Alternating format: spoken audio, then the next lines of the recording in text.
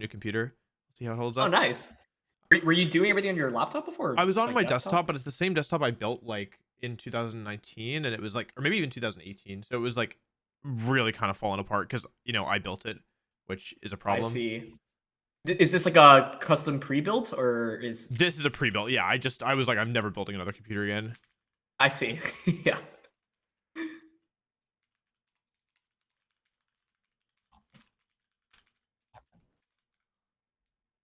Okay. All right, we're live.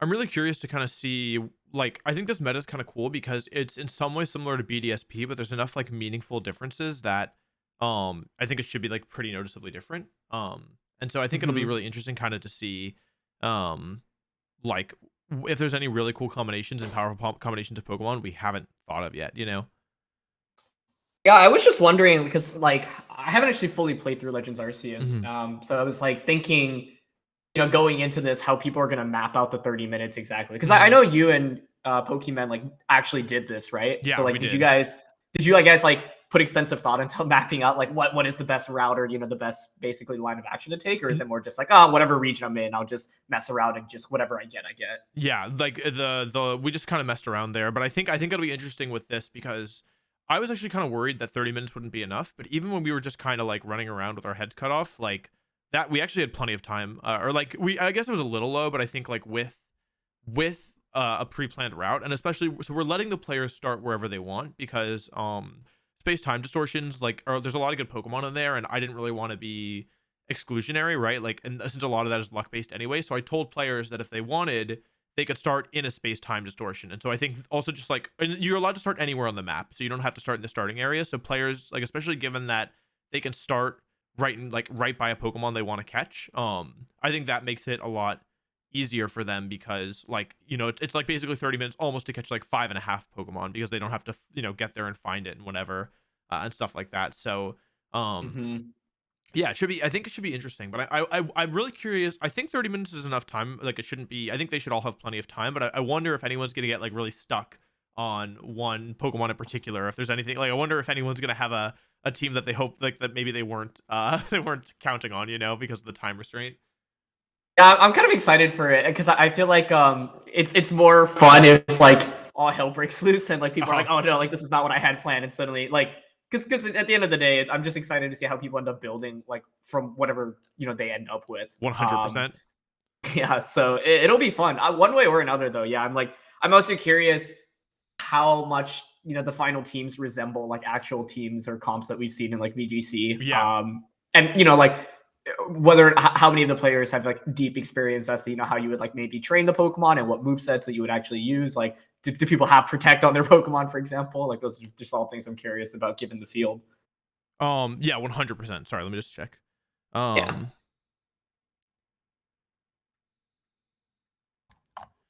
Juggling a lot of balls right now. Yeah, no, I think it's also interesting because something worth noting is that, you and I have exclusive experience in 4v4 doubles, but for this tournament, I just wanted to make the rules as like least confusing as possible. And so rather than yeah, rather than kind of jumping in with like a VGC format, we're actually playing 6v6 doubles, and it's also level 100. Hmm. Level 100 doesn't change a ton of things, obviously, but the 6v6 doubles I think will be interesting because I also wanted to make it so that even if somebody did have experience playing competitive, like, that it would still be a different enough format that everyone would kind of like, no one would have a huge advantage, because this is such an unusual format. So I'm really curious if, like, strategies like Trick Room, for example, if those become better or worse when you have 6 Pokemon rather than 4, because that's more, the games last longer, but it's also more Pokemon that you can use to support Trick Room and get Trick Room up and stuff like that, and any kind of general theme team. So I think it'll be really cool to see what the players come up with, and I'm curious how, I'm really interested to see how much prep these players have put in, and if how much of their route they've mapped out. 100%. Yeah. I'm I'm curious. just excited to get started. 100%. Yeah, we have 10 minutes left, so just doing a little countdown. What do you think is the fastest someone's going to catch their 6 Pokemon? That's my guess for you. Oh my gosh. I really don't think I've barely touched Legends Arceus just Right. because I've been doing so much. And so it's like you've had like, you finished the game. So I can't say without like deep knowledge of like the games and Right. all the different regions. But I want to say, like, I don't know. I mean, I imagine like some people have, like, if I were playing this, for example, what I would do is actually literally just try out, like, map out the team that I want, and then basically try to execute it and make sure I can get it within 30 minutes, For right? So I sure. imagine some people coming into this will have like actually practiced the exact like 6 Pokemon that they're going to catch, and so I could see it being done in like 15 or 20 minutes, but That I'm was not my sure gut if you think too. that matches. Yeah. Yeah. 1 second. We actually have our final co-host here ready, so I'm just gonna make a group chat with the three of us. I Okay. might lose you Cool. momentarily. Let's see. Okay, can you still hear me? Oh yes. Awesome. Hello. That was pretty seamless. So now I'm sure John. Transition. Yeah, so no, I totally agree. I do think that like I wouldn't be surprised if you saw someone getting in like yeah as few as 15 minutes, and as most as or I think 20 minutes is probably somebody who's really mapped out their route. I think they could do it in 20 minutes. Cool. I'm glad my take was not completely like off or horrendous because I'm like I don't really know here. Yeah, 100%. I mean, I don't really know either, but that's my intuition for sure. Awesome. Afternoon, gentlemen. Ooh, you sound Hello. crispy. Hello, I, eh, hello. you both looking incredibly handsome today.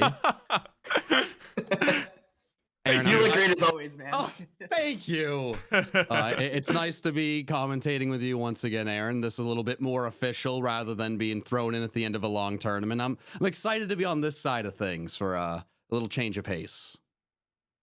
100%. Yeah. So John, we were just talking about the format. I guess one thing we could talk about is the players. We have a really kind of interesting roster here where there's a lot of people who have experience with Pokemon in different facets, but I don't think anyone really has extensive experience battling in Generation 8 at least. I think some people have experience in past formats, but when it comes to actual like current gen battles, I feel like no one really has a ton of experience. So it'll be really interesting to see kind of how the players adapt to a format that they're not as comfortable with.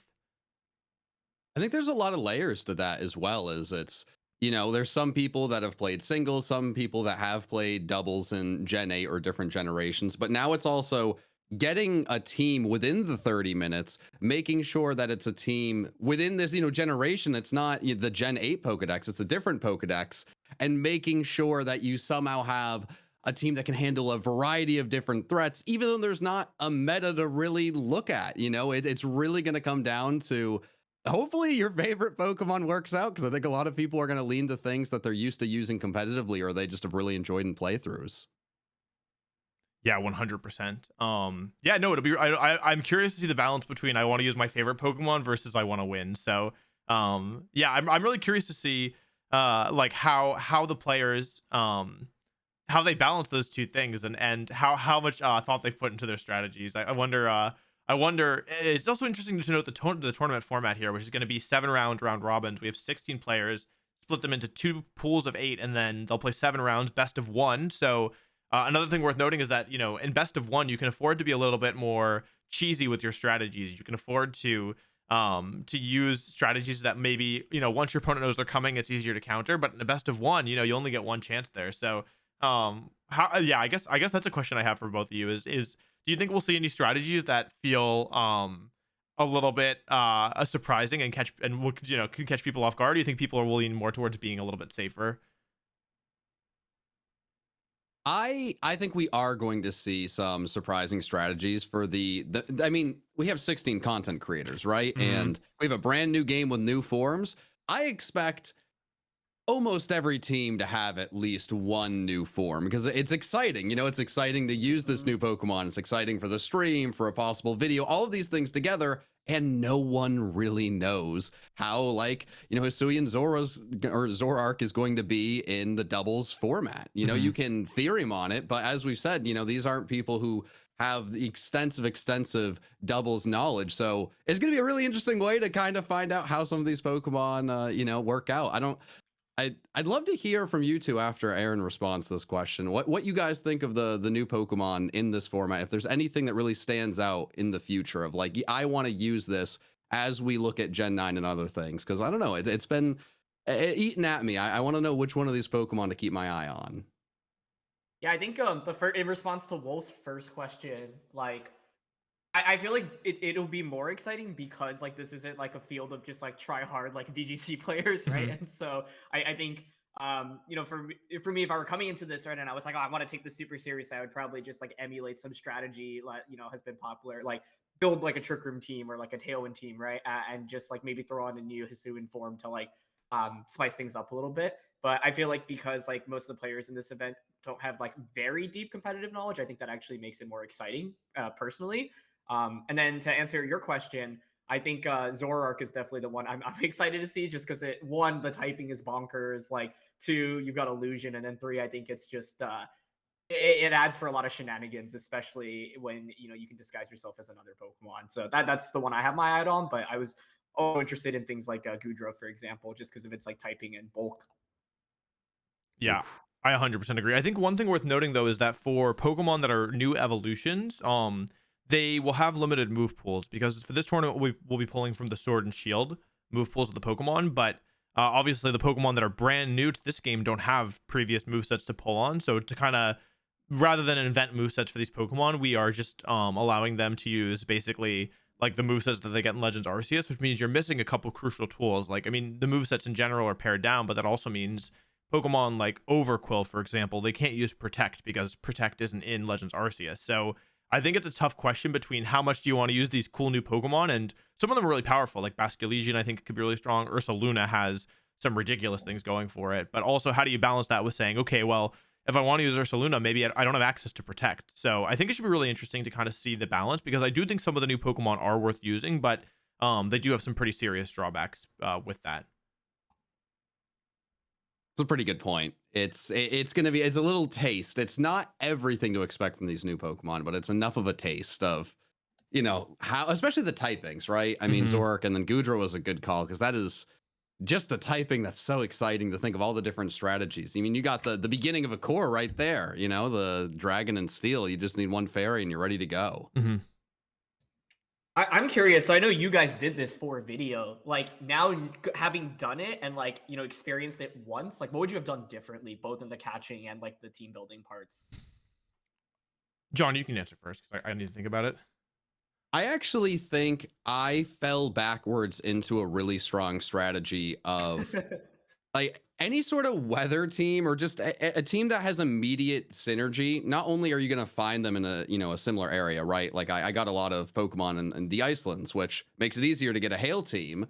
So going with a strategy of going to an area that kind of just lends itself to Pokemon that will easily fit together, even if it's not a perfect team, it just makes it really, really easy, especially like in this with the round robin. You want a Mhm. team that you can reliably use each game and you know a decent strategy, which also leads me to think that Rotom could be the best Pokemon in Mm. this specific game as you catch Rotom, you now could use any of the Rotom forms, which can fit really any team.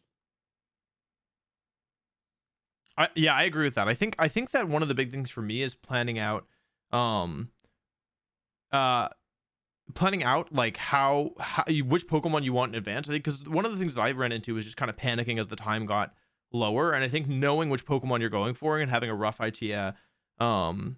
having a rough idea of like how on pace or behind you are, I think is really valuable. It's also worth noting that catching the Pokemon can be challenging. You know, like the alpha Pokemon, the way that they kind of get aggressive and chase after you if they see you.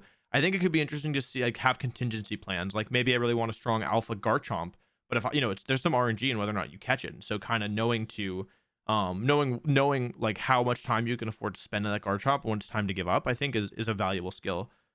Mhm. Yeah, one thing, John, we were talking about right before you came in, we were just like trying to guess what's like the fastest amount of time you think you could actually get like a viable team of six. And like Wolf and I were Ooh. saying like 15 to 20 minutes. So curious on your answer here.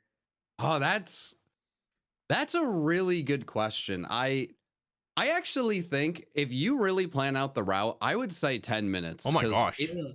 in this game, I mean, I've played enough of the game for videos and streams where you can get really good at catching, and there's so many items to help. If you Hmm. just have the route, it can become pretty surgical, of just, okay, Mhm.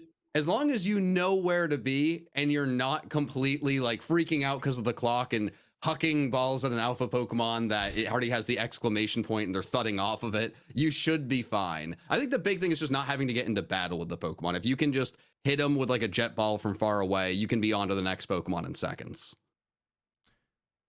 Yeah, I think that's cool. I would wonder. I agree that I think 10 minutes would be pushing it, but maybe if you have like a hail team like you mentioned, or a team with like a lot of Pokemon found in a similar region, you can totally catch like one Pokemon a minute, like within a region, I think. So, um, Mm. yeah, it should be interesting, I think, to see kind of what people do. I also, something that I'm interested in is I don't think all players are at the same point in the story. I know Tirzu specifically only has the first 3 regions unlocked, and so what's cool about this tournament is that he could totally build a team that is just from those first 3 regions and have it be viable. So I don't think that, like, obviously having access to more Pokemon is good, but because you get to plan out all your Pokemon in advance, I don't think it, like, like forces you to definitely not make it, So I'm curious what your guys' thoughts are on that.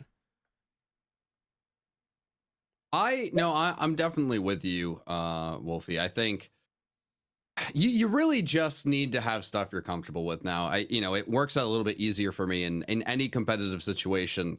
From the beginning of when I started competitive to now, it's easy to lean on my favorite Pokemon, Mamoswine, which is Mhm. always good. And if you have a Pokemon like that in your back pocket, it can, as long as you get that one, you can build around it. And I mean, each one of these areas has alpha Pokemon. The alpha Pokemon are pretty solid. And I think that could be key, right? Mamoswine came to mind because of that. But like Garchomp, right? Any of these really powerful alphas, they're there. You won't have to deal with trying to evolve the Pokemon. Just like you did in one of our videos, 6 alpha Pokemon, you're ready to go. Mhm. And I think you got them all in the same area too, or pretty close to it. Yeah, because I had like a ground gym team, and so yeah, it definitely helped a fair bit. So yeah, I think that's cool, is that because Pokemon tend, like, I feel like a lot of the Pokemon in the region tend to synergize pretty nicely together, so it should be interesting there. I like the topic of comfort though. I feel like in something like this, it's just like even if you don't have a lot of like deep knowledge of how maybe it's used competitively, like yeah, if you just like this Pokemon and have like played with it before, I think even that alone can give you a leg up. And I think one thing that's nice about the 6v6 format rather than 4v4 is like team preview becomes a lot, it's still important, but in 4v4 it's like so nuanced, like, oh, which two do I not bring, and how do I have my Hmm. lead matchup, whereas 6v6, like, there's a lot more room for error because it's more about just the lead selection, right? You're not actually dropping 2 Pokemon. And so like I'm also curious to see how that plays out. But I think it's nice so you don't have to stress out as much about figuring out who you don't bring in certain games and who to bring. Yeah, 100%. We wanted to make this as kind of like easy for the players as we could, and just like not confuse them if possible. So, oops, sorry about that. Just getting all my streams ready. Yeah, so I think it should be interesting. I really am curious to see how 6v6 plays out, because Aaron and I have so much experience in 4v4 that I think it should be. I think the difference should be really, really interesting, and I'm just excited to watch some good games, to be honest, and see these like new strategies that we haven't really thought about before. Well, that's an interesting question. When was the last time either of you guys played in the doubles format with 6 Pokemon allowed to be brought, if ever in recent memory? I don't think I ever have. What about you, Aaron? Wow. I like briefly played like doubles OU in like 2017 or 18 just Mm. because like yeah, like I got into it and I like was like, okay, I want to see how difficult this is compared to VGC. And like I don't think the format was really popular, so I just like grinded on Showdown, like got to top 10 after like learning it. But like the beginning was definitely weird because I was like, wow, getting used to, like, it was nicer, I guess, because I was like, you don't have to figure out who to bring and or who not to bring. But in some ways it's also interesting, right? Because the strategy like Trick Room or Tailwind is actually like less effective, and because like Hmm. there are more Pokemon to knock out. Not to say that they're bad, but it's like the way you frame it is different from how 4v4 is. Because for a lot of 4v4, it's like, okay, I get Trick Room up, and often the goal is to just win in those couple of turns of Trick Room, right? Like Hmm. by the time Trick Room ends, you've hopefully built up enough of a board state where like you're just so far ahead from your opponent they can't come back. But then in 6v6, right, they're just like more Pokemon to KO, so it's like very hard to imagine someone will actually win in just the 4 turns of Trick Room that you actually have. And so definitely some differences between the 4v4 and 6v6 format. But yeah, it means for slightly longer games, which I think will be fun. And then Also, like, you know, as competitive like VGC players, we haven't really used any of the Legends Arceus forms, obviously, or Pokemon, because they're not allowed or they're not in, you know, Sword and Shield. So I'm also eager to just see these Pokemon and how people will train them, because we haven't really seen it at all until this point. Yeah, 100%. I think also what's interesting to note is that like on top of like obviously like there's more Pokemon, but that also means that strategy is like just in general you have more Pokemon to switch in. Like one of the big things about Trick Room is, let's say my opponent has like, I don't know, one grass resist and I'm trying to use a strong grass type Pokemon to sweep. If my opponent's grass resist is on the field, then I know I can safely target the partner slot. Whereas in this, like, just you have so much more HP on your team that yeah, strategies like pretty much any a lot of the VGC strategies, like Aaron mentioned Tailwind, Trick Room, but I would even say stuff like Rain, right? It's just these strategies that tend to try and overwhelm your opponents. I think they should be really interesting because there's just more Pokemon to get through. But it also maybe means you can either like have more resources to devote to the strategy, or you can have more like more contingency plans, like, oh, this is my opener and then I'll close with something else. So I'm really excited. I think that the players, and I was kind of just flipping through the streams really quickly, and it looks like people have like, there's varying degrees of preparation, but it looks like a lot of people have started planning out kind of what they're thinking, so it should be cool. We do have about 3 minutes until we start here, so yeah, it should be exciting. Do you guys have someone you think is going to win, or someone you're rooting for, or no? Ooh, that's a good question. I'm really hoping for someone to just kind of jump out of nowhere and shock us. Like there's a few people obviously who have a little bit more experience with Pokemon, but I want someone who I didn't even have an idea they had a competitive background. Just all of a sudden, what has this guy been watching? Is Cybertron and WolfeyVGC religiously? They have a team. And I think that in the the last tournament that we competed in, Moxie, I remember him, he was like, I've been watching Pokeaim every week leading up to this, and there's gonna be someone who's put in a lot of work, and I'm excited to see that person pop out, whoever it may be. Yeah. And we'll be joining the voice call in just 1 minute here and letting everybody just so we can have like one like all good start together. But it should be really exciting. I see it's kind of cool to see almost all our players just chilling out in the voice call. So yeah, if you guys want to jump over there, we can, that way we'll be there for like another just like a little bit of a minute early, just to give the players a heads up, and if we can answer any questions if they have any. Oh, okay. Of course.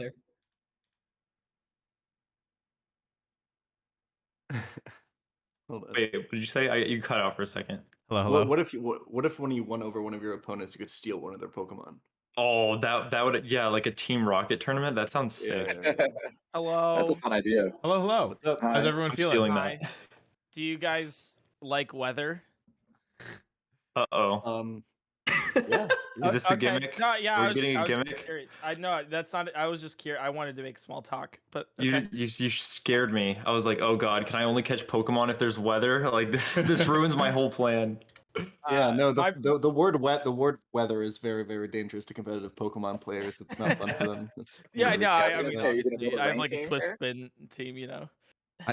It's double scary. It's winter. I don't want a winter storm, and I do not want to hear any competitive weather teams here. Come on. Oh, I've got a great weather team lined up for everybody. How's it going, I guys? have 6 Bidoofs. G'day, RT. How's it Uh, going, guys? I'm excited. Yeah, thank you all so much I'm for joining nervous, us. is what I am. Oh, I'm nervous too. I'm We just see, terrified. I think we're missing, Purple Cliff. Is anyone else not here? Let me see how many we have. 4, Let 5. me ping him to go inside. We were just talking. I think we're Yeah, missing he's one streaming right more. now, so I know he's around. Who else are we missing? Hello, guys. Hello, gamers. Hi, Hello, Jason. Jaden. I going? fixed my Oh, audio Linkus. so I can hear everyone. Hello. Oh, nice. Hello. I think I just have everything coming through. Like all desktop audio is coming out right now. Oh, Yeah. good. I for some reason I have like 10 audio outputs, so I just went down the line and was like, chat, does this work? Chat, does this work? I feel like every time I turn on my computer, I have more audio outputs. It's ridiculous. It's a feature, yeah. You starting? I'm just waiting on Linkus. Let me just make sure that they Okay. checked in. Well, we have an official countdown for when we Yeah, start. our because class. I'm just gonna like time it on my phone. I hope you guys trust me because I'm Yeah, on I'm a doing the same scuff thing. setup right now. So, Oh, I'm hella gonna cheat. but I'm pretty sure 30 minutes is plenty of time. I appreciate the honesty. Yo, I dead ass brought an iPad. Yeah, it'd be just- crazy if just for someone, Google you know, Timer. couldn't get all 6 in 30 minutes. That would be super embarrassing for them. Yeah, imagine Don't that. say that. You don't wanna be that guy. Uh-huh. Definitely didn't do a couple practice runs with some struggles. Hey, so I know your team stands. Can I just like have your team? Can I just like do that? I didn't do any research. So Can you my export my it- team can you doesn't post it in even general work really quickly because so we can- I can't evolve the Gudra. There's no rain because the world. I didn't finish the game. I'll admit it. Uh-oh. So I'm walked out of my team. I had to no. pivot 10 minutes ago. You can find a Alpha Gudra somewhere. Yeah, Yeah, just- in the that's mountain like the maybe. fourth area. It's That's gonna way be cooler, my 7th actually. spawn. We'll see if we can get to it. Does You guys anyone know your Pokemon? Oh god. It's gonna be terrible. Does anyone I have any have no idea questions, what like I'm just kind of about the? I know the rules are a little bit like we're kind of duct taping it together. So if anyone has any questions, we'll give Linkus until 2:15, so 4 more minutes. And if they're not here, then congratulations, everyone in that pool gets. a So we free win. get it's 30 minutes wait, to Link- catch, and then we make our team in Showdown, right? It's Yeah, not like so- you have to do everything in 30. No, okay. yeah. So it's 30 minutes to catch, and then I'm giving y'all 30 minutes to make the team. To be honest, I think that's way more than you need. And if you have it Yeah. ready in advance, like we'll start if Right. everyone's ready in advance. But I also want to give some time just to like look over, make sure everyone like just make sure that we're all following the same rules before we jump Yeah. in because but that shouldn't take too long, especially with the three of us kind of all going through them. So 30 Okay. minutes, then 30 minutes at maximum to build your teams, and then pretty quick check, and then we'll just jump into the battles, and we'll all start the battles together so that we can have a consistent start. But you can, like, if you finish your first game and you want to play your second game, like, you don't have to wait for everyone to finish their first round, if that makes sense. Okay.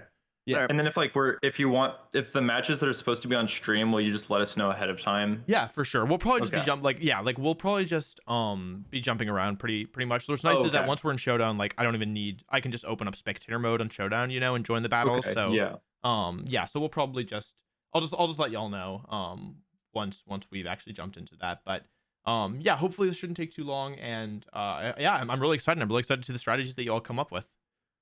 Oh Hell yeah. All right. Yeah, Strategies. strategies, About yeah. that, huh? I seem to have Nice misspoken. What is that again? Uh-huh. What How do you guys strategy? make wing balls? Buy 'em at the Asking store. the real question. Okay. That instills confidence.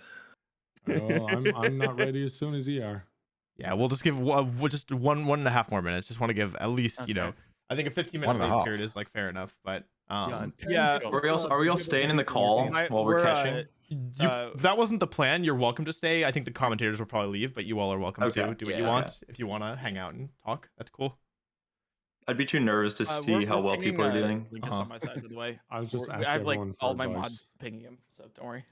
Cool. We're trying our best over here from. I appreciate it. Thank you very much. So how about that fiscal cliff, guys? Scary. Very Pretty scary. insane, yeah. Very scary. John, how's New Orleans? Are you still in New Orleans? Yeah. You like it? The food's insane. Uh-huh. I had really good food here. And I was there for like the last day of Mardi Gras, which is cool, but honestly I'm kind of glad that I'm not here for like the rest of it because it was a lot. Yeah, I bet. Yeah. I've never seen that much garbage in one place in my entire life. It was actually insane. Oh, you should go to New York. You should look at my Yeah, team builder. welcome to the States. Cool. All right. Well, I think unfortunately Linkus is just not joining us here, so we'll just Yo, if they rest in join peace, then Linkus. yeah, they'll just have a shorter They'll time. right? just have less time to catch You'll Pokemon. just, Yeah. that's like, what it yeah, is. less time. Yeah. Exactly. So yeah, it might be a little bit scuffed, but all right, I'll count you down from 5. And is everyone good with that? Are we all good to go? I'm good to go. We're just starting? Yeah. So you can yeah. Is that fine? Yeah, you just count us Jump down. right into All it. right. Go. I say just rip the band-aid off. Let's do it. All right, we'll do 5, 4, 3, 2, 1. Good luck. Have fun. See you in 30 minutes. God, good luck. Oh god! All right, let's go. Wait, we going? Yeah, go. Oh god, okay, good luck. I was muted. What? Hold up.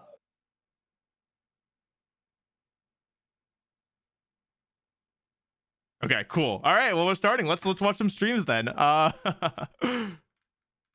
That's the start I was hoping for. That one. I think that's great. Yeah, that's awesome. Let's jump into it. Let's start with I'll share my screen to you all in Discord so we can all watch the same one. So let's go ahead and jump. We're jumping online with Moxie here. I think everyone should be able to see now. Oh, and I have to switch to this one. Cool. I was the other day in a tournament with him about catching Pokemon. It was shinies, but he should not be thrown off guard. The fact that he was the guy saying, wait a minute, we're starting, I'm a little worried. What's going on? Well, I think it's worth noting he's in Australia, so it's probably some ungodly hour of the night where he isn't. Oh, but look at the start. He's going right for Gyarados right at the beginning. I love this. I think Gyarados, one of the few Intimidate Pokemon. We know how good Gyarados is, but he's actually going away from it. So there's a lot of good Pokemon in the starting area. There's a Snorlax. There is Gyarados. Looks like he is doing some thinking here. I really like starting with the first area. It feels right thematically, and then it also feels right just because there's a lot of good Pokemon. So we'll have to see here. What do you think about Moxie's pace, Aaron? What do you think about this? What do you think of this Gyarados start? Dude, he's I feel like he has a set game plan, and looks like he's ready to go catch something. So yeah, I mean, if Gyarados is the first, I think is a really good starting point. Like historically, it's just been really good in competitive play, and like you mentioned, it's an intimidator, gets access to a deep move pool, and so yeah, I like that. That's just a really good starting Pokemon if he actually gets it. But looks like he's looking for one, and oh no! No. That's one of the risks of using these Pokemon that fly around. Is like, they're really hard. I mean, maybe they're easy for other people, but for me, they're very, very, very, very difficult to catch. So he's gonna have another chance, and you also have this horrible wait where it just like circles around. You have to wait for it to come back. Good throw there. Good throw there. Let's see if he readies another ball. Yeah, throw another one. No. Throw another. What was he thinking? Oh no! It looks like he's having trouble with his like switch. So let's see. Actually, throw another one. Get ready. Get it ready. Oh no! Man, no! Oh no! Oh no! Well, we'll check back in on Moxie later, but let's go ahead and let's check out Hopcat. So Hopcat's interesting start. Look at this. We're jumping right in with Hopcat, pausing the game. That looks like an Alpha Empoleon. I think that could be really interesting here. Empoleon, never mind. He's piecing out. We'll check back in with Hopcat later. Let's check out Candy Eevee going for. Oh, John, what do you think about this one? Alpha Swinub. This is the move. You get your Hail Team. You get the Mamoswine. You get 3 Mamoswine. Okay, you can't use all 3, but you get 2 on the side. Moral support, and then you have your Hail Team ready to go. Yeah, I like this. I like the decisiveness. I actually like getting the Swinub too, because you don't have to mess around with the Mamoswine, and I assume she's going to have a strategy for evolving it. Yeah, absolutely. So it looks like she's switching areas here. Let's take a look at Stans. So Stans is one of the players. Actually, we see 2 Pokemon caught already. I'm actually curious. Let's watch Stans for a little bit here. Stans actually is really interesting because he's a player.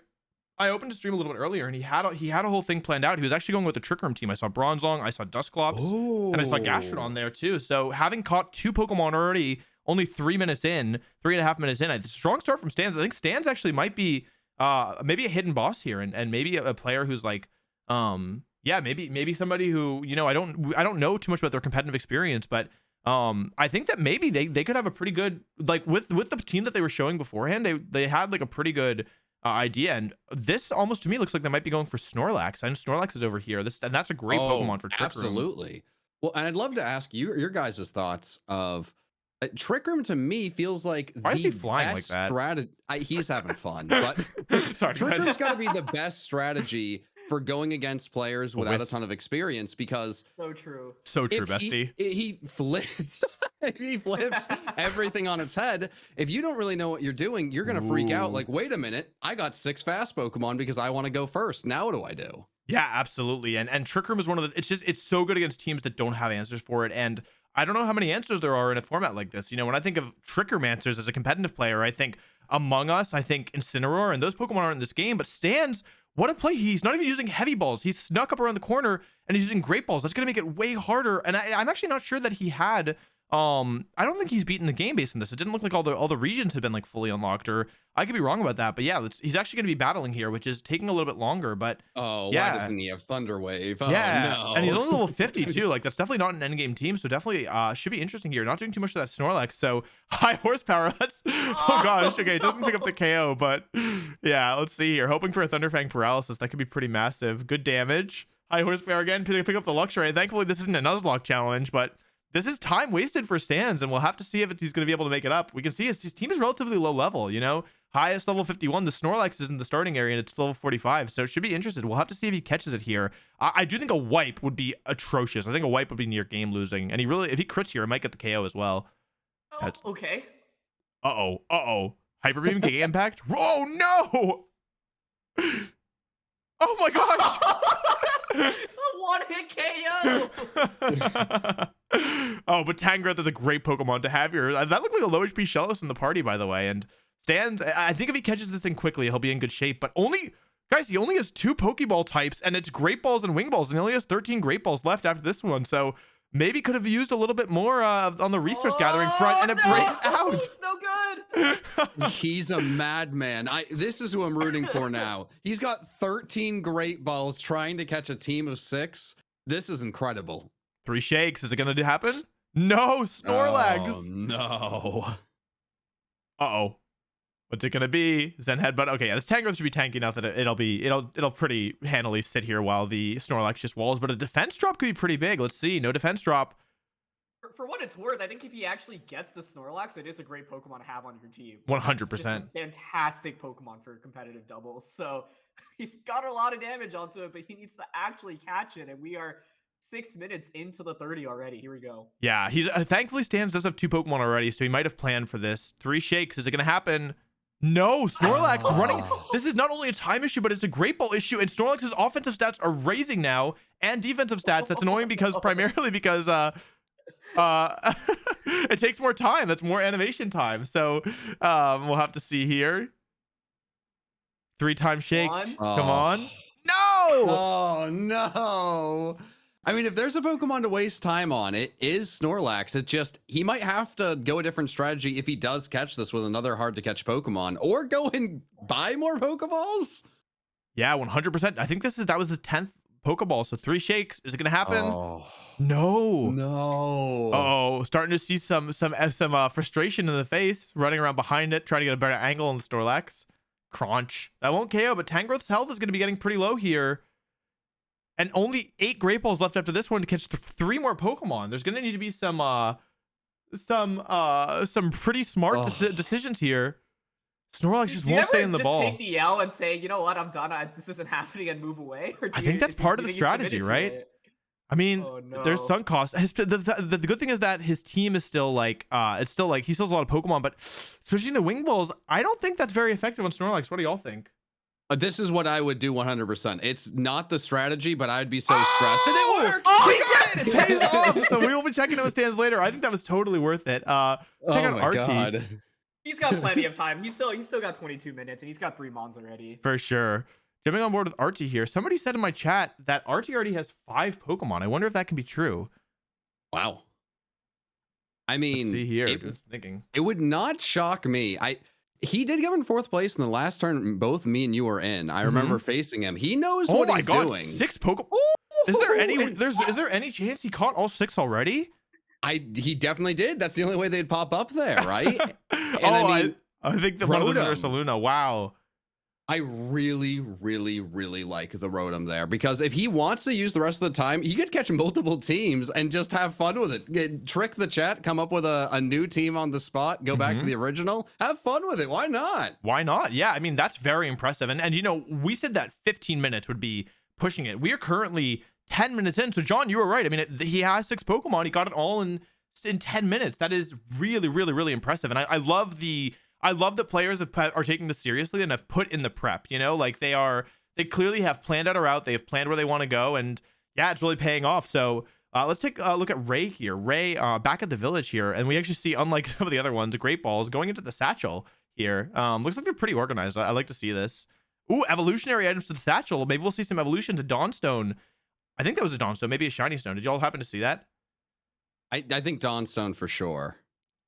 Oh, massive outbreaks. Have we talked about the mass outbreaks yet? No. Because that really, I mean, it was a wrench in our plans in the best possible way of, if you get a mass outbreak, you might be able to get a Pokemon a lot easier than you expected when you signed up for the tournament, which would be really cool to see anyone utilize that.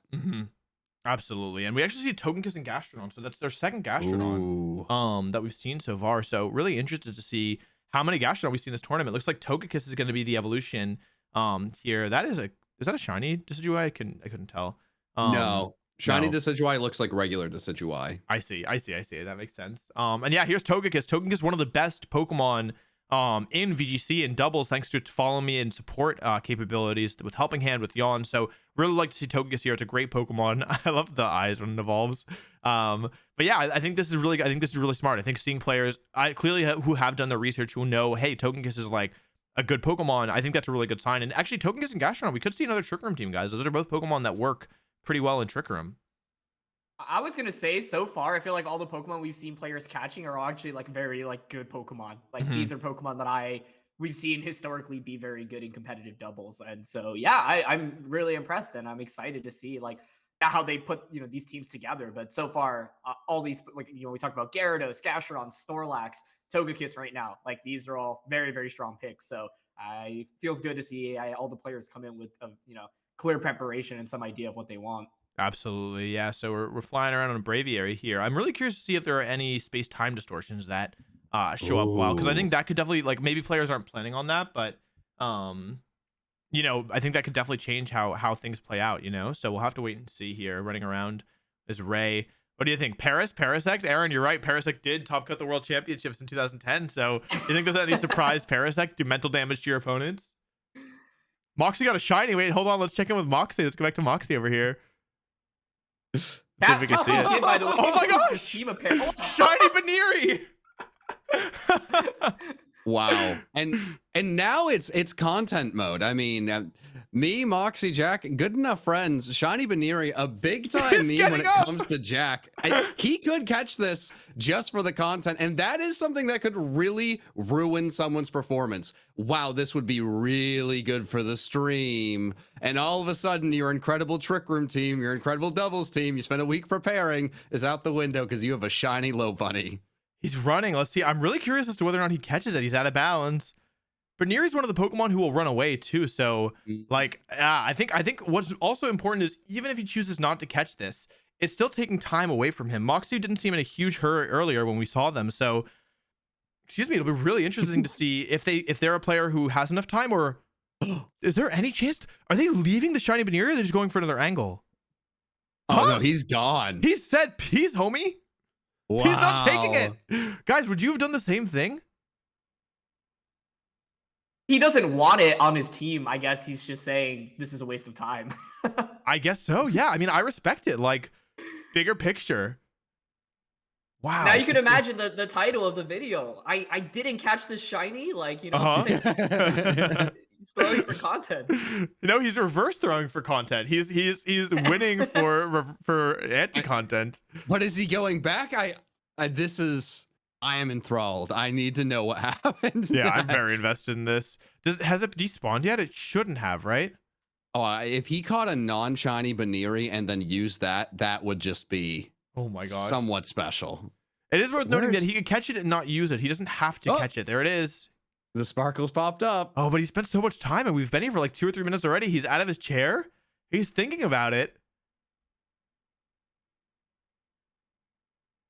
Let's see. I get so nervous seeing like no action happening. I know. I'm so antsy. For clicking down and down and down. Yeah, I was asking questions about shinies because I still haven't caught one. I think in this position, I would catch one. At this point, he could have caught it and then still had he would have saved time given how much time he's thinking about it. So we'll have to see. He's really. I will say it looks like so far some players have already completed their teams. So oh my gosh! It's like that's impressive. Like sub 15 minutes. What 100%? That's really cool. Yeah, he still has over half his time left. But spending a fair bit of it on this Baneri, and there's just no. I wonder what he's thinking about. I wonder like why so much hesitation? Is he nervous about missing it? If I was in his spot, this would be quite the battle, right? Because if you could win the tournament, that's the greatest prize possible. But having to put a shiny last minute, I don't know. That's a little bit of a fun challenge to give yourself. Can I change the team around this one Pokemon enough to still have a chance? It'd be a really cool story. People would not forget about that shiny Baneri if you got that and actually made some noise in the tournament. But winning's also cooler than catching the shiny Baneri. I will say that Lopunny is not the worst Pokemon to use. It's a fast fake out user, and it actually has some interesting things thanks to its ability Klutz. You can switcheroo and like use items like Flame Orb and not get burnt. There's probably some other things you can do with it as well. I know it has Teeter Dance, or it had Teeter Dance at one point, so it's not the worst Pokemon in all to use. It should get Encore if I'm not much mistaken. It's not a phenomenal Pokemon by any means, but like it's better than a shiny, I don't know, like something, well, I can't think of anything, but there's definitely Pokemon that are like a shiny, I don't know, like a Cricketune. Yeah, exactly, like a Cricketune. So Moxie still, I think when we joined, he had about over 18 minutes left, now down to 14 and a half. So I'm really curious. He's just making me anxious. I'm with you, Aaron. He's just sitting here staring at it. His chat telling him, man, you'd have to evolve it. 3 minutes wasted. This is interesting. It's actually changing time in game. So I think, I don't know. I think we'll have to check back in on Moxie later and see if he catches it. Let's jump back on with Jan, who is running around on Weird Deer here, trying to get up a mountain. He has sneezed there, but he doesn't want it. I love everything about how scuffed this setup is. It gives me more confidence in how well he's going to do. I mean, this man is serious about the tournament, right? I mean, nothing 100%. else but winning this matters. And This is fridge stream. I'm interested to see what his strategy is going to be, because obviously, you know, we all know Jan for an incredible Nuzlocker, and maybe the best out there is self-proclaimed, right? And, you know, there's a lot of skill that comes to Nuzlocking, but very few Nuzlockable games have double battles. So I'm interested of how much knowledge he has in this side of competitive Pokemon. For sure, but I mean, this is a good direction. Once again, we've been talking about Trick Room. Feels like Trick Room might be the story here. This is an area with Bronzor and Bronzong, so we'll have to see if Jan is going for a Bronzong here. We see a lot of Bronzor. There's the Bronzong. Is he going for it? Yeah, it looks like it. He's readying a Smoke Bomb. Hides inside the cloud of smoke. He's been aggroed by something, but there's not this main Bronzong. Sneaking up behind it, getting behind it. Oh, it's hiding behind the rock. This Bronzor's in the way, though. Oh my god, what a snipe! Did you see that? Over the Bronzor. Oh, but it breaks free! And he's aggroed. Oh no. You gotta get through the goons. Oh no! And now he's aggroed, and they're all chasing him. Uh-oh, that could be bad. Oh no! Okay, yeah, he's just gotta get in the battle and catch 100%, 100%. Yeah, so it's rough. It's, you know, Bronzong and little Bronzong here, but looks like Empoleon here should probably be able to do it. But this is taking time, you know. In chat, we are down to 12 minutes remaining on our timers, so yeah, it should be interesting here. Let's jump back on. Who should we look at here? I didn't open all the streams in advance, so let me see here. There are a few people on YouTube. Do you have that ready to go? I do not. Would you mind linking me? Actually, that'd be super helpful. Yeah, I could do that. Anything for you, Mr. Handsome Man. Okay, let's grab that. I'll do a little scouring to see if anyone else is hiding on. I was looking for Jaden. Old YouTube. Oh my gosh. Whoa, guys, look at Jaden's team. There it is. It's ready to go. Wow. That is pretty. There is one rule worth noting. You are allowed to use duplicate Pokemon if they look different. So you can use 2 Gastrodons, you can use 2 Hippowdons. This is a cool team. Basculegions. 2 Basculegions, yeah. So you cannot repeat items, but so Jaden here. Wow, Gengar's tongue really popped out there. I think this team looks really good. It's clearly she has 2 Trick Room setters. She's got Follow Me, and we might be seeing Gastrodon, Surf. So honestly, it's a good thing that a lot of the other players have Surf as well, because this is looking like a Gastrodon party over here.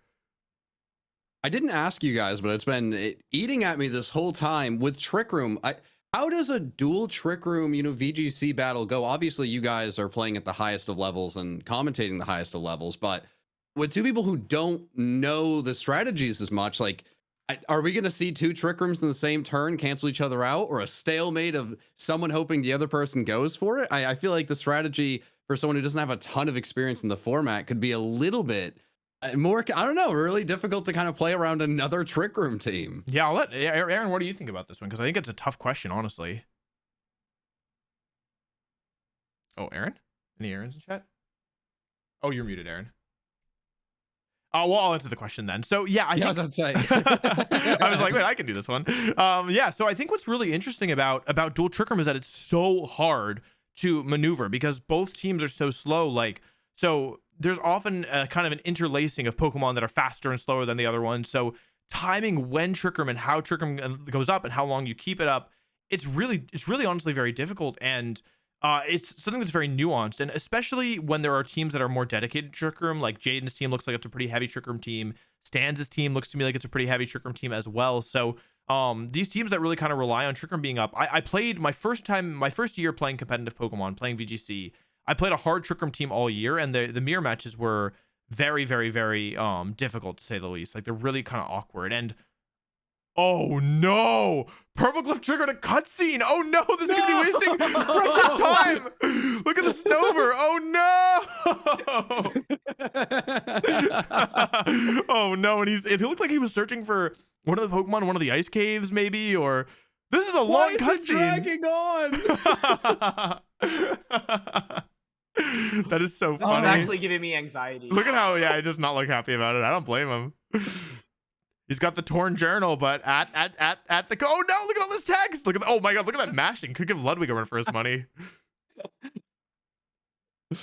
Okay, he's free. I don't even know what that is. He needs to watch out for the 3 robber girls now, because I think one of them spawns on the map. If he gets 2 things that slow him down, my god, would that be an absolute disaster? Yeah, we've been watching Purpleglyph for a decent chunk of time now, probably like 4 or 5 minutes, and we haven't seen him catch a Pokemon yet. So yeah, clearly returning to these ice holes, trying to figure out which ice hole he wants to go and taking some fall damage. Oh, want to know what he's probably doing? If he's going in those, isn't that where you can find Zoroark or Zora? Oh, you're right, but I don't know. Yeah, I don't know enough about him. But yeah, there are Zoroark and Zorua in those holes somewhere, but not having a lot of luck here. And yeah, I don't know. Looks kind of lost here. Looking a little lost.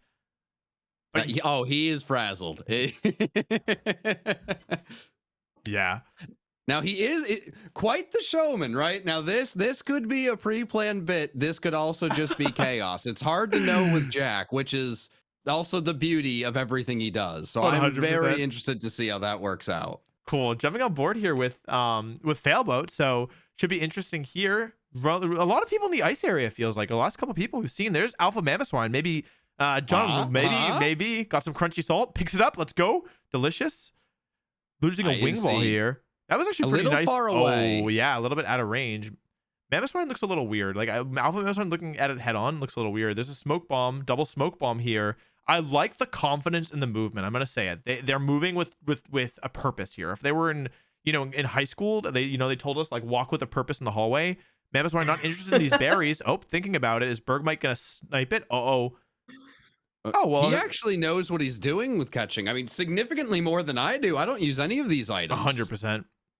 I'm surprised at how long the smoke balls last, but yeah, we see the value of that smoke bomb here, keeping the Mamoswine from aggroing him. Flying out of the way with Braviary, hitting a wall though. Blocked by the ice, catching an Alpha Mamoswine. Hey, a huge his first catch. one. Yeah, let's go. Really nice catch there. Wonder if we'll see more of a Hail team here. We've seen a lot of Trick Room. I think Hail is another really viable strategy. What do you think about Mamoswine, Aaron?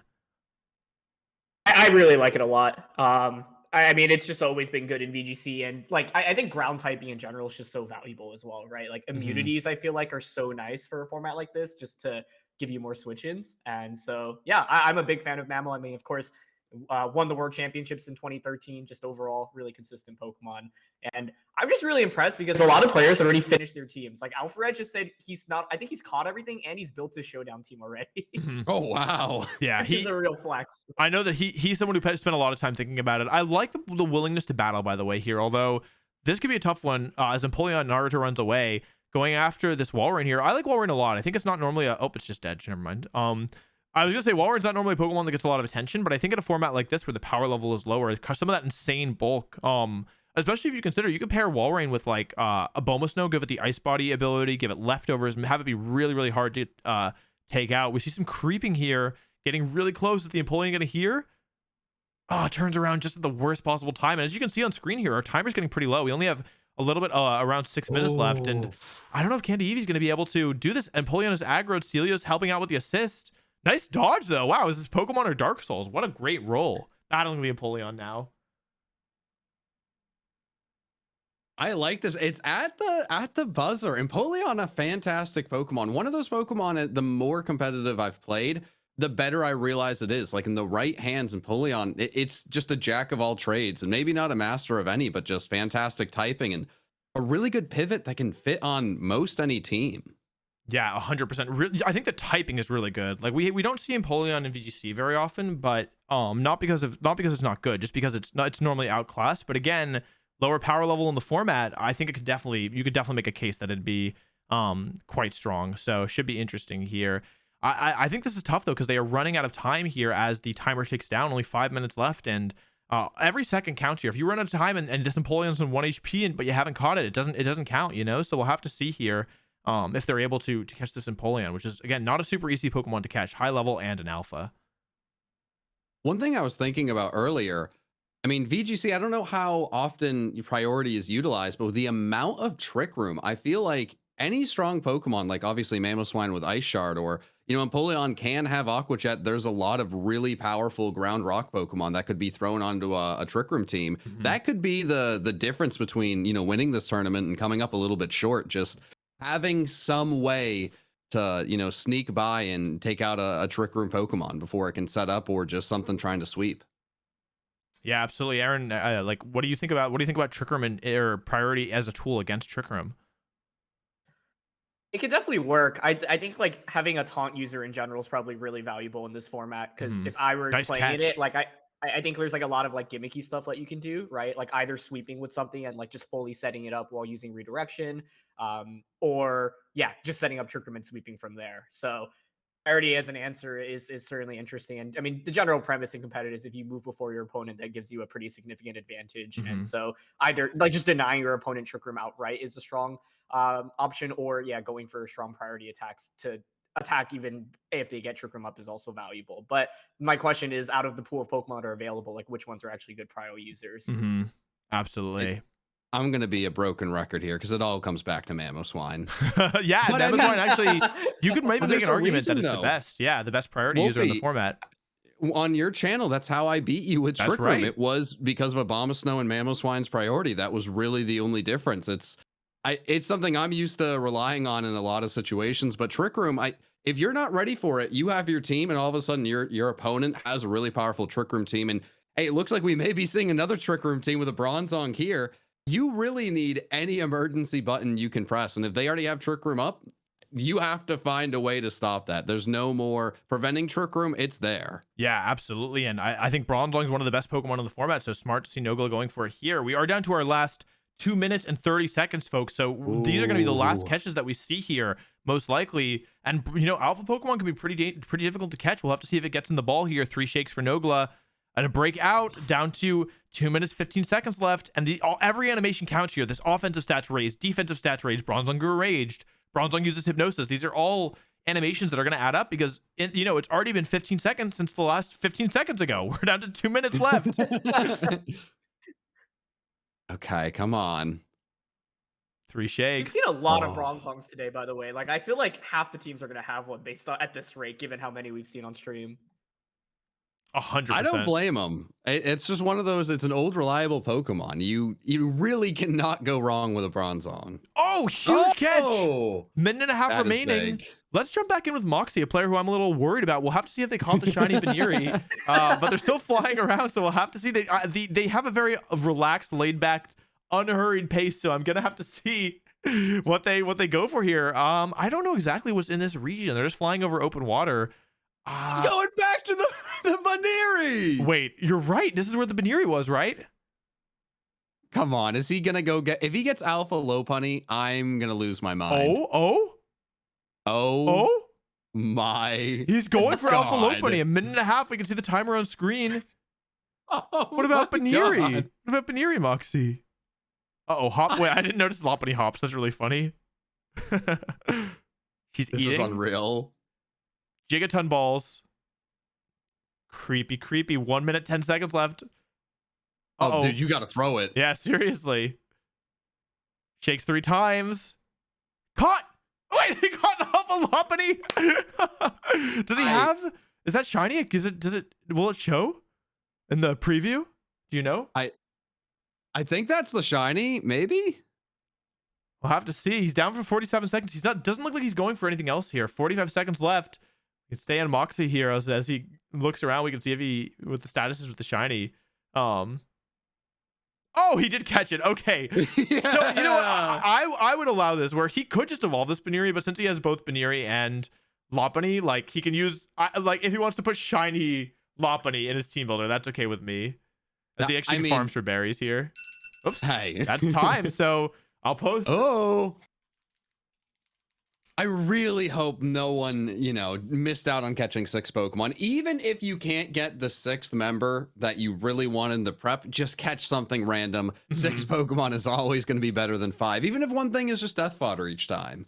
That's still a really useful pivot. Is the rule if they don't catch 6, they just have an empty slot? I guess so, yeah. So let's jump back into the general chat and then just to talk about the next 30 minutes. Yo! Hello, hello. How was that? How did everyone do? Hello. Oh, you know, I I tried my best. Thing I have ever done in my entire life. I don't know if anyone else felt like they were having a panic attack. Oh yeah, for 30 minutes. Yeah. I was Anxiety having a attack for 30 panic minutes. and I was like, Oh. prepared. I can't believe how fast that went. What my team was going into this. Yeah, My I hat had was like laughing at me for 30 thunderous minutes. feel, but I sadly didn't find one. I'm sorry, guys. Oh no. Moxie, didn't you catch a shiny? I found a shiny Bunnery. So does that mean I win? Whoa. Oh yeah, you win. That is The tournament's over. You have to use it on your team. Does Oh. shiny low funny count as a different form? I think it does. Yeah, actually, yes. The timer. Yeah, if you get a shiny, why not? Yeah, if you get a shiny, that follows our rules. Yeah, I got a shiny. You got a like, shiny? Was the worst Yeah. thing that happened to me because as I was trying to ask chat, I'm like, "Hey, where's Zoroark at?" They're all like, "Moxie got a shiny." It was a strategic shiny. Yeah, it was to Throw you distract everybody else. Moxie won the information war. Cool. So you all all I wanted to was coming into this. Suiciding. I what is it? Infernape used Flare Blitz and killed itself while I was trying to catch it. Oh, Yeah. And then twice. Luxray used I mean, Ball Charge and Electro. did the exact same thing. Oh my god. I'm so mad.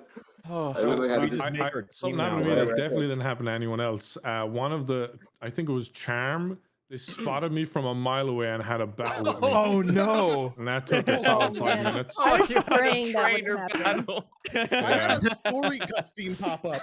2 Snorunks were like, "Oh my god, let me just wander across the street," and it was like 2 minutes of cutscene.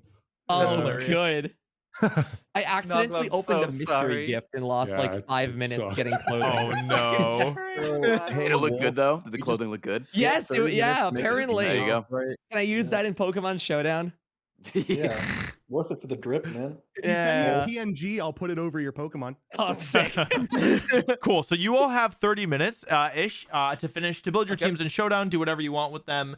Once you're done, I'll just share my screen here to show you all what it will look like. Just to make things a little bit easier here.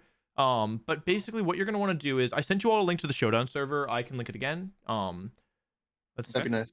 Yeah, sure. Let me just find it really I quickly. won't leak it. Yeah, please don't leak it. I'm probably Oh, gonna leak it 'cause I'm stupid. Okay, hang on. Let me, Like last time. It's not the end of the world. It's just a room on the server. It's not a private server, Okay. but it'll just make it easier since we're all in here. If you can just join that, and then what you're gonna want to do is let me just share my screen to make this easy. Let me know when you all can see this.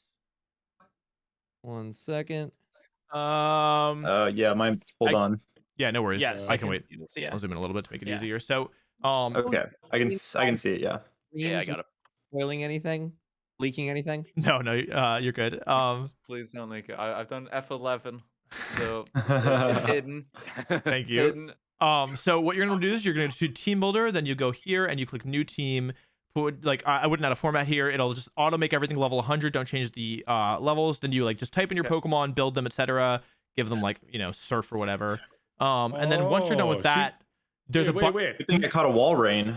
Damn, he's giving away strategies for free. And then once you're done, you'll have your whole team. Give them EVs. Once again, just every Pokemon, every item on your team has to be unique, so you can't have 6 leftovers. And then once you're done, just click this upload to Pokepaste button. It will just automatically create a link with whatever you've done, and then you can just copy and paste this to me, and I'll just look over everyone's teams really quick, make sure that everything is legal, so that we don't have like an issue mid-tournament. Okay. So Awesome. yeah, just send them over to me once you have finished them, and I won't share them obviously with anybody else. And yeah, that's just make sure that everything is live. Hypothetically asking, like for a friend, do they all have to be level 100? No, no. You can use. Are you kidding me? Endeavor We got a level 1 Giratina over there. He's gonna be the Endeavor guy.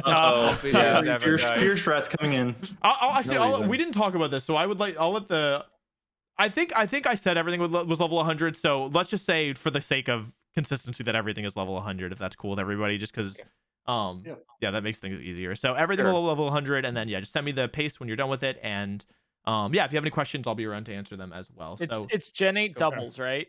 we're actually going to be playing. Yeah, you could. It's Gen 8 doubles, but it will be like when we challenge. Like I'll send a challenge to Aaron here, and what you'll do is you'll go to Sword and Shield doubles, and then doubles custom game, because this lets you use all like the new Pokemon basically. So yeah, we'll do a little recap before starting the battles as well, just to make things clear. But yeah, it'll be doubles custom game. So the format doesn't really matter because custom games don't check format, but whatever you all want to do is fine. Okay. Cool. All right, y'all. Well, best of luck. Just yeah, do you have any questions for me before we go into this next phase? Is there anyone you're rooting for? I'm rooting for everyone to have fun. That's what we're trying to do. That's a wimpy answer. Yes. Cool. I expect All right. more. Best of luck, everybody, and yeah, All right. just Thank send me you. your pace when you're done. Thank you. All right, Well, sounds yeah. good. Good luck, gang. All right, cool. So really, who linked the server? Wait, was it me? Who linked the server? Don't link the server. Let me join back in the call. Sorry, I'm balancing a bunch of things at once, but hopefully it's okay. Wow, couldn't even pick a favorite. I really do. I just want everyone to have a good time. Well, I mean, you know, they gotta show us something first before we can pick a favorite, right? Half of the competitors have a Trick Room team. I need to see who is either going to take down all of the Trick Room teams or who has the superior Trick Room team. I will say that part of things is going to be really interesting, because in theory, there could have been 16 very, very different teams. But if there is one strategy that is, you know, a little bit dominant, there's one Pokemon that sticks out in VGC memory that was really anti-meta, that won the whole thing, that at least I didn't expect that as an outside viewer. There could be something here where one team just happens to counter Trick Room and they didn't even realize it going in. 100%. Yeah. I'm getting some of the teams now, by the way, guys, and I don't want to spoil them. Also, I can share them with the. Actually, yeah, I'll just let you all be surprised, because I think that's cool. But the teams are all really legit here. Everything is looking really clean so far. I'm actually really impressed. To be completely honest with you, everyone's clearly put a lot of time into it so far. That's what I like to hear. I'm very excited to start watching these battles. I mean, this is, you know, everything's built up to this, right? The catching the Pokemon in 30 minutes, it's fun.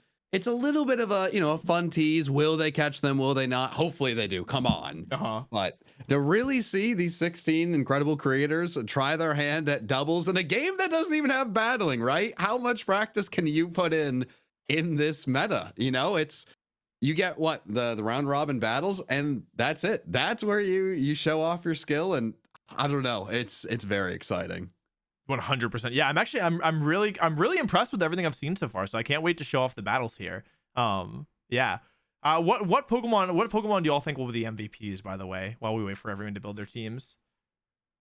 I don't know if I'd call, like, I just feel like we're gonna see so many Bronzongs. So just in terms of like pure usage rate, I kind of expect that too, just because I feel like a lot of people are building teams around it. Like, it's going to be the main Trick Room setter, I feel like, or one of the main Trick Room setters in this event. So that's what I have my eyes out on. But I was thinking, and I wanted to ask you guys, like, what do you think would be like the best sweeper in a format like this? Like, what's like the one Pokemon has the potential to just KO everything in the format? Ooh. That's a really good question. I'm actually not sure. That's a tough question. Huh. Yeah, no, it is. I mean, I'm starting to think, well, Bronzong is going to be all over. Bronzong and Gastrodon are going to be a really, really frustrating core. So I'm trying to think, is there a Pokemon that really stands out in my mind? I mean, Infernape could sneaky hop in there, Grass Knot, and then, you know, some sort of fire move. But obviously it's a frailer Pokemon, so I don't know how reliable that would be. But I mean, a Pokemon like Infernape could really take on a lot of the bulkier threats. We've seen Snorlax as well, just be able to fire off a really big hit on a lot of the most common, you know, alpha Pokemon around. 100%. Excuse me. Sorry, I'm just answering some questions for our participant. You go right ahead. Can you guys hear me okay, by the way? I see chat saying my mic is It's like 90% of the time it's fine, and then all of a sudden you have Wolf Glick mic. See, that's the problem. I've spent too much time with this hooligan recently and pestering him to get better equipment. And by pestering, I mean forcing his hand to get better equipment. So I'm way too used to sock mic. I'm gonna unplug it and try to fix it real quick. Sure, no problem. The unplug it and plug it back in strategy. Yeah, unfortunately, people are joining the chat, but nothing we can do about that. Just it's unfortunate because ask them not to, but like it's you know, I don't even know if this is working. Oh God.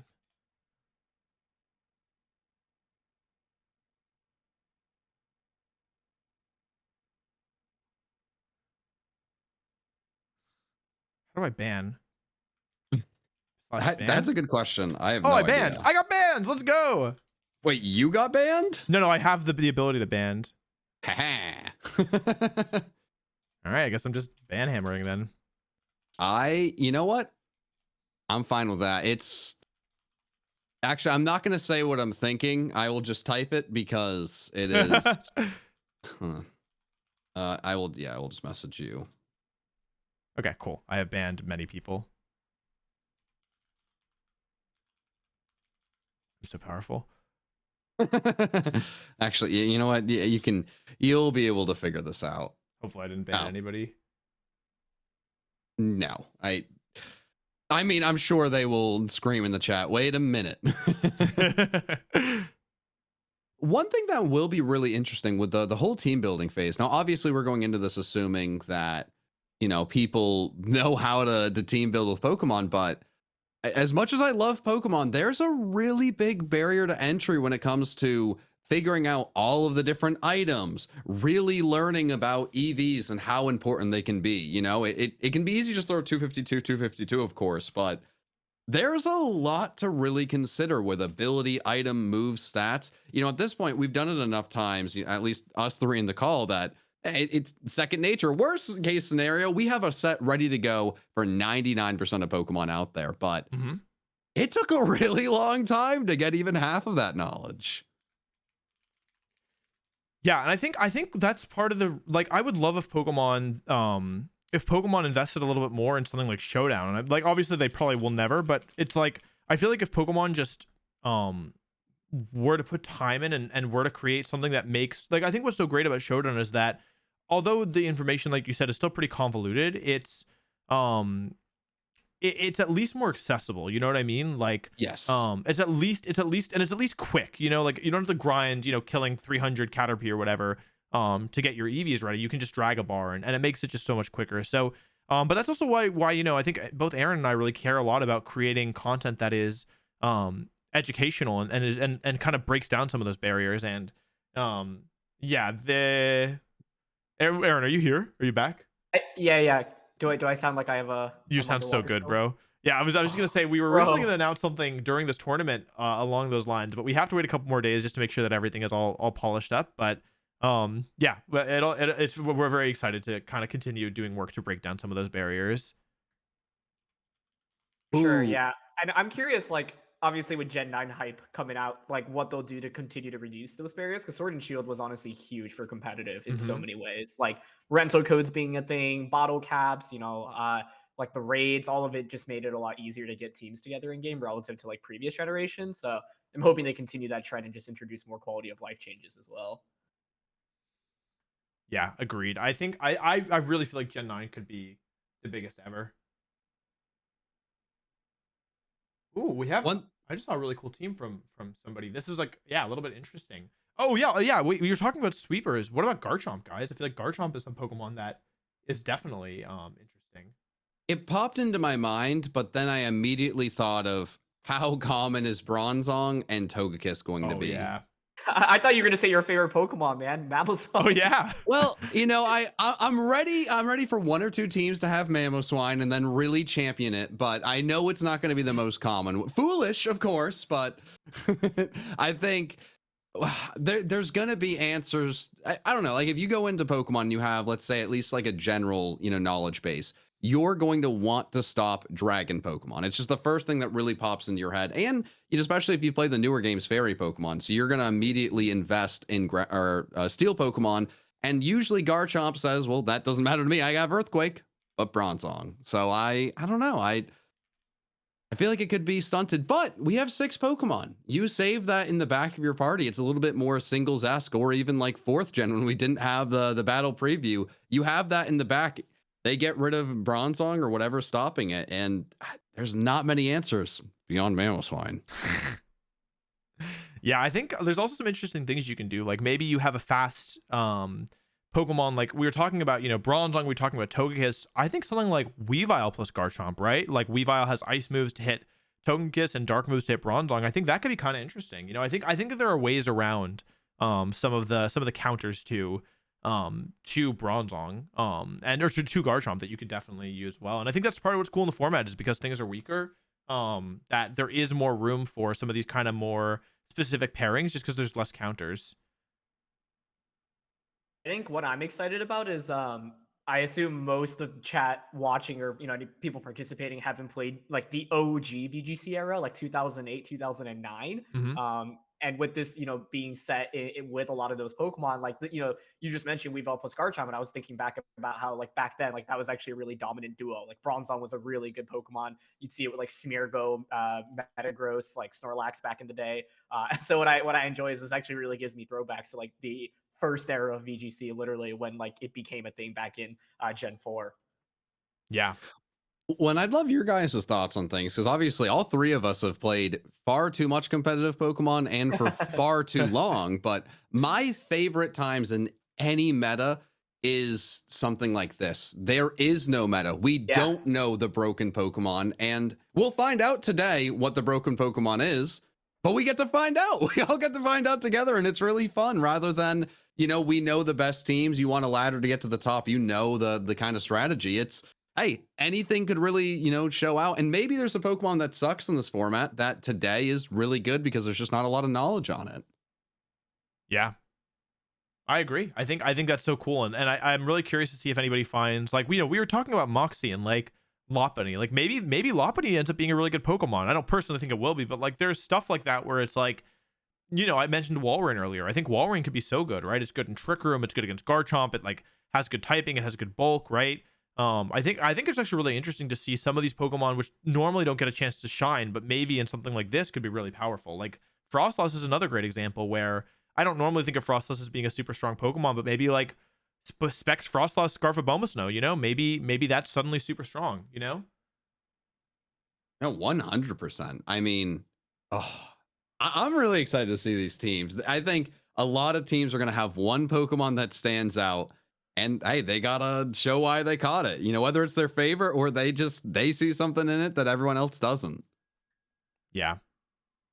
So we're about almost halfway through the time at this point. I've received teams from 4 of the people, so we're waiting on the last 12 here. But so far so good. And every team I've seen so far of the 4 has been competitive. Like I think what's cool also is that, you all, the viewers at home watching, you might have noticed that there aren't that many dedicated Pokemon channels in here, and there's pretty much no dedicated Pokemon battling channels. And although there's some really phenomenal channels that focus on competitive battling, we really wanted to make it feel fair, for the tournament to feel like really anybody can win. And so focusing on channels that don't have a super competitive background makes it feel like a more even playing field, makes the battles closer, makes it more exciting. And so I just think it's so cool because I really do believe that anybody in this tournament could win it, and that is such a cool position to be in. Especially, we didn't talk too much about it, but round robin, best of 1 is pretty unforgiving. And so that's a pretty volatile format, which isn't great as a player, but as a spectator can make some really, really exciting outcomes happen, I think.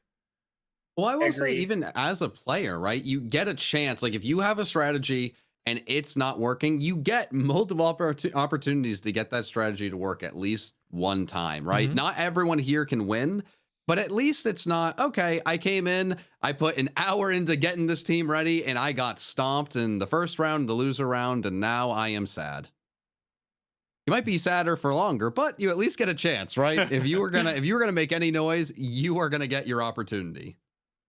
Yeah, 100%. The one thing about the round robin format is like I feel like most of the time, because only the first seed advances, right? They play the first seed of the other bracket, and so it's like you probably need to go undefeated. Maybe you can take 1 or 2 losses at most, but I guess the other interesting thing is if the crowd is like super balanced, then yeah, maybe you could even make it through with like a 5-3 record if everyone else is also. I actually don't know mathematically if that's possible. So I was thinking you had to have like at max like 1 or maybe 2 losses, but yeah, it's like what you said, Wolf. It's pretty unforgiving, and so as a result, if you're like trying to win the whole thing, like you need to build something that's really consistent, like can win. And ideally 7 out of like the 8 or 6 out of the 7 matches that you're playing. Yeah, which is hard. Which is especially hard when like you can't really practice this format unless you ask your friends to play it with you, right? Like there's not. We're kind of duct taping this together, So yeah, it should be really interesting to see these players and what they come up with, and especially like strategies given how hard it is to test, But I think there's a lot of intrigue with that, right? I mean, if there is an actual format, you can do a lot of practicing. And you guys know, seeing all of the different tournaments you guys have competed in as, a viewer, or just learning about the history of your tournaments. There's so many, 7-1 finishes, 6-2, just having to consistently be the best. But this is a one-time thing. It's the first time this has been done in this game. Someone could just have a magical run, just play out of their mind the best maybe they ever play in Pokemon. That is always on the table, Someone's going to have their best day of playing competitive Pokemon. They don't know when it's going to be. It could be today. Something that absolutely. Something that our friend our friend Aaron Trailer always tells to us is like, or has like said to me a couple times, that I think is like pretty interesting, is that in Pokemon it's always somebody's day. Like it might not be your day, but it's going to be somebody's. It's always somebody's day, and that's kind of how it is here. Like 2 people have to win the pools and 1 person has to win the tournament, and like somebody's going to win this tournament, and like that can be somebody who had a really good day, who maybe got lucky or maybe caught really good Pokemon or had a good strategy. Like I think that makes it so exciting. Like somebody here will and has to win, and I think obviously it sounds pretty apparent when you just say it out loud, but I think it's actually interesting perspective, in my opinion. One, and the beauty of us not really having a favorite in mind is we get to watch that run together, right? You're going to see someone's going to be 1-0, someone's going to be 0-1. That 0-1 person could win the next of their, 6 matches. That 1-0 person could lose the next six. It's going to take a while for us to really see the dominant players, stand out. And there's going to be some really, really important matches very quickly. 100%. I think it's also interesting kind of thinking about the like the when you play your opponent matters. Maybe players will be scouting between games, that's technically allowed. Like they have to have spectators like allowed in their games. So yeah, maybe players like are like, oh my gosh, like this person has this crazy trick room strategy, and then they adjust their game plan, Like I think the first rounds are going to be more volatile than the last. No, 100%. That's a really good point. Especially if you have a strategy like Trick Room, you don't really need to do a lot of scouting. You're going to hear Trick Room and you're going to have a general idea of what to expect. Honestly, that may give people without a strategy like that a little bit of an advantage of it's harder to really plan for a team that maybe it makes sense to the person who made it, but on paper, it kind of just looks like 6, not random, but just 6 different Pokemon out there. And it's harder to have a game plan for that, especially since this isn't, bring 4 Pokemon, it's bring all 6. Then, okay, they're going to have a rain team, they're going to have a hail team, Trick Room team. I know I need to do this, that, and the other to hopefully secure a win. I want to ask chat what Pokemon they expect to see. Like if chat, you are participating in this, what Pokemon or team would you build around? Yeah, I'm curious. I feel like as of right now, the narrative so much has been like Trick Room. But in my head, I was like, coming into it, is there any funky things you can do where you can get a Pokemon up like +4, +6 attack or special attack quickly, and then like just let that sweep? Especially when you pair it with like redirection support from something like Togekiss. That's a really good thought, Aaron. I was thinking about that before we saw the Pokemon. I've gotten so like whatever we saw in front of us, one track mind, but especially coming from a singles background, right? And like VGC, when there's 4 Pokemon, it's a lot easier to end the battle quickly. But once you have all 6, obviously this is still doubles, but setting up becomes a lot scarier, and that's how you can really end a battle. Obviously, you can still target that Pokemon with 2, but a late game sweep, maybe. A Gyarados is one of those Pokemon that can really, really, really ruin a team, especially if the other person doesn't have electric moves, or if you have, ability to nullify it or follow me, whatever it may be, fake out. There's so many options in doubles.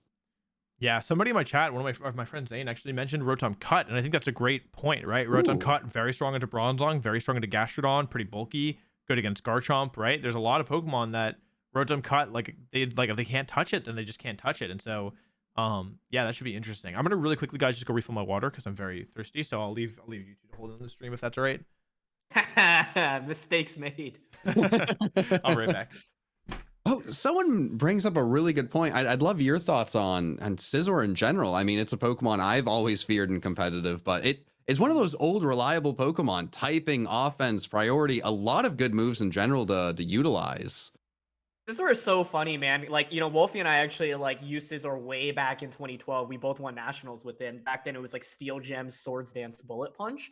And like throughout the years, it's like definitely been up and down, right? Like they gave it a Mega Evolution that allowed it to have some relevance, although relatively to the other Megas like Kangaskhan, Mawile, or Salamence, you know, wasn't as good. And then like, you know, kind of died out because of Incineroar, honestly. Like Incineroar's existence alone made Scizor so sad because it's like Scizor just couldn't do anything against it outside of like maybe chipping away, but it's like you get intimidated and you get hit by 4x super effective and then fake out like the nice Swords Dance as well. Yeah. So then it really like faded into irrelevance. But then in, you know, the Brilliant Diamond Shining Pearl like kind of doubles format, you know, that's it's not like an official format or anything, but people were playing it competitively, especially at the start of BDSP. Like Scizor is actually one of the most dominant Pokemon in that format because suddenly Incineroar no longer exists. So there's no Incineroar in this game, and that makes me think that Scizor has a lot more potential because that Pokemon alone really invalidated it. And I just love Swords Dance plus taking advantage of your Technician attacks.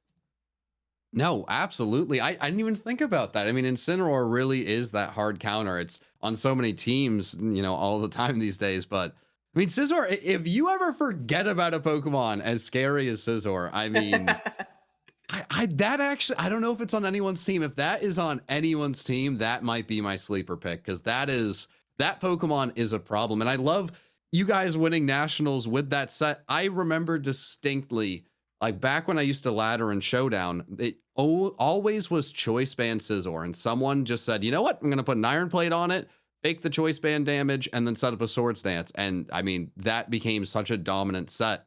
I don't think anyone here is going to have the knowledge of these little tweaks people do with Scizor, whether it is like an Aqua Berry, the Iron Plate. I mean, hey, you could go Banded here if you really wanted to just fire off incredibly powerful hits, but whew, you don't have a fire move, and that Pokemon is not fun. 100%. I'm curious about the fire types in general, actually, because we've been talking about Bronzong a lot, and so I was thinking, like, what Pokemon in the format even counter Bronzong, or right? And as an extension, other Steel types like Scizor. I honestly don't really know all the answers off the top of my head, so I'm curious if what you guys think. There's not a lot of fire types in the game, right? There's like that one volcano. Yeah. And I mean, Ninetales is a Pokemon, which actually, that is a Pokemon I wouldn't be shocked to see a little bit of. Magmortar's in the game. We have Infernape. There's not many other, I mean, Arcanine. Arcanine's good. But with the new typing, Rock, Fire. Well, that's less good. I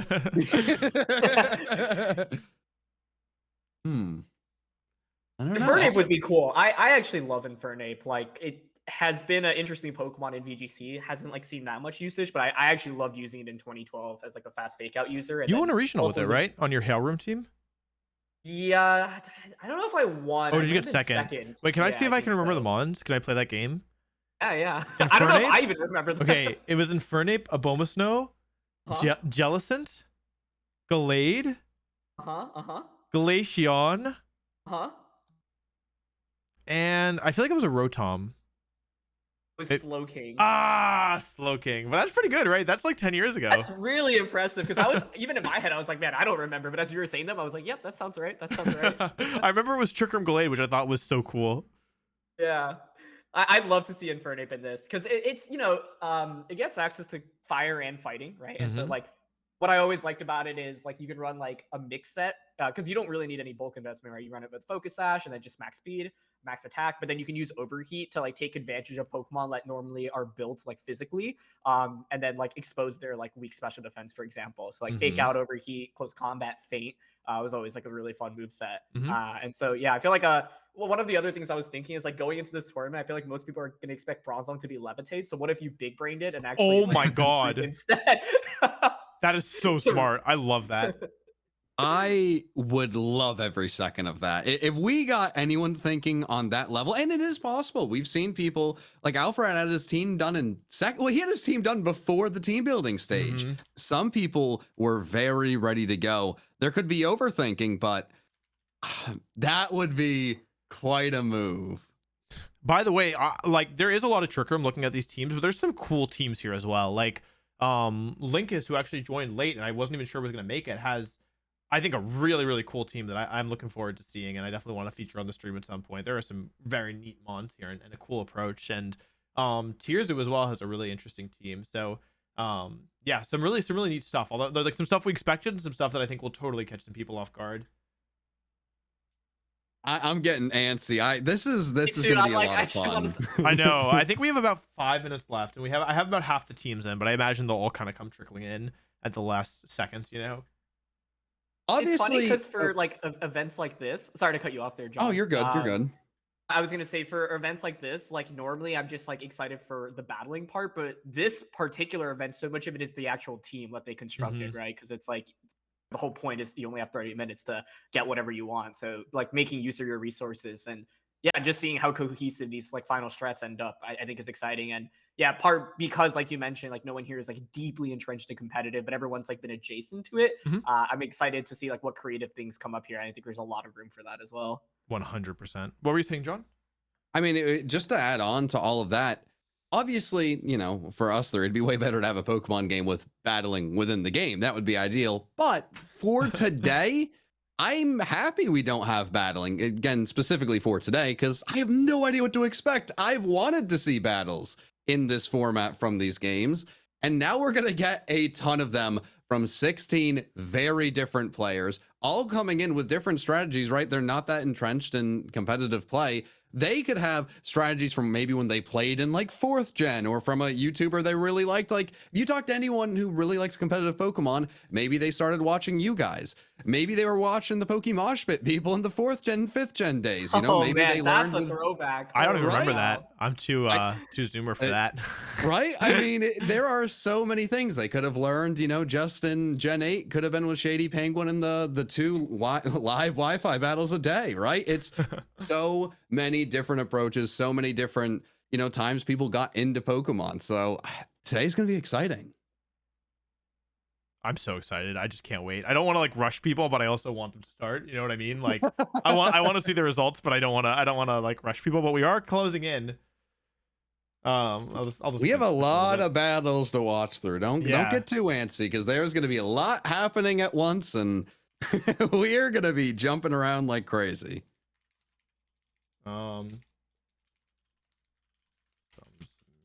Is it best of one or best of yeah, three? best of one. I really right? wanted to be like mindful of people's time and like make sure the spectators like didn't have a bad experience. Or like maybe the players actually. I want to make sure the players like weren't, you know, I don't want, you know, these are pretty big creators, and it's really, you know, we're all really grateful of them taking the time to play in something like this. So I want to make sure that they're not losing a whole day or anything, you know, trying to make it as seamless as possible. And for chat, just to reiterate, the way the format it works is that there's 16 players, and so it's divided into 2 pools of 8 each. And so everyone will play everyone exactly one time. It's a round robin. So, you know, you'll play 7 other players, and then only the first place out of the entire group of 8 will move on to place the first place player from the other group, and then they play in the grand finals. And so it's best of one, basically 7 best of 1 games to determine who makes it out, and then a finals between the 2 players that advance out of the group. So it's pretty grueling format, honestly, right? Like whoever ends up on top will have really dominated. And yeah, it's like the margin for error is really slim in a format like this, because like you need to be number 1, you can't even be number 2, and that makes it really scary to make it out. It is going to be really interesting once there's 5 games played, because we could get someone who's just so dominant that, hey, they're able to just run through the competition without any worries. But with what we're thinking, anyone can be beatable. So even if someone is, you know, 4-1, 4-0, they could lose those last 3. So even if you have like a middling record, you might just need to go on a little bit of a tear at the end of things. Or maybe you get, you know, some of the weaker opponents at the end. We don't know who those people are going to be. You could face, you know, first 3 battles, the best 3 other players there. And as long as you come out of that decently and can sweep the end, there's always hope. So it's, it's a little bit more interesting than if we had, either of you two in there, a little bit of a ringer there sweeping through. I will say, I think like the confidence you get even from winning just one. I mean, obviously, like every loss in this tournament like hurts so much, right? Because it's like you probably can only lose 1, maybe 2 games most to make it out. But the momentum and confidence you can get from just even like one strong start, executing your strategy correctly, can go such a long way. But on the other side, I always love rooting for like the loser bracket runs. And in this tournament, it's kind of even though you play 7 games, like if you lose that first one, it's going to be a really, really big uphill battle. And so I'm eager to see whoever ends up making it out. Like, did they just win every single game? Did they lose one and win out? What's that going to be like? That's the beauty of a tournament. The story is always a lot of fun. Someone's going to have the underdog story that everyone's rooting for, and someone's going to win it and just have a fun story of how they got there, especially starting with 30 minutes to catch the team. It's just, I think this is one of those things that's going to look even cooler, just looking back of the 30 minutes to catch the team, building the team live on a stream for most of them, and then 7 games with the championship. I think it's just going to be a fun one now, in the future, and just to look back on over and over again. Ooh, we did have a player submit Ursaluna with Ursaring's moves, which I think is... let me see. What do y'all think about this? I don't think we're allowed to allow it, unfortunately, because we did say, I'm just looking at the moveset here. I mean, Ursaluna on Showdown does not show any moves that are not Ursaring, so that feels like it should be legal. It's obviously wonky with the newer Pokemon. I could be wrong. Feel free to override that, but I think it's okay. I think it's within the spirit. It makes Well, and also, I mean, how many Pokemon have evolved and then the Pokemon the pre-evolution couldn't learn because no, you're right. Yeah, I think it's smart to try to make sure it's legal and think through everything, but I think that might have turned into a little bit of overthinking, which is better than underthinking. Yeah, I agree. I think that this is fine. I don't think Togekiss can't learn Talon in Gen 8, right? I'm pretty sure. I don't believe so, no. Just double check that. Sorry, I'm just trying to check all these teams last second. Make sure the items are all different.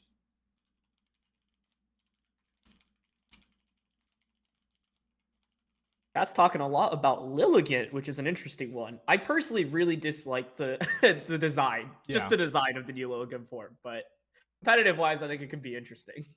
It reminds me a lot of Sarina, which I really ended up enjoying competitively. But I mean, Lilligant, I don't know enough about the moves, but grass fighting is pretty interesting. And I assume it has really high speed and attack. That just would make sense with its design. So I don't know, with the right moves, that could be a pretty interesting Pokemon.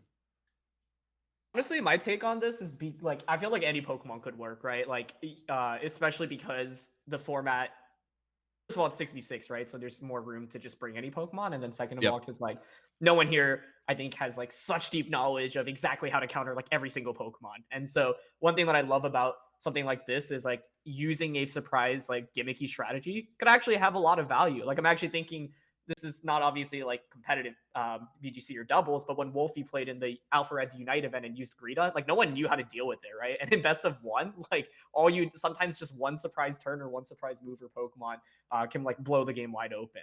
And so for that reason, like I think, if it were best of 3, I'd be a lot less confident in like any Pokemon thriving, but in a format like this, it is more it allows for surprise strategies to really come out on top, and it can give you a big advantage, honestly, if your opponent has no idea what's coming their way. No, I absolutely agree. And I really love that thought. I think that's the best part of an event like this, because familiarity can trump even, the best strategy if you just are, confident enough in that Pokemon. Like there's a lot of Pokemon that obviously are not as good, but they're not unusable. Obviously Draft League is nothing like this, but when it came to something like Electrode, something that just got a new form, I loved relying on its insane speed. You could outspeed a lot of Choice Scarf users, and obviously Electrode is not the strongest Pokemon, but if you have a plan that works around it, you can just pick off really powerful Pokemon. because something like speed can be really elite, and there's a lot of Pokemon that have elite stats, or maybe this one thing they do better than everything else. Maybe they don't have a lot else to bring to the table, but with the right team around it and the right player using it, you could really be surprised. I think all our teams are in, by the way. Oh, here we go. Oh, that let's is join the the call and news tell I them wanted. to start up. We'll jump into the call then. Yeah. Did As long anyone as your else team is start all level rolling 100, else? you should be How good do I to know go. if they? Oh, Yeah, yeah, let me they double are. check Yeah. out of paranoia. Check that too. Hello. They're all Everyone's relevant. teams Hello. look good For to this? me. So congratulations, you're all great at following instructions. Can I make all my Hey. Pokemon shiny? No, only Moxie can because Moxie caught a shiny. Ah, son of a I bitch. had some not level 100 Pokemon to see if Wolf noticed. Wait, no, you didn't. Did you prank him? Oh, Oh, no. No, he didn't. He I'm didn't. the validator. Got him. No, he didn't. I checked. Good. He has to use those level 1s now, right? It's like he has to use them. I don't know if I want to go up against a level 1, honestly. Yeah, level Like, one's enjoy are your yeah. level Too powerful. 69 team. I hope it was worth it. Oh, Wolf, actually, I did, but it doesn't show in PokePaste. Oh, okay, then that's my bad. Well, I hope you're all level 100, and if not, no one has any moves that it would only disadvantage you, I think. So that's up to you. But thank you all. Thank you for your patience. We are all in. I don't want to take too much of your time. So here's the link to the bracket. Once you play your matches, if you could just post in match results, and I will be updating the bracket. That way, I believe I have those permissions. Otherwise, we're gonna have a bad time. But yeah, you're all good to start. Just we'll be watching your games on stream. And yeah, I think that's pretty much it. So good luck, have fun to you all, and yeah, like the round matches are there. If you want to know where to go, you click on the link, and then there's a matches button on the I see. right, I so see. you can go and see who you're playing each round. Oh, yeah. How do we Huge. count Oh, on yeah, Alright, so Moxie. Wait, sorry, sorry, what's that? where do we see who we're playing? You and me, 'Cause I Jan. see the stand-in. So There's click group, the standings and then- underneath group A. If you could switch from standings to matches. Yeah, it's on the top of the standings. Can I ask a question? For sure. Is it possible to be in calls with the people you're playing against? That might be funny. Yeah, it's totally cool with me. Let me add some voice channels right now. Yeah, Yeah. that's what I was thinking. Some people might want the quiet sweatiness, but I Oh, not me. So sorry. Whole Drag him silence. down kill with me. me. Sure, I'll just make some channels really quickly so you all have upset text channel. Oh, okay, I see where the matches are now. How many matches are we guaranteed? Like just Everyone from plays the- 7. It's round Yeah, robin. 7. Yeah. Yep. Everyone plays 7, right? And then how damn. long At the does, very how long least. does each match take? Like 5 approximately? minutes maybe. Okay. Oh, that's not too bad. That's Yeah, not yeah. bad. with It's, and doubles, it's it's best. real It's fast. best of one. So I really don't think if anyone takes more than an hour total, I would be in disbelief. It really shouldn't. Wait, battles go for 5 Challenge minutes? accepted. I think so. It's doubles. Yeah, doubles is with way- doubles. it Yeah. could be- I've never Think played a through my doubles game my lines. whole life. This is all new by to the me. way. Oh, Yeah, kick yeah. the snowball real Oh, fast. God. Wait, you didn't know it was doubles when you If built go your to like team? turn 10. No, I did. I did I don't have protect on any of my Late Pokemon. information. Well, this is a new format for all of us. So yeah, there are 8 rooms now, and there's 8 matches each round. So if you wanna talk to your opponent, that's totally cool. Moxie, would you only- like to have a chance? Yeah. Shouldn't there so- be more? All Because No, that's 16 If people. it's they 16 all- people Oh, in that's the right, tournament, that's right, you're never that's going to right. need more than 8 rooms, right? Yeah, exactly. Okay. So yeah, I think you all are good. Best of luck in the tournament. If you have any questions, you can post in the chat or you can DM me. But I think you should have all you need. So yeah, if anything comes up, just let me know. But otherwise, best of luck and have fun. One Hell question. Yeah, Like one everyone- question. Yep. One question. Is this link? Are we supposed to not leak that? Yeah, The people will Legends. find it anyway. Yeah, I you prefer, got if you it. can, don't leak it. But like, I'm banning people anyway. It's find not. It just makes it easier if there's not other people. I mean, in it. I mean the challenge one. Oh, I don't think there's a problem if you leak Yeah, it, but the I don't know. bracket. Maybe Jan, do you I have had it? a problem. Don't, I 'cause had a last problem time during I my crashed. tournament where the website was just going down. Oh, because okay. So many people were on that Oh. challenge. Oh, okay. Yeah. Oh. Okay. So try not to if you can. yeah, If you I can just have like a fine. blank scene that I switch to whenever I'm challenging somebody. Yeah.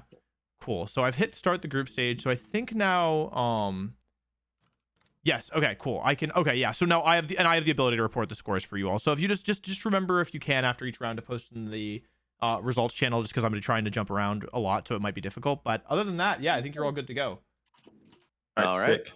Sounds good. Right. Thank you. Good luck, gamers. Jacob will be in All the right. tournament. Best of luck, Good y'all. luck, Let me know if you have any everyone. questions. All right. Look, All right.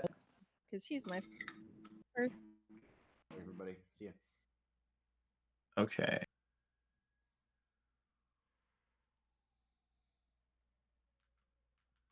It's finally time. All right, it's time to watch. Let's go. I'm so excited. I'm hyped. I'm super hyped. All right, I'm sharing my screen and then oh wait.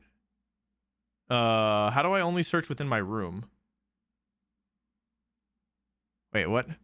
You might just have to click on people. Oh yeah, okay. Yeah, that's what I was gonna say. So I think let's watch Alpharad first because I think I was gonna think, say, yeah, you got to pick favorites, big guy. Yeah, well, I'm gonna try and showcase everybody. We got a lot of battles, so you can do that. Yeah, I don't think this is a real person. No, I think Alpha Real is real. Yeah, it is. because, It is. Yeah. It says it's real. Called everyone slow, and that's when I realized, okay, that is Yeah. real.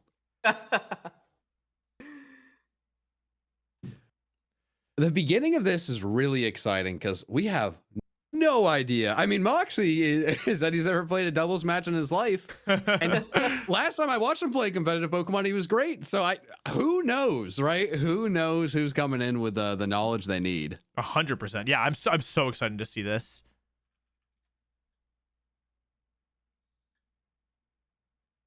I'm just making sure that they haven't started and I missed it.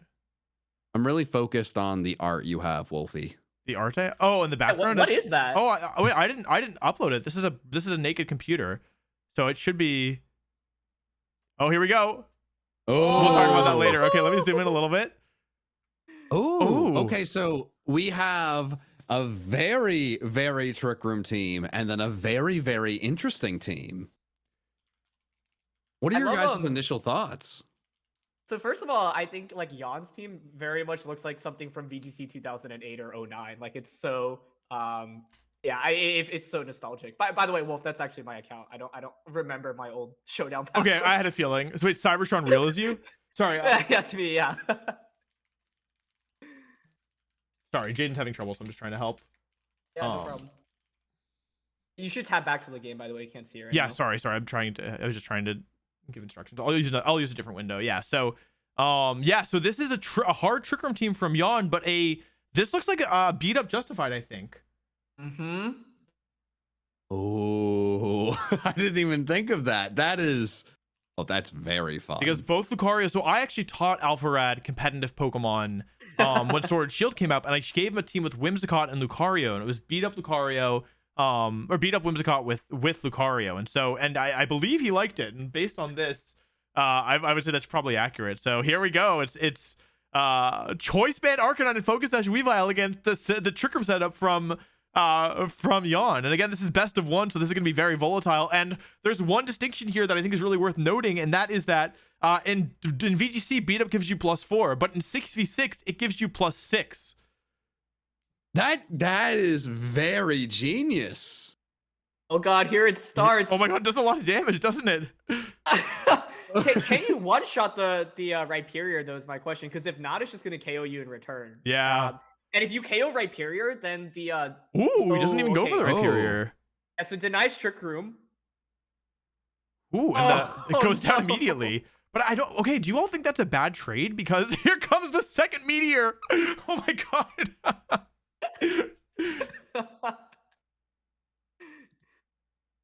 I think like the tough thing for Alpharad here is like, on one hand, if you KO the thing that's threatening you with damage, then Trick Room goes up, and then it's looking really hard. But if you KO the Trick Room user, then the Rhyperior is just free to attack. Mm-hmm. So here's beat up number 2. I feel like Alpharad, like, does he deny Trick Room again, or do you go for the Rhyperior, right? Like, there's no good spread attack here, so let's see. Big damage. There goes Bronzong, so it doesn't look like Trick Room's going up this game. Gastrodon in the back. Oh, wait, okay, it's Rock Slide instead of a ground type attack. Oh my gosh. Oh, and Jacob has Clefairy, so Clefairy could come in here, and then how are you gonna? Oh, but those are two strong Dread Pokemon. Oh my god, this is a crazy first battle.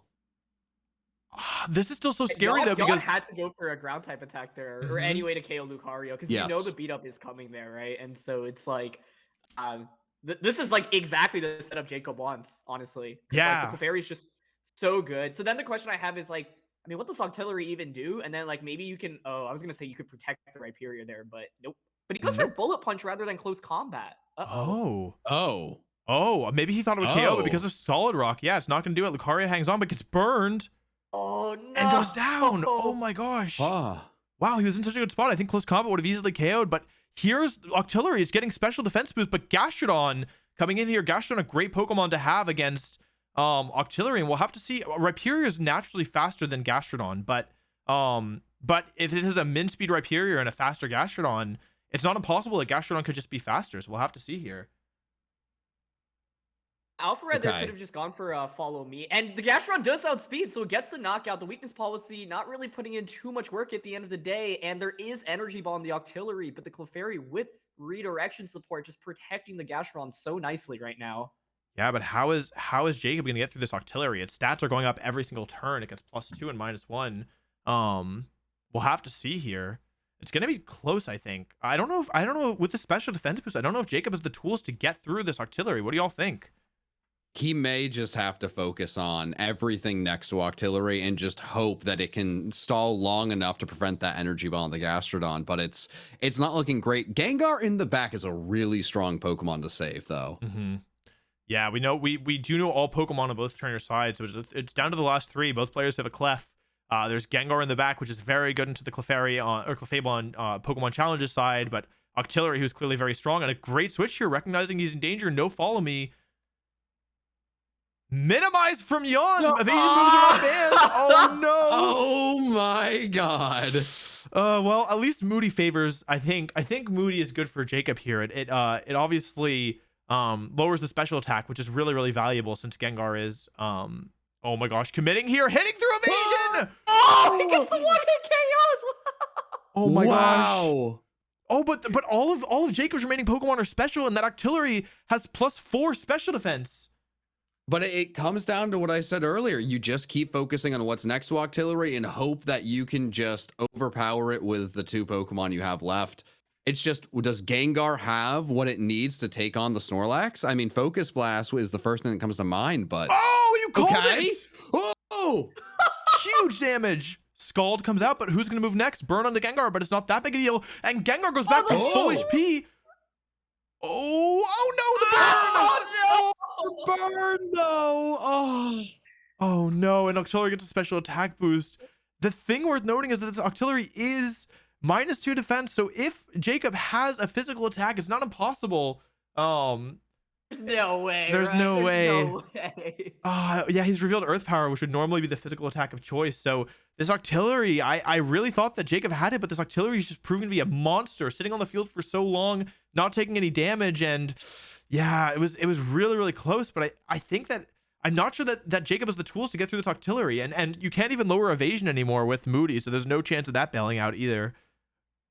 Only way I could see a potential path here is if there's a Sing on Clefairy. Yeah. Like you're able to just like put the Octillery to sleep and make it completely useless. But this one was tough. I think if Jacob just went for close combat onto Rhyperior rather than Bullet Punch, there was actually no way to deal with Lucario plus Clef, but he opted not to go for Follow Me that turn, and he went for the Bullet Punch instead. So both of those just ended up punishing him really heavily. And Energy Ball there is just going to one-shot Gastrodon. I don't blame him for going for it, but it's going to be the nail in the coffin, I think. I was going to say, he might have needed a Scald Burn with Follow Me, but then Facade predicting that possibility. Yeah. It was a tough one. It was close too. Yeah, Yon narrowly takes it, but I think that Jacob's team is definitely good enough where he could definitely like still make cut here, and it is worth noting that there's not it's just 7 rounds, and the odds of anyone going, I think, XO is pretty low. So yeah, so it's definitely not over by any means, but a rough start for Jacob there, and a very cool team from both players, honestly. I will say, I mean, that team is going to catch 3 opponents minimum off guard, and he might just be able to get some wins off of people not expecting that strategy. Yeah, let's watch through the Candy Eevee and Hopcat battle here. We have a very cool Sand team from Candy Eevee. Whoa! And kind of like a hybrid Sand team on the other side. Let's see here. That did nothing. What am I missing? Oh my god! Oh my god! What? Oh, and it doesn't even go for. Wait, why did that do nothing? Isn't it poison? Can someone explain this to me? Why did that do nothing? Am I missing something here? I don't know. Big knockoff from Eevee here. Another miss on Zen Headbutt though. Oh my gosh, seeing the power of that Sandville come in. Spikes going up. Spikes not normally something we see in VGC, but this isn't VGC. This is its own unique Legends Arceus format. Oops, and I'm stupid. Knockoff comes out again. Boom for the Bronzong. Are you kidding me? Explosion! Oh my gosh. Are you kidding me? Wow. True to Gen 4, baby. When actually having to bring Hippowdon out at this point, not allowing Sand to get brought back up, possibly later in the battle, that could be really big in this battle. 100%. This is so fast paced, by the way. This is crazy. And the Shuka Berry as well. And there it is. There it is. Ice Shark coming out. Huge serve. Oh my god. Oh my god. Oh. Wait, this totally has turned around. It looked like Eevee was winning, but all of a sudden, and wow, big value out of the spikes. Oh boy, Earthquake from Garchomp. We didn't really talk about it, but just my god. Man, forget any of my thoughts. Holy cow, what a battle. Wow. Oh my gosh. What I was about to say is obviously, I mean, you guys are going to be thinking Protect on most Pokemon. In the first battle we watched, I don't think we saw Protect once or many times at all, but I think that could actually be a sneaky thing of who really utilizes like those strategies and Fake Out. It could really be a huge difference. 100%. And as we see, we're all jumping aboard with Jaden here with plus what is this? +3 Gastrodon? Oh, it's dead. Wait, did she use both Gastrodons to get each other stronger? I think they used the double serve strategy, and it looks like it's going to pay off here. That's incredible. Wow. Double. Well, I just thought she would. Oh my gosh, she's flexing. Unnecessary. You did a great job teaching, Wolfie. Are you kidding me? This is insane. That's right. Jaden had a little crash course right before this. I love Jaden's team, by the way. I also think it's interesting because both Clefairy and Dusclops are here, and they can't both have Eviolite, so I think that's really funny. Wait, was the rain up earlier? I think it might have been. I'm actually not positive. Energy Ball takes out the Garchomp. Life Orb from the Gengar here. Volt Switch coming out, and I think Jaden's going to clean this one up.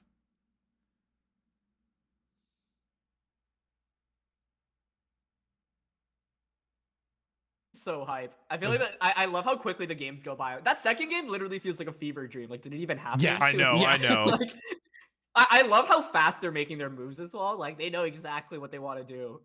It's just so fun to watch. Well, that's what we thought going into this. It can be a little daunting hearing that you have 7 battles, but they're going very quickly. And because you have so many, round 1, you might be going with Reckless Abandon that you wouldn't have that same energy in match 5 or 6, as it matters a little bit more. But that first battle, hey, rip the Band-Aid off. I have my team ready. Let's go. Let's go back to the first turn here. You want to watch Stans versus Captain Kidd? Looks like it's mid-fight. I see a Scizor, and me and Aaron were talking earlier. Captain Kidd's team is so good. That's like...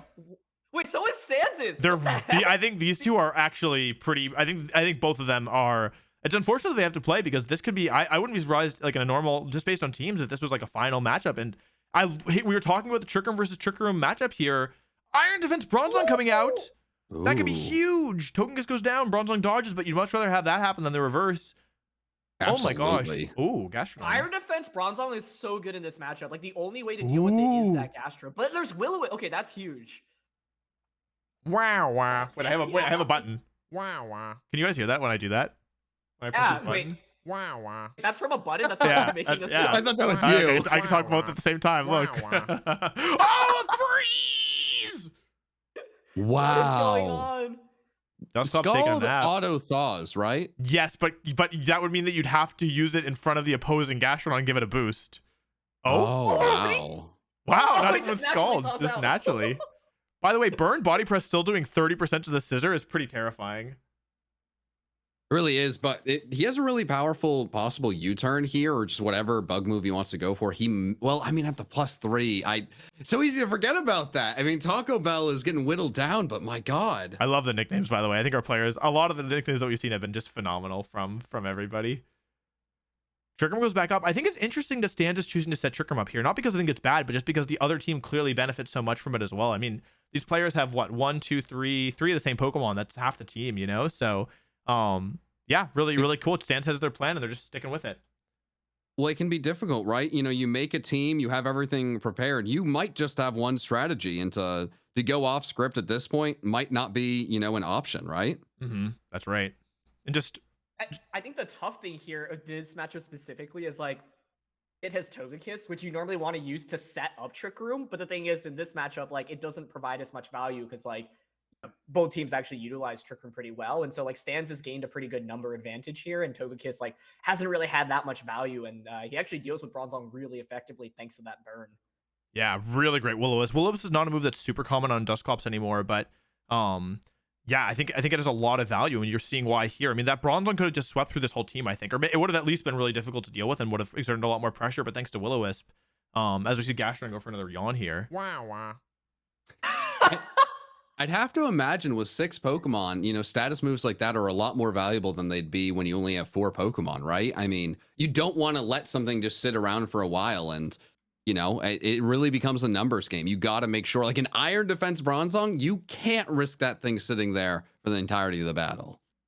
Gotta give Stans props though, because I thought it was looking actually kind of tough as soon as that Bronzong came out, because it was like, oh, it's like 5 physical attackers and then 1 Gastrodon, right? But he brought in Gastrodon at the right time. And the Dusclops set is actually so good in dealing with the Bronzong as well. Like Will-O-Wisp plus Nightshade, that's like exactly the combination you want for this Bronzong set. So really clutch team building here, actually. And yeah, Stans definitely has a notable advantage right now. You know, their teams are so similar.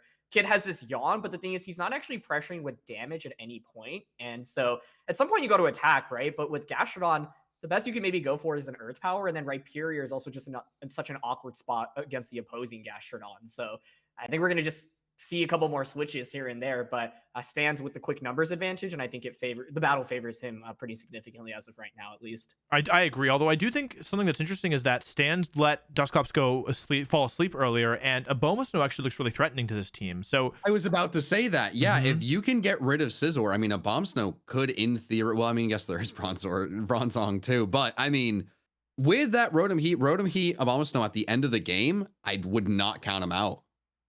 Absolutely. Yeah, great. Especially when he has Nasty Plot, I think. Oh, great switch. Yeah, really good. And the other thing worth noting is that, yes, Scizor is one of the best Pokemon to counter Abomasnow, and so is Bronzong, right? But Rotom Heat has got to be one of the best Pokemon in the format against those 2 Pokemon. So Abomasnow next to Rotom Heat with his Dusclops asleep, I think that is not impossible that Kid comes back from this. Honestly, like I even favor Kid's position right now, especially if you have Nasty Plot on Rotom. Like the Gastron protects it super well. The synergy between Rotom and Gastro right now is super good. Like that was just an incredible switch, and Stans now his Dusclops is in such an awkward spot, right? Because like it's asleep and it can't even have the chance of waking up next turn, so it feels pretty useless for, you know, a good amount of time at this point. And so I'm curious about the Rotom set here. I think Nasty Plot would be really neat. Yeah, I also like that I just saw that the Gastron is named Resident Sleeper, which I think is cool. Nice not taking the bait there, going for damage. Not bad. I mean, you need this Dusclops gone at some point, and that's a really well-timed combination here. As Trick Room goes down, you're putting that Dusclops maybe in range of another Earth Power. It's going to be close. Snorlax is a really interesting Pokemon here because it really could help break through the 2 Pokemon in front. Obviously, a lot of its moves wouldn't do much to Rhyperior, but I mean, Captain Kid's running out of Pokemon. You don't really want to make too many switches if you don't need to. Yeah, the only awkward thing is the Rotom committing the Overheat so early on means that now the damage output is so reduced. Granted, Overheat's actually still pretty good against Scizor and Bronzong, even after, you know, the initial drop. And so at the end of the world immediately, Gastrodon, you know, getting a Scald Burn on the opposing Snorlax would be absolutely huge. If this is Belly Drum Snorlax, things can get scary really quickly. Right. Although we did see, I think, a Snorlax earlier using Facade, which you know is also really scary because Return isn't in Sword and Shield. So your Snorlax options are like Double Edge, which if you're running Belly Drum, you probably don't want, and then of course Facade. And so I think a lot of players may be opting to go for Facade, and with Bronzong down on Kid's side, yeah, maybe a burn here would actually be really bad because Rhyperior and Gastrodon with recovery, we're gonna have to see here. Could be difficult. Dusclops hang out with 1% and body. Oh, it's Body Slam. I forgot about Body Slam. And Dusclops stays asleep. A huge burn from Rotom. It doesn't have the damage output anymore, but it doesn't need it. It can burn Snorlax and totally reduce its ability to do damage. Wow, that the burns are so good here. Yeah, because there's so many physical attackers on Stan's team, right? Like that's why as soon as Kid went for that iron defense earlier, I was like, well, this looks pretty scary. And so now there's no more trick room, but Rotom outspeeds everything and can just literally really big turn as you just mentioned, John. It's really nice to see that there is such a difference between battles where we could have one be a fever dream, as you said, and this really be a longer game where each turn is so significant. But one player still has 6 Pokemon left, 12 turns in, but it's not like it's a boring, stallier game. It's just a really, really interesting little chess match. Someone's gonna break through, and it could be a floodgate at that point. Absolutely. I'm curious, what does the chat think? Who do you think is winning this game, like from this position? Because I think it could go either way, and I'm curious what the general consensus is. Gastron finishing off Dusclops, that's pretty huge, guys. That's one of the 2 Trick Room setters, and if that's a weakness policy Rhyperior, which is common. Oh, no! What a switch! Oh my God! What a switch! He switched in weakness policy Rhyperior into high horsepower Snorlax. Can we talk about the fact that Stans went for high horsepower onto the road top? Like I don't know if you didn't know about. Did he predict the Rhyperior and just not weakness policy? Oh my God! I have no idea. We're gonna have to check the replay on that one, but what a play and what a swing. I feel like Kid, the number one weakness, I think, of their position was the lack of offense. You had Gastrodon, you had Rotom at -2. How are you going to do damage? And Kid says, hey, Wolf, I'll tell you how I'm going to do damage. And they switch in their Rhyperior and activate it activating weakness policy is always good. But to activate a weakness policy for only a little bit of your HP, that you couldn't really ask for much more. Wow. I think the problem for Stans right now is he basically has one slot. From the last couple of turns, he's had one slot that feels useless. Bronzong was put to sleep by that yawn. He had the opportunity to switch it out the turn after the yawn, but didn't. That goes to sleep. Trick Room ends. Bronzong's still on the field. That's completely useless. Now the Snorlax is burnt, and that does not feel super helpful either, right? And so it's like, Kid has 2 Pokemon, and Gastrodon with Yawn, so good, because you can constantly just, cycle Yawn anytime they make a switch, and the best way to break through it is have 2 Pokemon out at the same time and maybe just double up on a Gastrodon, but the problem for Stans right now is, Kid can just ignore the Snorlax and basically keep yawning the Gastrodon slot and targeting that slot, so there's no safe switch in. And so Kid's actually positioned themselves so well, and that policy activation goes such a long way as well. So now I'm curious, does the Gastrodon on the opposing side, do you have a spread type water type attack to potentially hit the Rhyperior? And I love this protected yawn play, super safe. I love this play.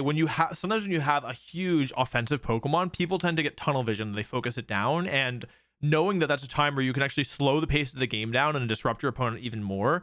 Gastrodon, if Stans gets rid of Kid's Gastrodon, then all of a sudden their Gastrodon is the best Rhyperior answer. But if they can't do that, I think it get really messy really quickly. But actually, Earthquake takes out the Snorlax, but I don't know if that's a good trade. He does a ton of damage to Gastrodon, and we're actually seeing, I think we've seen all the moves. No, we're missing the last move from Gastrodon. It might be Scald, though, but no Protect means that it's actually in a really awkward spot for this Gastrodon, where Rhyperior wants to Earthquake to take out the opposing Gastrodon, but if it does that, it will KO the partner Gastrodon. So really, really, really tricky here.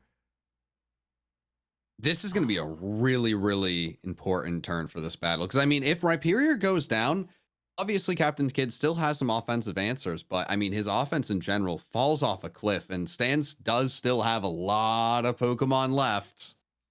Yeah, it's 4v4 now. So this battle, which was, we were saying, Stans. So yeah, Stans, of course. Look at this position. They're winning for sure, but still looking at a +2 Rhyperior here. It's pretty scary if you ask me. This turn is really interesting from both positions, right? Because it's what are the other attacks that Rhyperior has? I don't think it actually is a great way to deal with Bronzong, and I don't think a +2 attack from it will actually KO the Gastrodon either. And that's a great play. It's an amazing play. Freeze! Oh my God, that is a huge freeze. Wow, that is something. That is really unfortunate. Ice Beam does not have a very high chance to freeze. I believe it's 10%. So to see, that's our second freeze on stream. It might even be the second freeze in this match, as far as I'm aware. This match, yeah. Oh my gosh, yeah. So that's a big deal, because it looked like Kid's strategy was to recover first and then Earthquake in the same turn and use that to take out the opposing Gastrodon. But now, now it's a bit more difficult, right? Now you can't recover first, although the Bolto's also probably messed up that turn order as well. Great. That freeze, there are so many competitive battlers watching who have just gone to a really dark place. Everyone's been in a big battle. ready to win or in a good position, and one freeze. I mean, it might not lose the game, but it's going to change a lot of things here. Big switch here. There's the freeze, rock slide. Yep, good resistance switch in here. Wow. Against the flinch, though, and it flinches. Oh boy.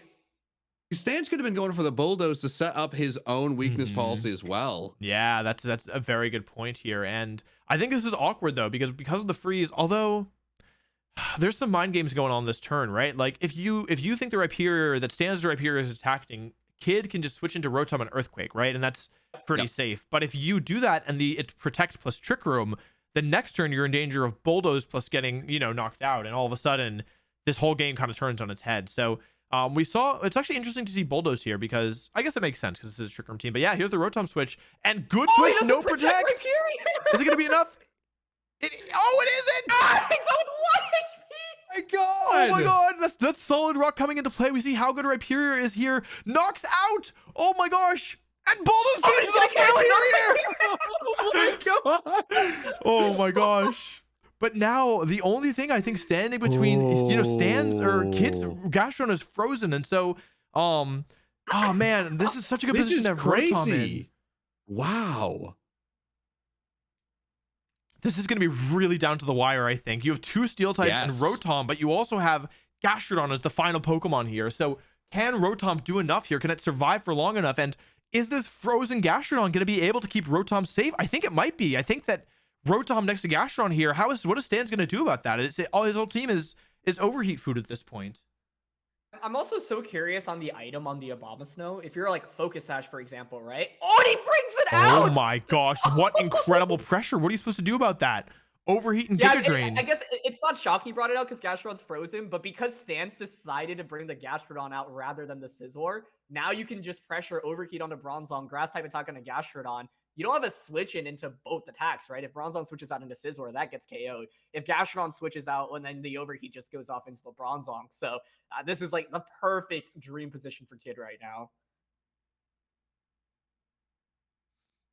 Yeah, it's going to be really tight here. I mean, it feels tough. Stans, who was in such a good position, Kid, who was in such a bad position, got frozen even, turning this around with the power of offense, and because Stans never set Trick Room up with Bronzong, it's going to be really close to the... I think it's going to be down to the wire, but unless Stans finds a way to take out this Rotom, it's going to be really difficult. But it's worth noting, Overheat can miss, and one Overheat miss into maybe a Scald, that could definitely swing things around. But Will-O-Wisp, not Overheat coming out. Oh. Ooh. Protect or Rindo on the Gastro, though. Yeah. Big damage. At this point, because you gave up Gastrodon, I guess you do have what were Bronzong's attacks again? Yeah, we've only seen Bulldoze and Trick Room so far. Okay. I was just like, maybe if you have a body press, we do have even then, like, yeah. Can you do enough damage to Rotom to KO at this turn? Because if Rotom picks up one more KO, it should win the game. Yeah, and it's safety goggles as well. I can't think of anything. I'm trying to rack my brain. It feels decided, but in this battle, you don't know. It's been a special one. I think Stans can win this. I think if knockoff KOs the Rotom, then you can KO the Abomasnow with Bullet Punch, and then the Gastrodon's frozen. And I think that could be. I think it's possible. It all comes down to the Rotom, right? Because Abomasnow and Gastro don't provide that much value right now. And so I'm just curious, can Rotom survive basically right now? Yeah, it's all coming down to this little toaster oven against this giant metal bug.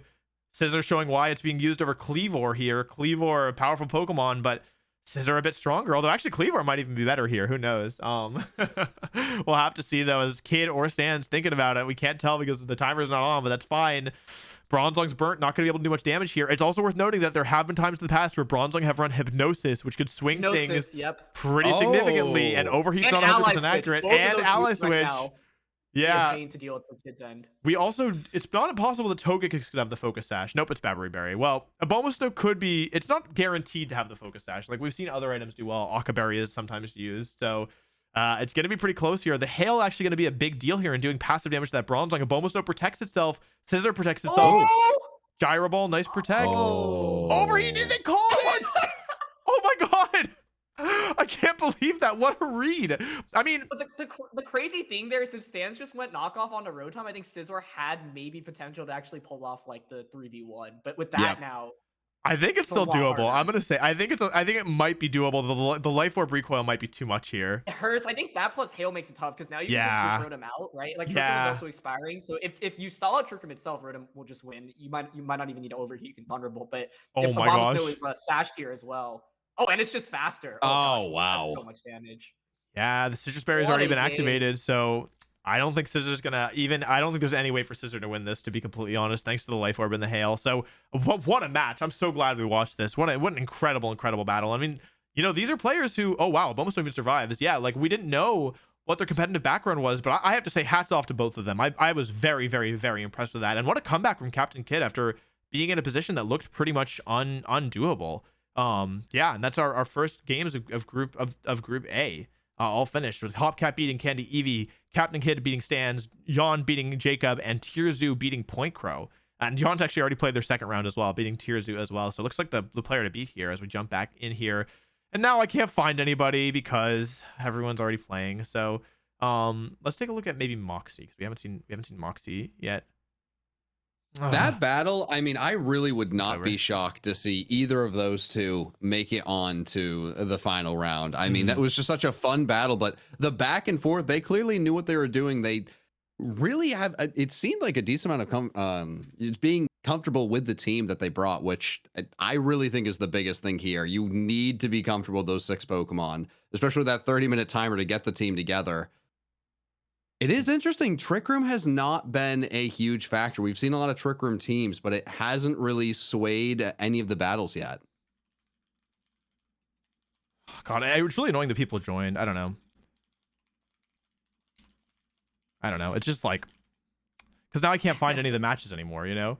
Okay, let's jump on board with Linkus versus Failboat here. So, What the hell? Oh, they're playing random. They're playing random doubles. They're playing random doubles. They're just Okay, waiting. I was like, I mean, that's hype. That's hype. I was like, do these Pokemon even exist though? Yeah. It's so hard. It's just frustrating. I don't know. I found a battle that is early on. Okay, Let me cool. just send it. Boop boop boop boop boop. Quick. This should be. Let me make sure this is one of the regular battles happening. I'm almost. Yep, it is. Purple Cliff versus Ray. Cool. And it's turn 5, so that's early enough. Purple Cliff versus Ray. Cool. And we can just start back from the beginning. This is it? Oh my gosh. Yeah, first turn. Cool. So let's look at these here. By the way, y'all, if you're enjoying the stream, don't forget that you can sub if you want to learn more about competitive battling. It's a pretty good resource. Sub Discord, especially you, John. Jumping on board here. And we actually see Chatot. So Twitch Chatot. I love that name. Nice turn 1 from Purple Cliff as he goes fake out an Icy Wind, wins the speed tie, or no, not a speed tie, just has a slower Raichu, I guess. This Mage's a Pokemon I really like competitively. It has a lot more moves than you'd expect. Ooh. Big Icy Wind. Playing defensively here, dropping the speed. Chatot goes down, but the Yawn into the good protect from Purple Cliff. We see the power of Gyarados here, by the way, the Intimidate. Switching into Electrode. Electrode also looks pretty scary here. Shadow Ball goes into Raichu. Big damage. Huge damage there. Nuzzle into the Magius. Good job ignoring the Gyarados, understanding that you weren't really under threat. Scald into Hisui and Electrode, which is actually part Grass type, surprisingly enough. Double switch out here, but Mamoswine could be potentially taking a Grass move here. That's big damage. Oh my god! Oh my gosh, that thing hits hard. What the heck? Wow. Looks like thick fat Mamoswine here based on that damage, and that's a pretty big deal. Ice Shard. Oh my god, Ice Shard picks the KO. KO. Wait, it's Serene Grace. It's Serene Grace Togekiss with shoot, what's it called? Ancient Power. So it could maybe boost. Wait, Sudowoodo. This game has really been going. He did tell me he was going to use a Sudowoodo. And Sudowoodo, I mean, I remember doing enough NUPU. It's way stronger than you think with a pretty decent move pool. Sucker Punch being one of those, priority moves. I really think priority could be a big thing at the end of some of these matches. And you catch someone off guard with it, you could pick off a Pokemon. I like the defensive switches from Ray, though. Really nice saving their Pokemon, but 2 Pokemon in the back are pretty low HP in the Raichu and the Mamoswine. Just updating the scores really quickly here. Candy Eevee beats Point Crow. He does it all. Wow. I've been impressed by this Miss Magius for what it's worth. Like the Yeah, Icy Wind Shadow Ball combo is so nice. And like you have to remember, since it's using Sword and Shield rules, like you do have. Wait, how slow is the Sudowoodo? Oh my god! Very slow. I'm telling you, it has a better move pool than you'd expect. Sudowoodo, not a traditionally fantastic Pokemon, but in the right situation, it can hit like a truck. Yeah. Wow, I'm really impressed with that Sudowoodo. That's a big. I feel like Purplecliff's doing really great here. But if there's a Pokemon that can come back from this, or if there's a way to come back in Pokemon, I should say, I think it's normally being faster than your opponent. And low HP Magius in range of Dazzling Gleam. Sudowoodo is not known for its phenomenal special bulk. Raichu is typically a special attacker. Could potentially pick up 2 KOs here. Could Sucker Punch. That's right. It does have Sucker Punch. I forgot about that. The tricky thing is that the Mismagius is faster than Togekiss, right? Because of all the speed drops. Oh, you're despite it right. being paralyzed. Oh my And gosh, so, like, you're right. Raichu here can then maybe target the Mismagius, just get a knockout onto that, and then you could go for like an air/flinch onto the Sudowoodo potentially. But I don't know if Sudowoodo can actually get a or Togekiss can get a KO onto it. But Yeah, Sudowoodo is so slow here, despite Togekiss being at -3 speed from the Icy Winds, it still outspeeds it. So that's actually a pretty big deal because the Sudowoodo would have were faster here. Ooh, fake out into the Sudowoodo, but that's just an Icy Wind. Wow, I totally agree. By the way, Mismagius has looked so strong this game. I'm really impressed with it. Is there a way for Ray to come back with the Gyarados in the back if Raichu goes down? I don't think so. I mean, the Pokemon is so low. Yeah. I think the problem is also like the speed drop alone on Raichu is really rough. And like, yeah, 5 Pokemon in the back, Togekiss for redirection support. I guess the upside for Ray right now is that you do have super effective hits, right? And so it's like Raichu can hit Gyarados for super effective. Both of your Pokemon on the field right now can hit Togekiss for super effective. But it's a really tough spot, but I think he might be able to get a double knockout here. Oh, Sudowoodo does survive though. This Sudowoodo is broken. This Sudowoodo is so broken. Every time I look at it, I'm like, this thing is insane. Wow. Is Sudowoodo gonna sweep through the tournament? Oh man. I'm really impressed. Like I wouldn't have like pegged either of those Pokemon to be even picked in the first place. No. The sets are really good. Like Woodhammer, really nice as a way to deal with Gastrodon, which we know is really popular in this event. And then just Icy Wind and Shadow Ball alone for Mismagius is such a nice combo. It also gets access to Will-O-Wisp. And so it's actually a really nice support Pokemon, and you don't have that many weaknesses. And I don't think that many people are using like Ghost or Dark types offensively in this format. So what a fun game. Nice switch there from Purplecliff. Knows that all they have to do is position correctly and they win, saving Sudowoodo. It's been such a hero this fight. They don't want to let it go down. No, you can't. Come on, it's the hero. You keep it in the back. You get this battle done, and big close combat, and that's going to be it. And Purplecliff with a pretty convincing win with some cool Pokemon that we haven't seen a ton of. The Hisuian Electrode, the Mismagius. I really like their decisions. Now, let me just take a second here and make this actually good for us so that we can actually read everything. 1 second. So that's Jaden. Would you all just read me the people in the that I need to do this to? Alpha Real. Moxie, Nubla, Tirzu. Hang on, wait 1 second. I can only do it so fast. Point Crow. Candy EV. Oh, it's unregistered, so I can't do it. Okay. That's fine. We'll do that later. Fail Boat. The Boatman? Is that it? Is that the one? Hmm. Yeah. I wish people hadn't done this. Everyone's unregistered. I can't do it. Let's try Linkus. Okay, I can't do that.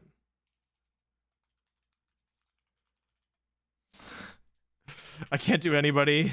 We may just have to ask them to register their names and throw them in the chat. Yeah.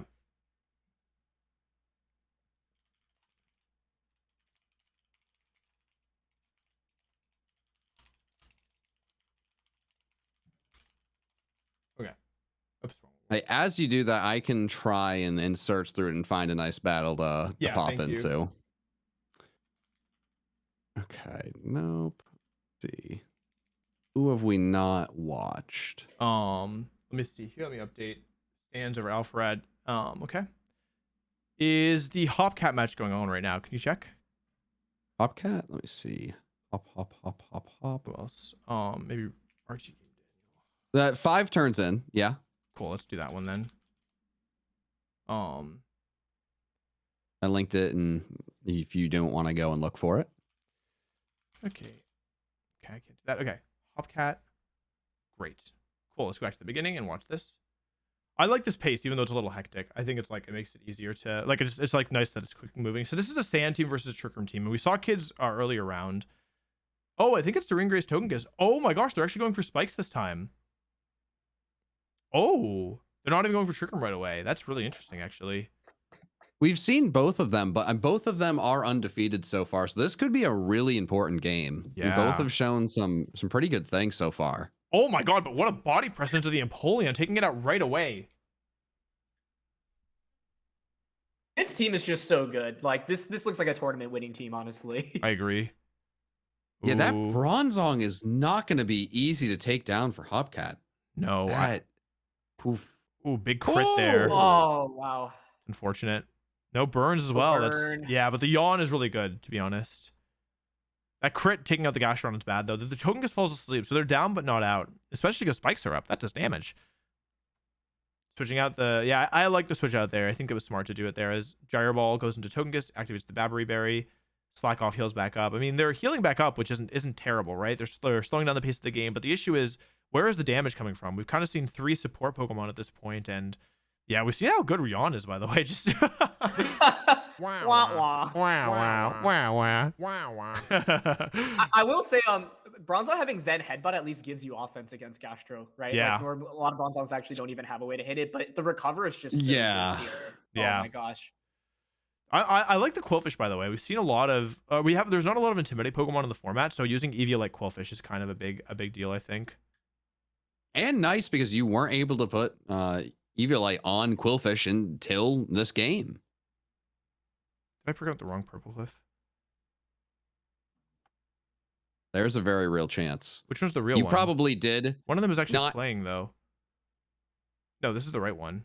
Oh, yeah. Sure.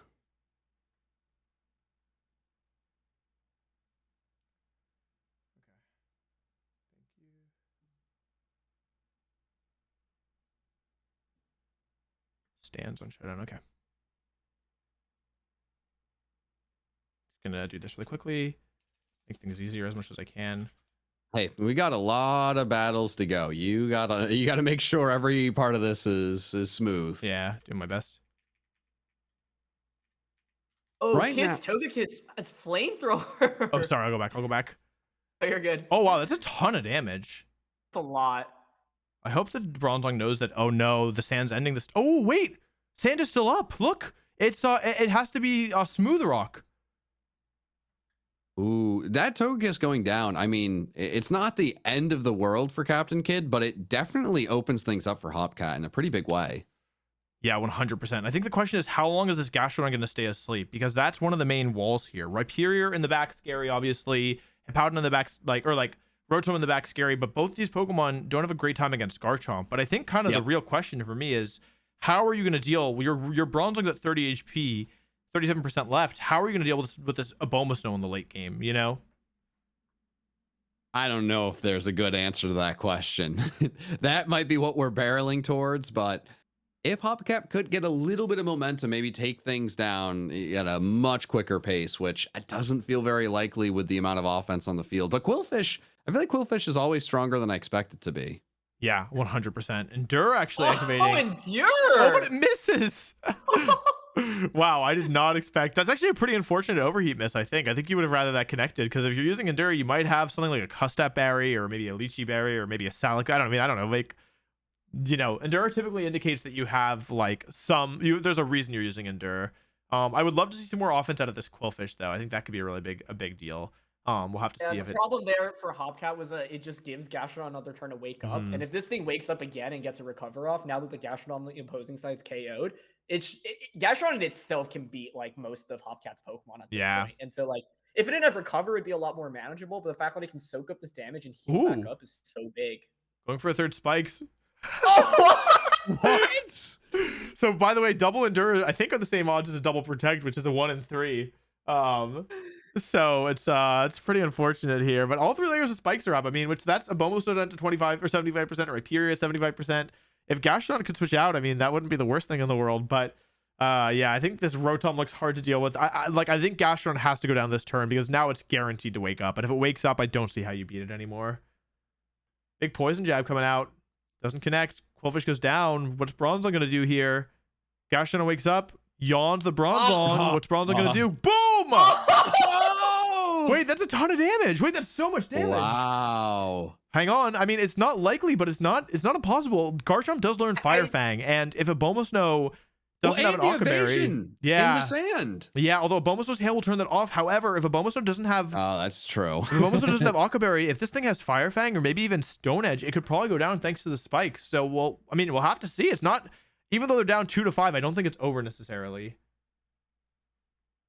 I think the main tricky thing for Kid or if you're Kid right now, basically your win con is ideally get Bronzong out, set up Trick Room, and then just Blizzard with the Bombasnow under Trick Room. That's what I was gonna ask. Does it have Trick Room?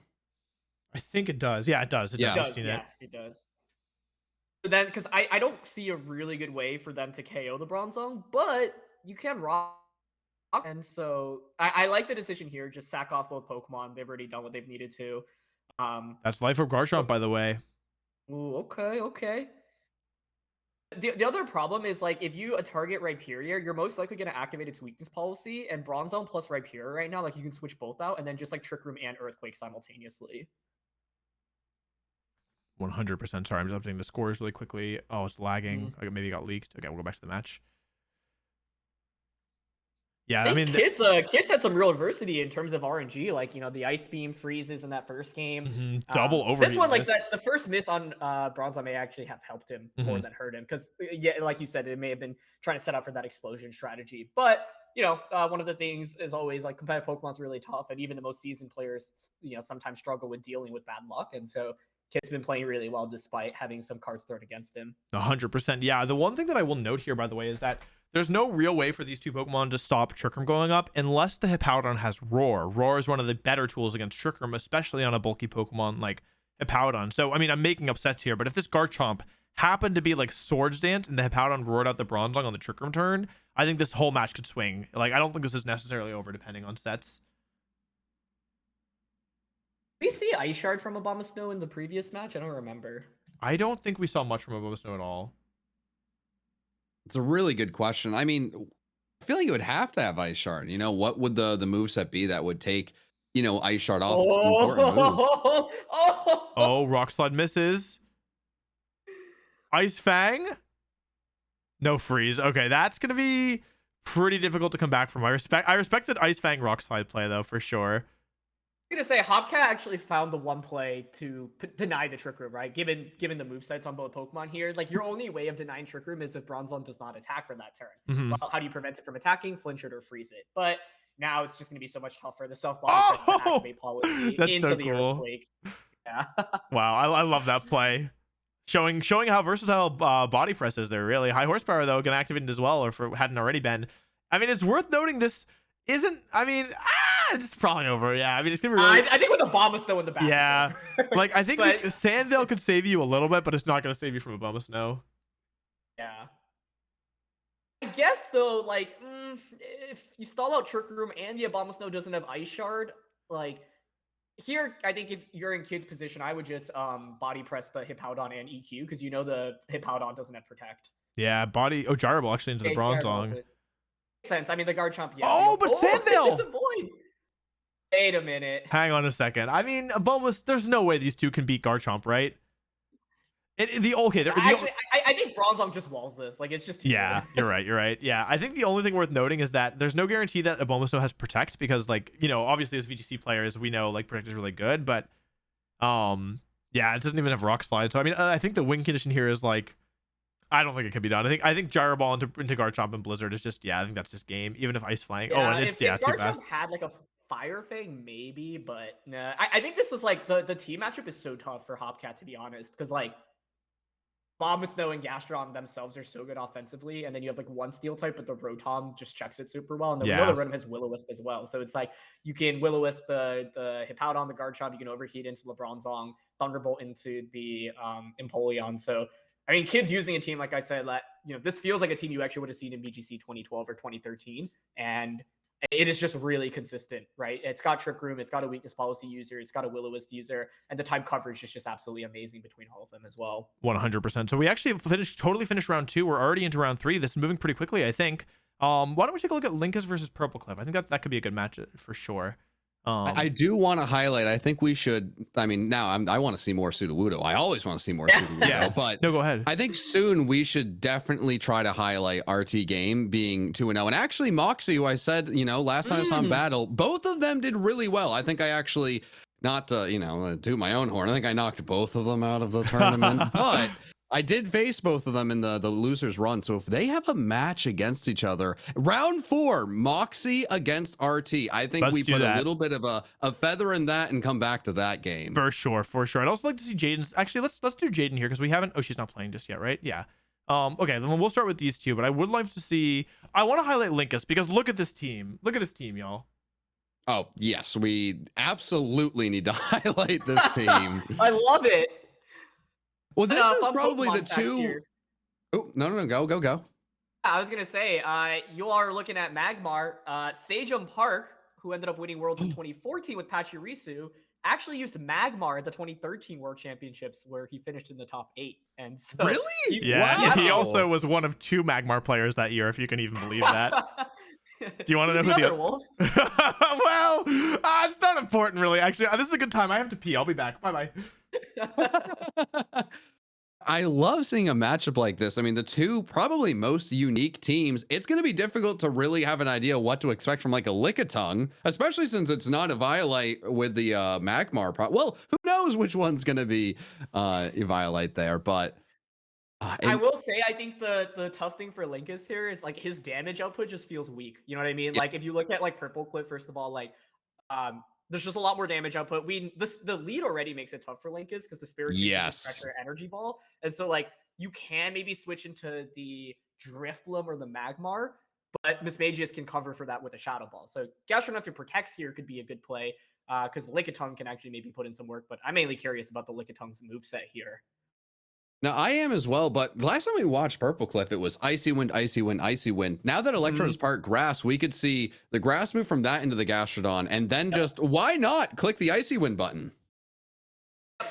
It's super good because it covers for switch-ins, right? And so it's like there's no safe opportunity. So I'm just mainly curious if Lickitung is like strong enough to maybe actually KO the Mismagius, maybe with like a dark type attack, but I just truthfully don't know its full moveset here because it is not a Pokemon you see very frequently. And so Mismagius has been just really impressive. We didn't even see its full moveset when Purple Cliff used it earlier. So if it's got something like a Will-O-Wisp, that would be really nice to shut down Lickitung's offense as well here.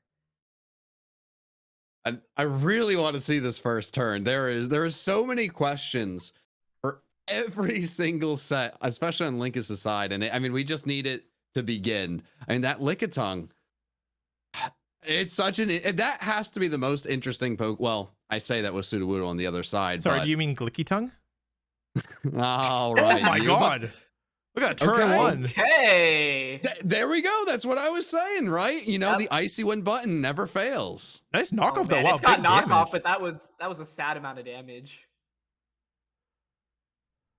And the worst part is after that, each subsequent knockoff does less because now the item is removed. And so, yeah, the trouble for Linkus here is just, where's the damage coming from, right? The problem with Mismagius is you can keep dropping speeds as well with Icy Wind. I like the Glalie switch in at least. Neither of the Pokemon here resist ice. In fact, on Purple Cliff's team, the only ice resist or switch in is Infernape. So maybe it can pull something off. But to me, the Lickitung is actually kind of like a sitting duck right now where it just doesn't do very much. Like it has no offensive pressure, and that's what makes it really tough because like basically only one Pokemon's really scaring Purple Cliff right now, whereas both of his Pokemon can exert a lot of damage onto Linkus' side.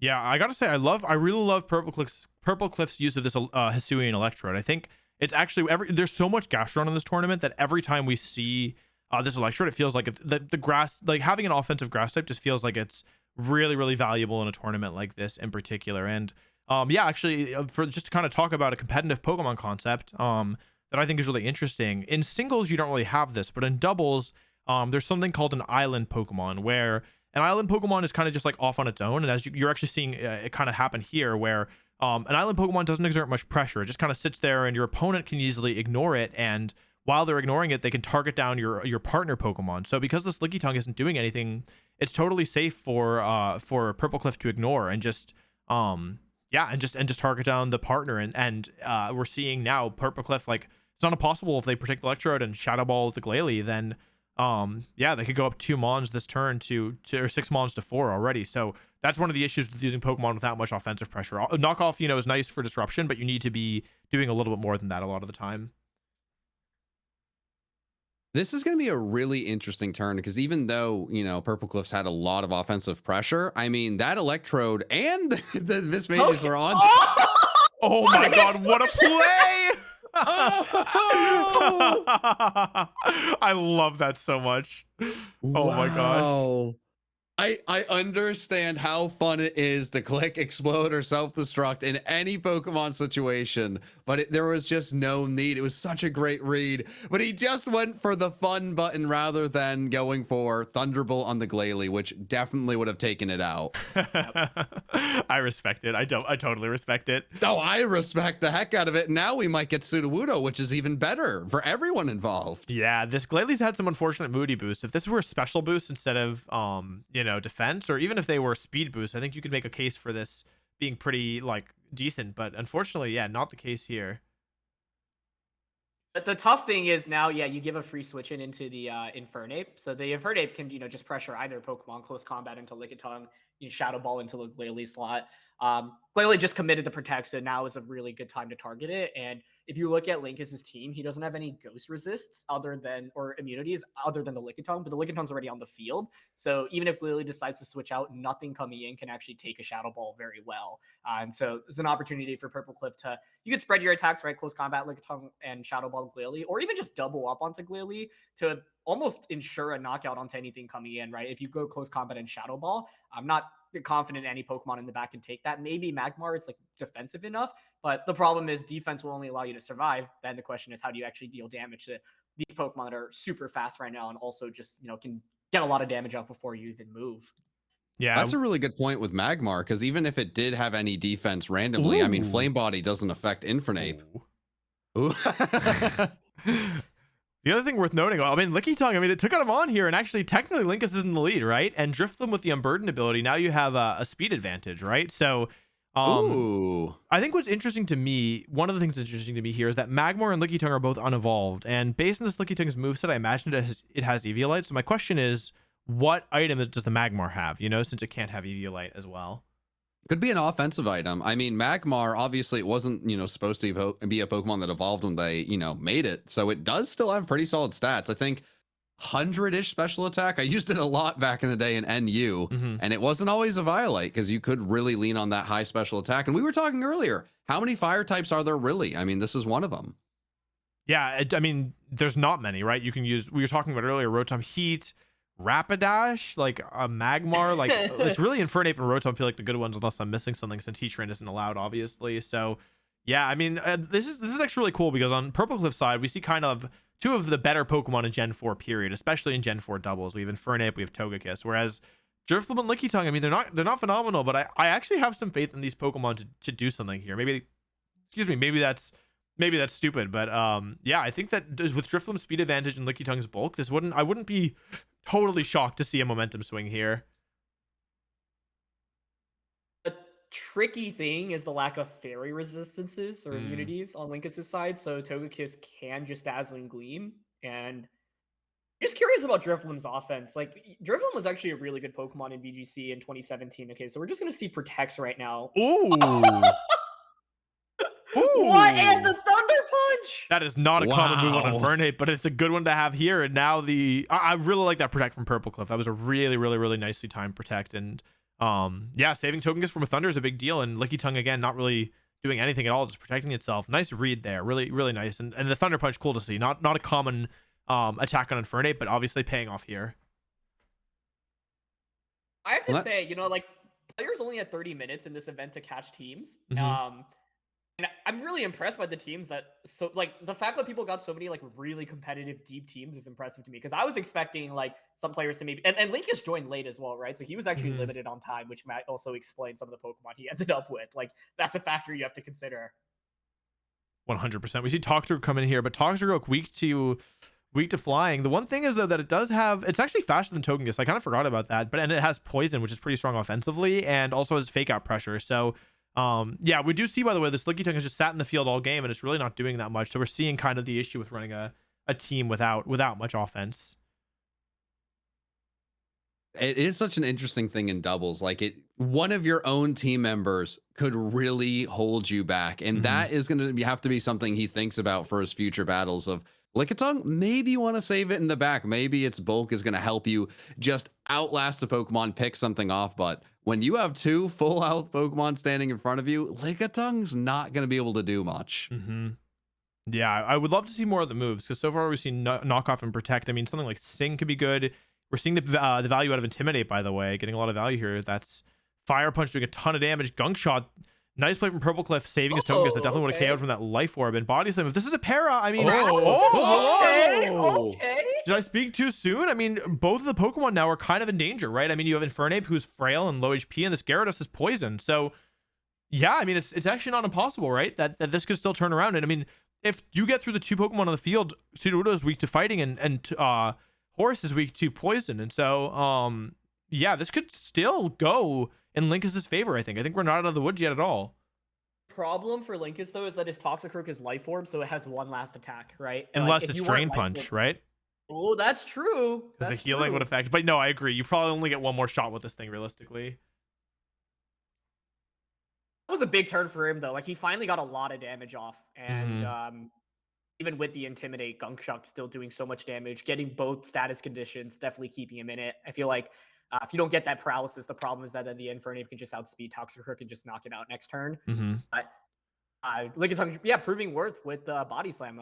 Pretty high para chance, actually, for a secondary effect. Yeah, it's also, these players, like, it's worth noting that they don't have, like, a super in-depth background with competitive. It would have been possible even for... Wait, is that... Oh, it's just... Wait. Hang on. Wait, it survives another turn? And a flinch. It's a pretty big flinch, but I don't know how bad that is, actually. And, oh my god, a huge Mega Berry here. What I was going to say is that, is there a chance that Purple Cliff waterfalls into the Toxicroak? Is there a chance that they don't know about Dry Skin? Like, oh, no. Toxicroak isn't the most common Pokemon, right? Like, I mean... And it has 2 other abilities it can run as well. So is it... I'm just saying, it might be a possibility here. We can't say for sure. And I just want to say there's not been enough talk about the Sudowoodo in the back and how truly terrifying it is for the rest of the team if Toxicroak goes down. Toxicroak has to stay around for Sudowoodo, which is an absurd thing to say in a competitive Pokemon tournament, but it is really important in this one. Yeah, 100%. Togekiss switching in here. That could be a big Drain Punch, which is Lickitung protecting. Earthquake, huge Earthquake. Yeah, that's pretty big. Nice play there by Purple Cliff. Really, honestly, really impressed with Purple Cliff's play this whole... Every time we see them, I feel like they're making really smart moves. Well, minus the explosion, but, more... That was a fun play, right? 100%, yeah. I mean, this game, it's not impossible, because here's the thing. This Glalie is leftovers with Moody with Freeze Dry. So, I mean, Glalie takes out the Gyarados, right? It's super effective when Togekiss, and the Infernape has no health left. So, I think, if Glalie gets a couple boosts here, if it gets a special attack boost, maybe it can take out the Sudowoodo or put it in range, because it can finish off... It might be able to handle the other 3. It's tall order, especially with Togekiss, but I guess, yeah, we'll see here. I actually think it's Magmar Focus Blast is what we have to be thinking about. I think that might change everything. Magmar does not have the best move pool, but that is one thing that I always remember on that Pokemon. Yeah, if I were in Purple Cliff shoes, what I would go for is a safe setup with Togekiss and Sudowoodo next to each other, so you could follow me into Rock Slide, because there's no rock resistances at this point, right? So the question then is, how do you get there? But you could maybe switch Togekiss out into Infernape. That's really low HP. Basically sacrifice Gyarados, go down in Pokemon, but suddenly you have a full health Togekiss and a Sudowoodo next to each other. I really like that player, and I think that'd be really... That's like if we were doing coaching, and they were like, hey, can you analyze my battle? We'd be like, here's the big brain play. Right. But yeah, just regularly follow me here as Earthquake comes out. I kind of forget Glalie doesn't have Levitate. I don't know about y'all. Not much damage. Such little damage. Maybe a para? Para here, maybe. No. Here comes Moody, though. What's it going to be? Defense boost? Whoa! Special defense drop? Okay. I think the problem is, though, you could just go for another Follow Me EQ, and the Togekiss doesn't even faint from a double up. The damage output, unfortunately, for Linkus is subpar, and, that's the downside. A lot of the Pokemon that he's chosen just don't have very good base stats offensively, and so... Even though he's making a lot of great plays, he just doesn't really have great damage output. But I like the idea of the double protect, get another Moody boost, and get some poison damage onto the Gyarados. Yeah, special attack boost here could be pretty massive, to be honest. I think special attack speed. Speed, Yeah, okay. I don't think that's going to be enough here. It's always worth noting, though, that these moves could have secondary effects, right? So freeze dry, you know, as in the name, it could freeze the token kiss. I don't think a crit would be enough, to be honest. Yeah, it's not, a crit isn't going to be enough here, but a freeze dry freeze, I mean, could definitely bring them back into this game. And now you have +2 speed Glalie, which I mean is at least it'll at least guaranteed move before the token kiss, which wasn't, you know, guaranteed before. Also, instead of going for Follow Me last year, Purple Cliff went for the Dazzling Gleam. And so, yeah, deciding I don't really need to protect the Gyarados, but I like that play. Okay, so Oh my it's gonna gosh. protect. They read it. That's the correct target. This does give Glalie another boost, and that's always, I think, the scariest part of it all, but it's an attack boost. Defense. But this drop, could come back to the play you said earlier, Aaron, of bringing Sudowoodo, Follow Me, Rock Slide, and now it's Magmar against the world. Scary thing though is Rock Slide being 90% accurate. It's actually only 81% chance to hit both Pokemon. So now you are playing with accuracy. So maybe if you are Purple Cliff, you decide to go for a more accurate attack on one that's 100% accurate. But Glalie notably does still have one defense boost. That last Mooney brought it down to +1. But you know, the question is, are you confident Sudowoodo can actually KO if it's not using Rock Slide? Do you have another super effective attack? Because if not, I actually think Glalie might be able to survive. So Moody is one of those abilities that just is so scary to play against, and that's exactly why Smeargle was such a dominant Pokemon in some of the formats, especially 2016. Yeah, and I think what's also worth noting here is that by playing defensively with your Togekiss, yes, you position your Togekiss next to your Sudowoodo, which is great. However, that's another chance for Glalie to get a Moody boost last turn. It can also protect again this turn, and if this Glalie gets special attack boost or a defense boost, I think it could suddenly be very, very scary, especially because there's a lot of stats that could be lowered at this point, like your special defense, your speed, your attack.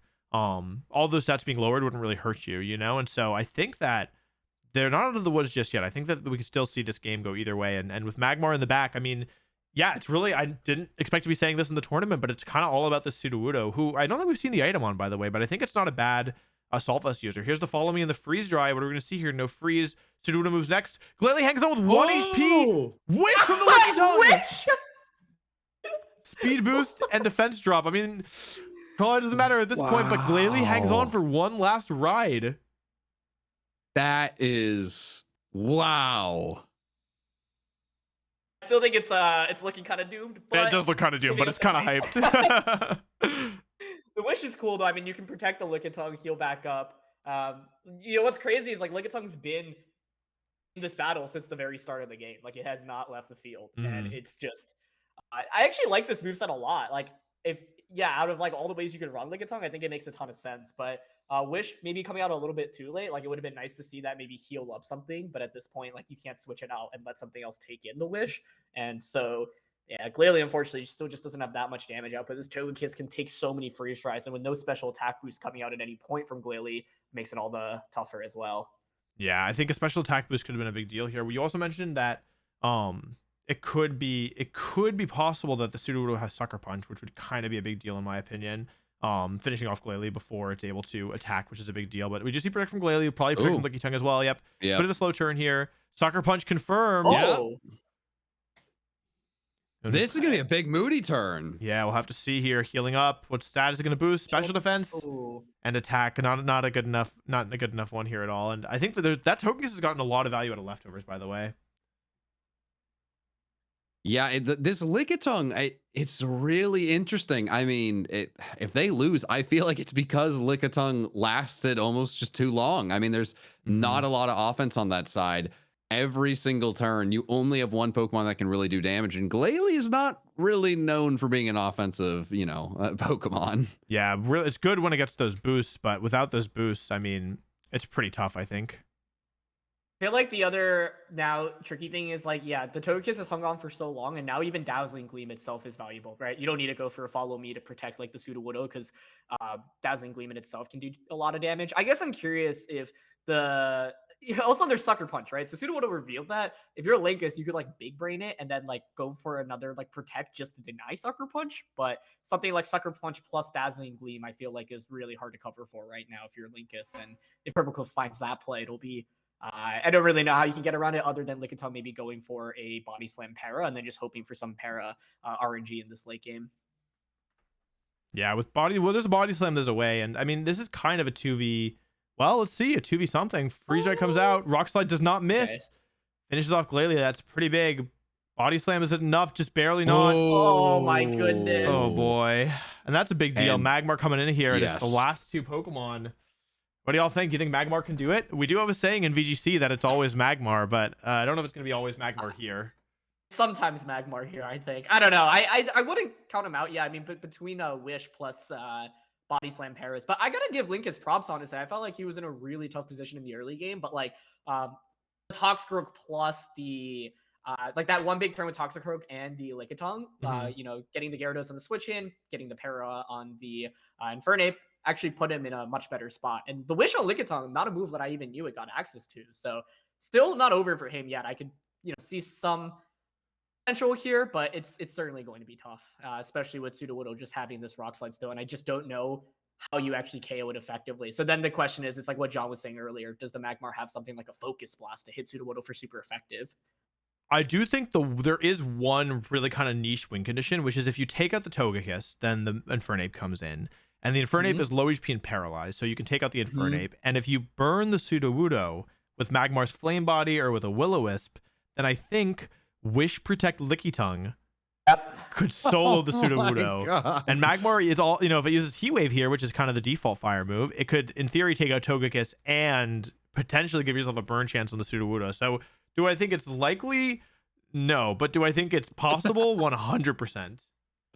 That is mad scientist thinking there. I mean, it really comes down to, because you can follow me and then fake out. If that Infernape gets paralyzed, it could really, that Body Slam Para could change everything. And then, hey, egg on my face, Lickitung actually was the MVP. Well, it's not just, it's egg on all of our face. I don't think any of us were saying good things about Lickitung, but it is a win condition here for sure. Follow Me comes out. Focus Blast. I'm actually shocked that KOs, to be honest. Head Smash! Wait, so the burn! It can burn! Oh no! Wow! Wow. And we see the ability as Rockhead there. Wow. Sudowoodo is the best Pokemon in this tournament. I don't care what else happens. I'm having a blast with that on the field. Are you kidding me? That was really unexpected, I won't lie to you, but I mean, at this point, I think it's looking pretty doomed. I think for this Lickitung, unfortunately, I don't think there's any counterplay to Close Combat or Head Smash plus Fake Out. Or I mean, these moves technically aren't 100% accurate, but it'd be really difficult, I think. This was a lot closer than I expected it to, honestly. Yes. This is a great match.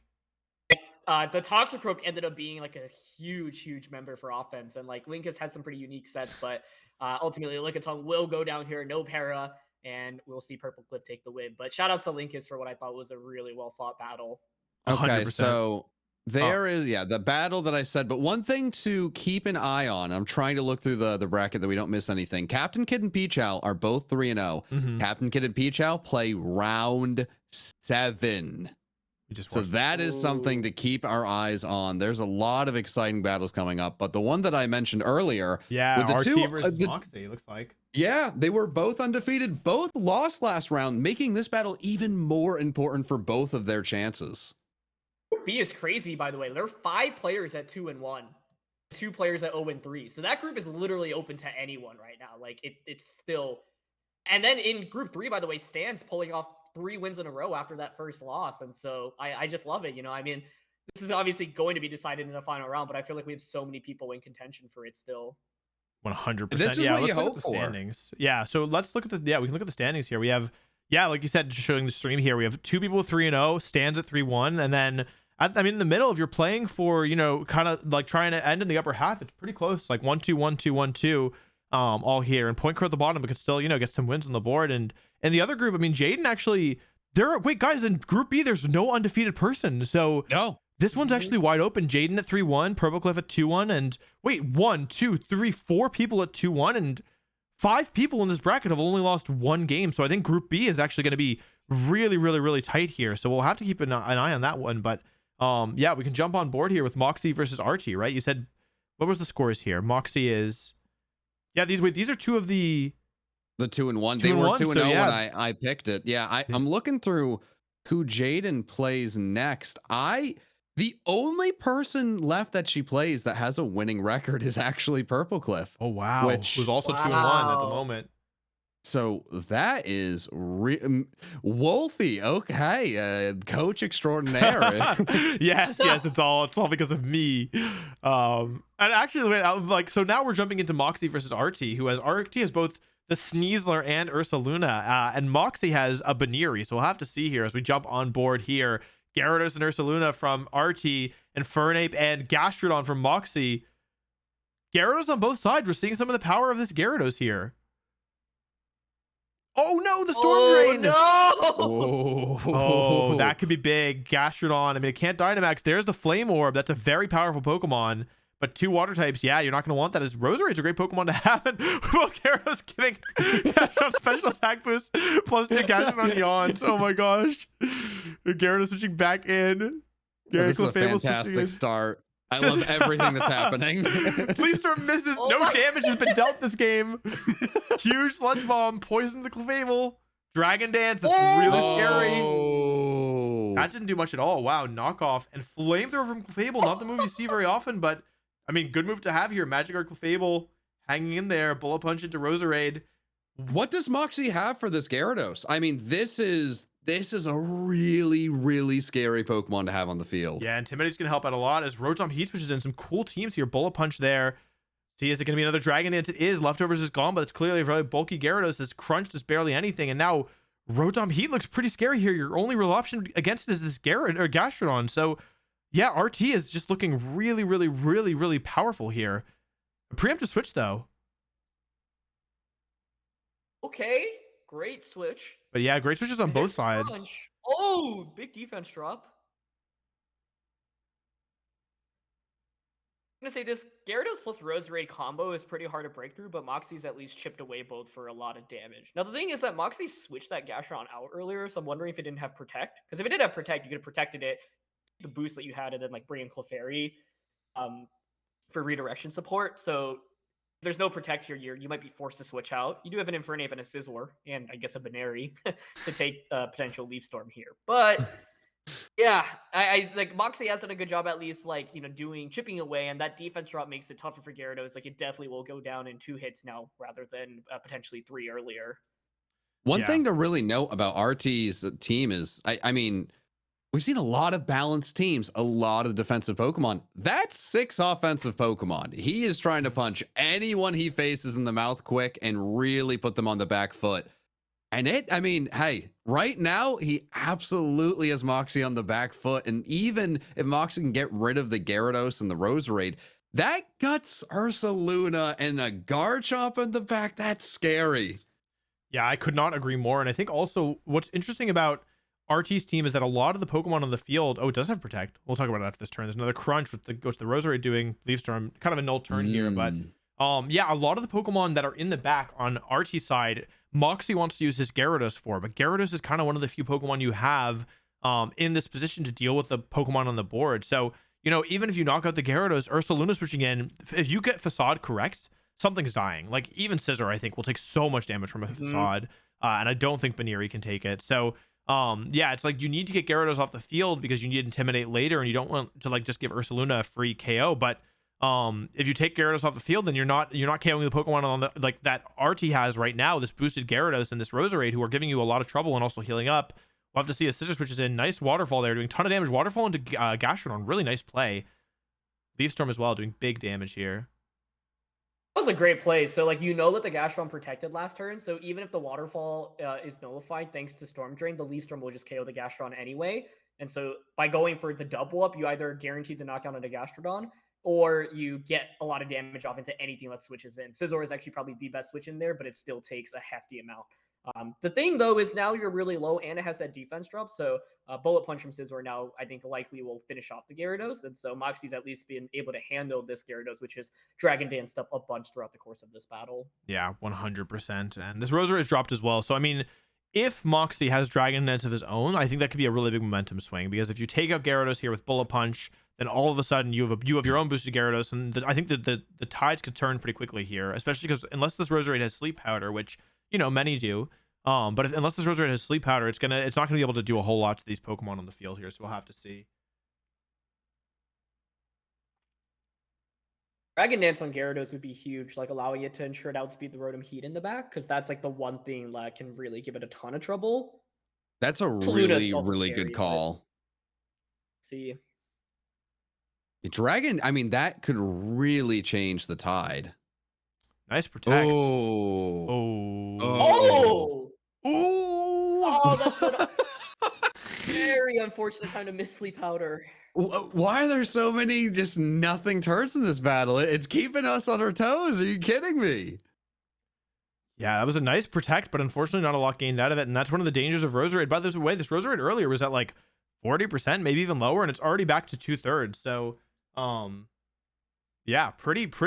We're seeing the power of Black Sludge and seeing some of the benefit of using a slower paced, or like making the battle go at a slower pace because of how much offense there is, and forcing your opponent to play defensively. I think if Sleep Powder connects here, it would put RT just so far ahead. And actually, I love the switch here, especially based on the last move. There's no reason to let your Intimidate go down for no reason. You can safely switch into a double up. And Sludge Bomb comes out. I mean, it's not bad damage at all, and you're healing up even more. And once again, Rotom threatening both Pokemon pretty significantly here. Sleep Powder into like Gyarados slot would have been nasty if like if you connect on it, because then it's like the one thing that can really threaten your Rotom is now, you know, completely useless for at least a turn. But either way, like you mentioned, like Moxie not gaining very much out of the last 2 turns, and partially because of his like aggressiveness and doubling up with the Bullet Punch and Ice Fang combo specifically, but team making the exact right play turn after turn to lose a lot of momentum from Moxie's end. Now the thing is, like, he gets the Rotom out. I'm mainly curious how both trainers have trained the Rotom and the Gyarados. Like, I would expect Rotom to be faster here, but if he doesn't have like any speed investment and Gyarados is max speed, and you just one-shot the Rotom with a waterfall, that could be bad news. Yeah, but I think what's interesting here is that the offensive combination of Rotom and Roserade threatens a KO on every Pokemon on this team. 3 switches and Sleep Powder into the Gyarados. So I actually don't know how bad that is for Moxie, because at least you got your Infernape in somewhat safely. Yeah, and it's not like the Gyarados can. Have we seen all the moves in this Gyarados? He can protect, Ice Fang, Waterfall, Dragon Dance. So I mean, honestly, you can use fire moves into the Roserade here, and you're not actually under that much pressure, right? The Gyarados can at best Dragon Dance, which you can finish off later, or, you know, and even after then, it can only Ice Fang you. So I actually think that even though Gyarados' full moveset? Yeah, we have. It's Waterfall, Dragon Dance, Ice Fang, and Protect. Yeah. So I think that actually, even though it looks like a bad turn for Moxie, I actually think that, like, it's obviously not good, but I think it actually gives them finally some offensive momentum after a game where they've really been struggling to get some.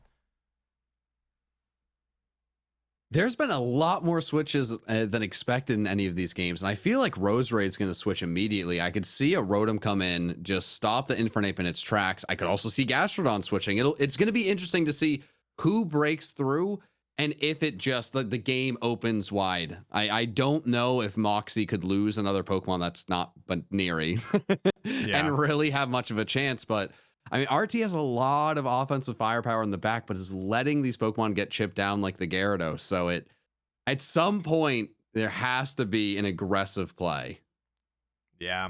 Not this turn, though. Gyarados switching out for Sneasler as Roserade protects. But a close combat into the Sneasler. 68%. I don't know anything about Sneasler, but based on this interaction, I don't think it's very good. It is faster. We've talked about the name enough times. I'm all out on anything named the Sneasler. Are you kidding me? I imagine it gets fake out because I think Sneasel gets it as an egg move. So it's probably fast too, right? If I know anything about them. It looks like it's faster than Infernape. It looks like it's actually maybe similar to Weavile's base speed. So yeah, I mean, once again, it just feels like the pendulum is just swinging back and forth, you know, with the offense here. But Sneasler looks pretty scary here because you're only switching to it as Gyarados and at least into a fighting move, and you know, like, Gyarados doesn't really want to fall asleep, and it really doesn't want to take too much more damage, or else it's going to be I think actually in a bad spot, and especially because the Sneasler has Poison Touch. It looks like it didn't activate pressure when it switched in, so might be the end of the Baneri here. Oh, never mind, that's fake out. Leaves Storm into the Gastrodon and just takes it out. Yeah, even with that special attack drop. -2. Yeah, that's gonna be really bad, I think. Wolf, I just keep thinking about how earlier you were talking about how Roserade is at 40%, and now it's literally almost at full health. I know. Like, it's just sat here for forever. Protect, and yeah, I mean, I have to watch it back, but it's been on the field, I think, since turn. I think it switched in turn 2, and I don't think it's left the field since then, and just hanging out and healing back up. I mean, that's really the story of this battle at this point. You know, At one point, things were looking pretty solid for Moxie, but he just has not been able to get rid of that Rose Raid. Way too focused on trying to finish off, I think, the Gyarados. That might be the singles player in him kind of rearing its ugly head, where get way too tunnel vision on one Pokemon, where you really need to make sure that you're dealing with both Pokemon, or at least, thinking about the fact that any of the two Pokemon can go for Protect, and if you put all of your eggs in one basket, it may really, come back to bite you. 100%. Yeah. Sorry, I looked away for a second. We can go back to the last turn. Is in. No, we already saw that. Oh yeah, sorry. I just wanted to go back. I wasn't sure if anything happened since then. Oh, you're good. And then Infernape comes in. Oh, sorry. I didn't realize there wasn't another turn. That's my bad. You are all good. I'm trying to curious about update the Baneri bracket. moveset. Like, it's just not a very good Pokemon. I know Moxie's sticking to the shiny Baneri that he caught in game, and so definitely got to respect that. But this Roserade, I think, has been the MVP for me in this matchup. Being able to knock out Gastrodon, which is one of the more annoying Pokemon, and also being able to heal the way back up with Black Sludge while also putting things to sleep. Like, the combination of that's just really impressive. And normally Roserade's considered a really frail Pokemon. Doesn't stick out on the field for more than a turn. And okay, Oh my gosh. close combat almost KOs Infernape. It doesn't quite get the knockout. Infernape will retaliate back and get a knockout in return. Not a bad turn. I mean, you finally picked up a KO, and Roserade's in range of Infernape, and so is Gyarados. So, and if you bring in Ursaluna here, it might also be in range of Infernape. So, I mean, yeah, I think this Brinieri, the issue here is that it risks having Licky Tongue Syndrome, right? Where it just sits there doing nothing, but we'll have to see. He has won 2 games, and he has the Baneri on the team. So there could be something, up with the Baneri we're not expecting. Obviously, I don't have the highest expectations for it, but going 2-1 with one of your 5 or 6 Pokemon being a Baneri, that's nothing to, to scoff at. Absolutely, yeah. And I mean, it is shiny, so maybe it has some tricks up its sleeve. Who can say for sure? Garchomp's looking mighty nice right now, though. Like, just Earthquake itself is nice. So Moxie may consider switching to Gyarados, but brings in the Scizor instead, which isn't really going to take EQ super well here. Oh. Critical hit onto the poor Baneri means the end of its poor time here in this battle. And that leaves Moxie to his final 2. And what makes this even tougher, in addition to the low HPs already, is that you can just switch into Gyarados. And RT did such a good job conserving this Gyarados for late game Intimidates. And it's going to have so much value here, where I actually don't really see a great path to victory for Moxie at this point, thanks to 1, the low HP bars, and 2, the ability to get even 1 Intimidate off. Yeah, I think that's actually a really advanced battling skill, and I'm really impressed. I'm impressed by RT's team. I'm impressed by his play. I'm really just overall really impressed here. And what's funny is that Infernape, it normally will carry Fake Out, but Garchomp can have the Rough Skin ability. And I think if this is Rough Skin Garchomp, like, there's almost nothing you can do, because just attacking into the Infernape ensures that if it attacks you, then it goes down because of Rough Skin, and otherwise it goes down because you attacked it. So yeah, I think it's going to be pretty tough here. I think Moxie has a cool team, but we just saw Archie really manage a really nice offensive core, and we're seeing kind of the power of, especially in the earlier generations, there was a lot of a theory around fire, water, grass, and how strong that was as a core. And this Gyarados plus Rotom plus Roserade really just did a phenomenal job as Garchomp finishes off the Infernape. And I don't think there will be anything left to do here that Moxie can do here, as Rough Skin, does confirm this now 4 versus 1, excuse me. I think one thing that was tricky for Moxie in this game was, like, you saw him have a pretty good position, but then he had 2 back-to-back turns where he basically got nothing off. And RT, the turns I'm talking about were when Moxie doubled up into the Gyarados at like 4% and Gyarados protected. In that opportunity, Gyarados could have just clicked Ice Fang into the Roserade to, if not KO it, at least put it in KO range from like a Bullet Punch, and maybe just outright knock it out, right? So that was a wasted turn. And then the Rotom Heat switch in for RT, also so masterfully done. So Moxie essentially had 2 dead turns in this game during what I thought was a pretty pivotal point of the battle. 100%. Yeah, I think that's great analysis. Let me just quickly update the scores. So we can take a look at the bracket now. Let's see. There's one more that I need to update, and it is, who are we just watching? Moxie versus Archie. Cool. So Archie wins. Cool. So let's take a look at, I guess the round isn't over yet, but we can kind of take a quick look at Group A, as Captain Kid is 5-0 at this point. And Jan is still going on. You guys want to jump into Pokemon Challenges game here? Absolutely. The one game to wait on a little bit is, if Purple Cliff can win and he's 3-1, then him and Jaden would both be 3-1 with a battle. I think RT and Jaden already played. In Group B, It's really gonna come down to the wire. I mean, Group A, we're on a crash course between Peachal and Captain Kidd. So this is, it's exciting to see some of these people emerge. Group B is exciting, but also nerve-wracking. Each one of these battles so important. 100%. Yeah, I really love how this is playing out. It feels tense. It feels like yeah, like the teams are all competitive. People are really being self-expressive. And if we look at this matchup here, I mean, well, this is a huge matchup. Peachal versus Stans. I didn't even realize it was these two. Good call. This is a match to look at because we saw Stans' only loss, right? Yeah, to Captain Kidd. So if Stans beats Peachal here and then Peachal beats Kidd, we'd have a 3-way deadlock, I think. That sounds very exciting and also kind of complicated. Yeah, I hope that the tiebreakers can handle it. Because I was like, oh, we'll just do head to head, but I didn't consider a 3-way tie. So we will have to figure that out if it happens. But we're jumping into the match here, and it's two Trick Room teams going up against one another. What we talked about so much in the pregame, we haven't really experienced that in a big way. But considering both of these guys have done so well, this is the match that it will really rear its ugly head. By the way, did you notice the Dusclops frisking the items? It's Assault Vest and Light Clay. Oh. Ooh. Those are unusual items, not what I normally would expect here. Good call, Aaron. Yeah. Also, like, I think this shows you the value of Dusclops, right? In a best of one, where you don't know any of your opponent's Pokemon or items, like, Dusclops is a bulky Pokemon. It can stay on the field for a long time. Oh, okay. Thunder Punch into the Rhyperior. Not really going to be able to do too much. But, of course, a good switch by Pokemon Challenges there to switch out the Octillery, bring Rhyperior in. And now, what's funny is both teams have Dusclops press Rhyperior, but Pokemon Challenges has gotten his in first. You can just go for the Bulldoze into, like, an Earthquake. But the thing for Stans' Pokemon is that they're actually really bulky, so I think both should actually survive a +2 Earthquake. And I think we've seen Stans' Dusclops actually carry that Will-O-Wisp, and so you can just burn the Rhyperior and neutralize it immediately. Yeah, exactly. So it's like, I mean, I really like that play from Jan because, oh no, that is a huge miss. Oh no, and there's Aaron. What do you think about that one? I'm That's not great, that's for sure. Oh wow. Oh my gosh. Devastating. That is a huge miss. Obviously counting on Will-O-Wisp to lower the offensive potential of that Rhyperior, and just, I mean, that's just the issue with 85% accurate moves. It's not over for sure, but that's a really rough turn, and with Reflect being up as well, it's just getting more and more difficult, I think, for I say in the grand scheme of things, like, well, first of all, interesting play by Pokemon Challenges there to not self-activate the policy, right? Instead, just going for the body press, recognizing, hey, this is super effective against Snorlax.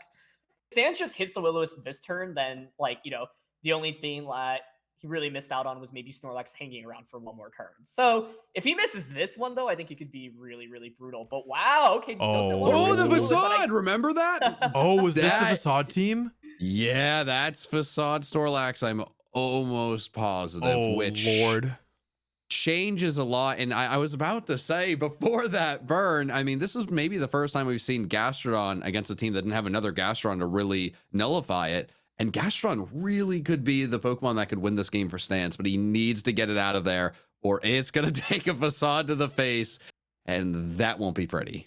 Yeah, one thing that I think is really interesting is how good, like in a lot of these matchups we've seen, how good Jan's Octillery looks. Like, Gastrodon does really, really well against a lot of these Pokemon, but like Stans doesn't really have any quick ways of removing Octillery, especially with 8 turns of Reflect and Light Screen. So honestly, I think the real challenge here is, can Stans slow down the pace of the battle, and can he start like getting rid of this Bronzong so that he can take it out before the second set of Light Screen goes, or the second set of screens goes up? Because I think if Jan gets 2 sets of Reflect and Light Screen up, I think it's going to be almost impossible to come back from. The dual screens Light Clay Bronzong variant's really cool, and I think it's something that I would have never like prepared for or expected. And it's so smart with a team like Jan, because his team is already bulky as is, right? Like, but there's so much offensive potential, especially with the policy setup, and also like Body Press Bronzong in itself is actually just a pretty strong Pokemon. You don't really need any attack investment into it, right? And so you get the bulk. Nightshade from Dusclops going to be a nice move here. There is the Facade, and Rhyperior definitely a nice switch in.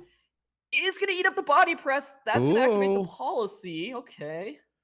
Yeah, you do take a lot of damage on Rhyperior, though, is the issue. Like, just, you know, taking half of your health there. I actually would have liked to see a Will-O-Wisp, I think, into the Bronzong, just to give you a little bit more of some bulk there. But Yeah, it's going to be interesting because like both these Pokemon are so bulky, and especially with the screens up, I actually don't think Rhyperior can pick up a KO on either of these Pokemon. With Fire Punch, probably, but with some Nightshade help. But yeah, I think this is one of the intricacies, right? Which is these players might not know who is faster and who's slower when it comes to their Trick Room matchup. And leaving Rhyperior open here, I don't know if that's the right call here. 34% body press is going to be enough. It barely hangs on, and Heat Crash actually. Ooh, okay. Oh, that did nothing. What the heck? That was not strong. Oh. But I mean, Rhyperior hanging on there is a big deal because now it can get another Rock Slide off, which but Rock Slide and Nightshade will finish off the Bronzong, do even more damage to the Snorlax. And yeah, I mean, you're still losing Pokemon here, but you at least are catching up a little bit, you know? You And the need to timing get of it rid of the works well, too. screeners. Hmm. I was The gonna say timing you- works well yeah, because like sorry. Trick Room just got. Oh no, my bad. Trick Room just like ended, right? And so like the Rhyperior now is actually the fastest thing. But I think like what you're about to say, John. Yeah, the screens are just such a big issue.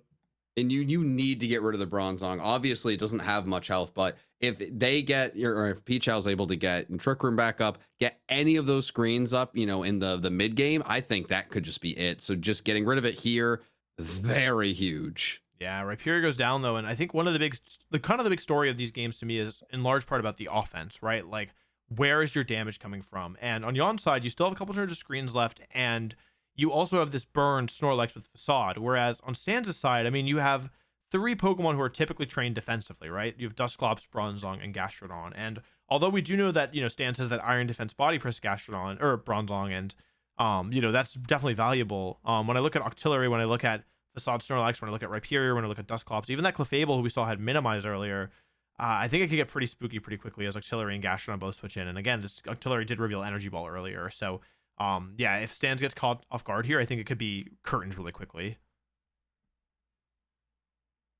Octillery, a really interesting Pokemon with just a moveset you wouldn't expect by looking at just a regular looking octopus. But this thing under Trick Room, I mean, hey, it's one of the ones you brought against me. It's something that you thought was worth bringing. And every single match, like you said, it's been an absolute threat. Just the coverage really good. I mean, it's got a fire move, right? For Scizor and Bronzong. I mean, right now, that is the threat. I think the question here is going to be, can Dusclops, it's going to be on Dusclops, I think it has to Nightshade, and then finish with something else. And so can Stan slow the pace down enough that that's going to be possible, I think is the big question.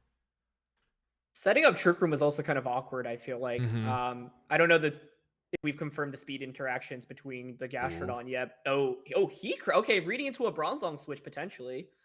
Yeah, but that Energy Ball, oh gosh. I love that play by Pokemon Challenges actually, because that covers for everything. Like if you switch into either Scizor or the Bronzong, they just take a Heat Crash. Although I guess like if Stan's brought his Bronzong in, I guess Heat Crash actually doesn't even do that much to it. But losing Gastrodon is a really pivotal member, especially because now like Stan's 2 of his Pokemon are Dusclops and Bronzong, and those aren't meant to be like huge hitters. Now you do have like Nightshade and Body Press, so it actually could be okay.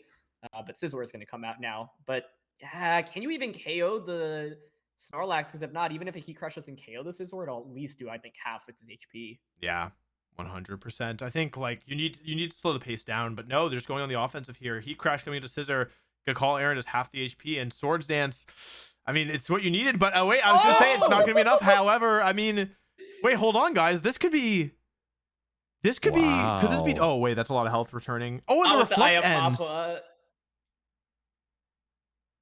I think if the Snorlax didn't have a berry here, like actually see a path. Now, do we know Stanza's Dusclops' moves? We've only seen 3 of them. We don't know what the last one is. Oh, it should be Bulldoze though, right? To activate the policy. Probably, yeah. I was gonna say, if you had something like Ally Switch, oh man, something cheeky could come out right now. I think I was curious if Octillery could have KO'd Scizor there with just like a Scald rather than a Fire Blast. But you know, the miss keeping Stans in for the game for a little bit longer. Swords Dance a nice play as well. But the problem right now is you're still not going to KO the Snorlax, especially because of that berry that it had. So, you know, worked out perfectly where it was in range for the berry after the burn. And now you still have to worry about another Heat Crash. Bullet Punch almost gets the KO, and that's because it has Life Orb. Not enough, though. Both Pokemon were survived, so Heat Crash will get the knockout onto Scizor, which felt like such a pivotal offensive tool in this matchup.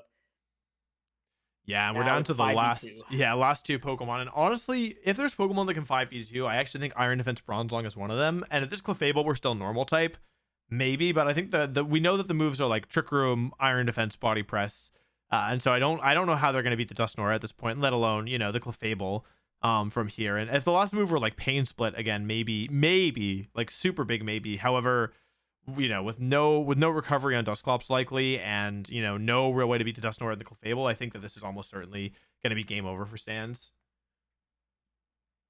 It is so interesting. It comes down to just a little bit of HP on those two Pokemon, but really Octillery, you really have to have a lot of knowledge of competitive Pokemon to have any idea what Octillery does. I mean, that's going to catch a lot of players off guard, and it really feels like Stans did not know what to expect. I mean, the Energy Ball, Fire Blast, the coverage is really, really weird from a Pokemon you often overlook. I mean, when was the last time Pokemon did anything to give Octillery even a little bit of love, right? I mean, it's just a Pokemon that's been kind of forgotten about. Yeah, I mean, since they gave it Moody in Gen 5, and then it was like, okay, we'll never see you again.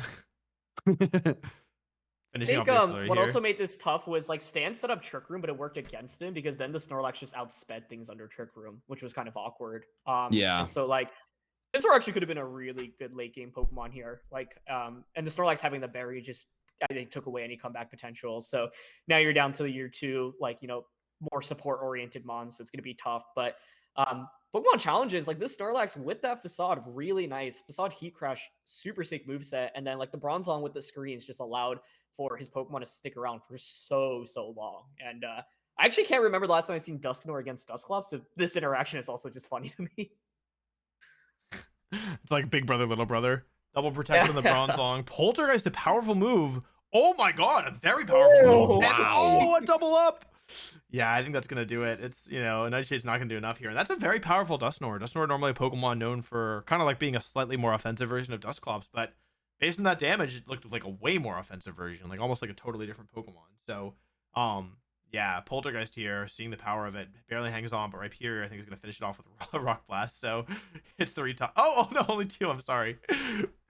I think this is probably curtains for Stan. So, we'll wait for the last turn here, but I think I something about my having played Pokemon for so long, I think this one's probably over. I will say, I think what's interesting is before we were getting into it, I know John stepped away for a second, but we were talking about how are players going to go up against each other when they both have Trick Room? Because actually, the top 3 players in this pool, Captain Kid, Pokemon Challenges, and Stans. Well, Stans now drops tied to 3rd with Hopcat, but they all have Trick Room oriented teams. It's very similar. Set up Trick Room with Bronzong. There's a Rhyperior, Gastrodon. And so I think like the unfamiliarity, like speed tiers are already tough, even if you played a lot of Pokemon. If you have no idea about it going into it, it can be really tricky, right? And so knowing when to set up Trick Room and when you can like leverage not setting up Trick Room is really valuable. And in this game, like I think Stan's maybe just not super familiar with it, but totally understandable. And it was a really fun fight to watch. And I love seeing Pokemon like Octillery and Dusknoir succeed because those are historically not very good mons.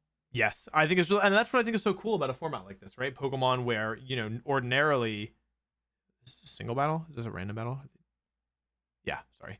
Pokemon which ordinarily, wouldn't necessarily have a chance to shine in something like in a format like this, like they actually can be really good. So, why don't we take a look at this is the crucial game. So let's set the scene a little bit here. Let's take a look here at what we're working at. So if we look at the standings in Group B, you can see that in first place is Archie.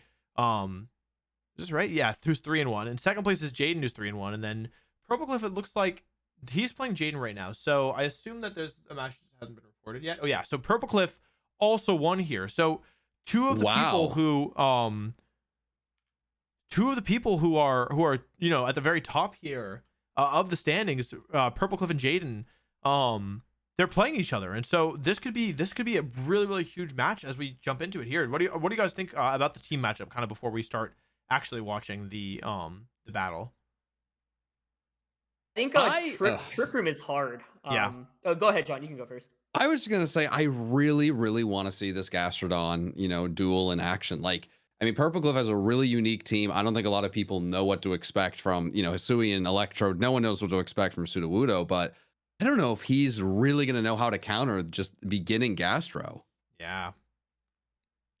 What about you, I was Aaron? going to say, I feel like Purplecliff's team is like pretty frail between the Sudowoodo, or not the Sudowoodo, the Electrode and the Mismagius. And so if Jaden can get Trick Room up, I feel like it's very hard to deal with. But at least like Ghost is valuable as Jaden doesn't have any Ghost immunities or resistances. But I think, yeah, if Jaden just sets up Trick Room, it's going to be a tough time for Purple Cliff. I think I room voiced the wrong one. Let me just fix that. I don't know how to demote, but whatever. It's fine. We'll leave the room after this. Okay, so we're jumping in here. An Electrode. Yeah, I think Electrode is kind of a big deal. We see pressure on the Dusclops. Might be a mistake there. Taunt from the Electrode. I didn't consider Taunt Electrode. Now this Clefairy's kind of a sitting duck, huh? Gastrodon switching in here. Is it going to go down here? Rain Dance happens. Oh, Rain Dance! Rain Dance, Dusclops, Taunt.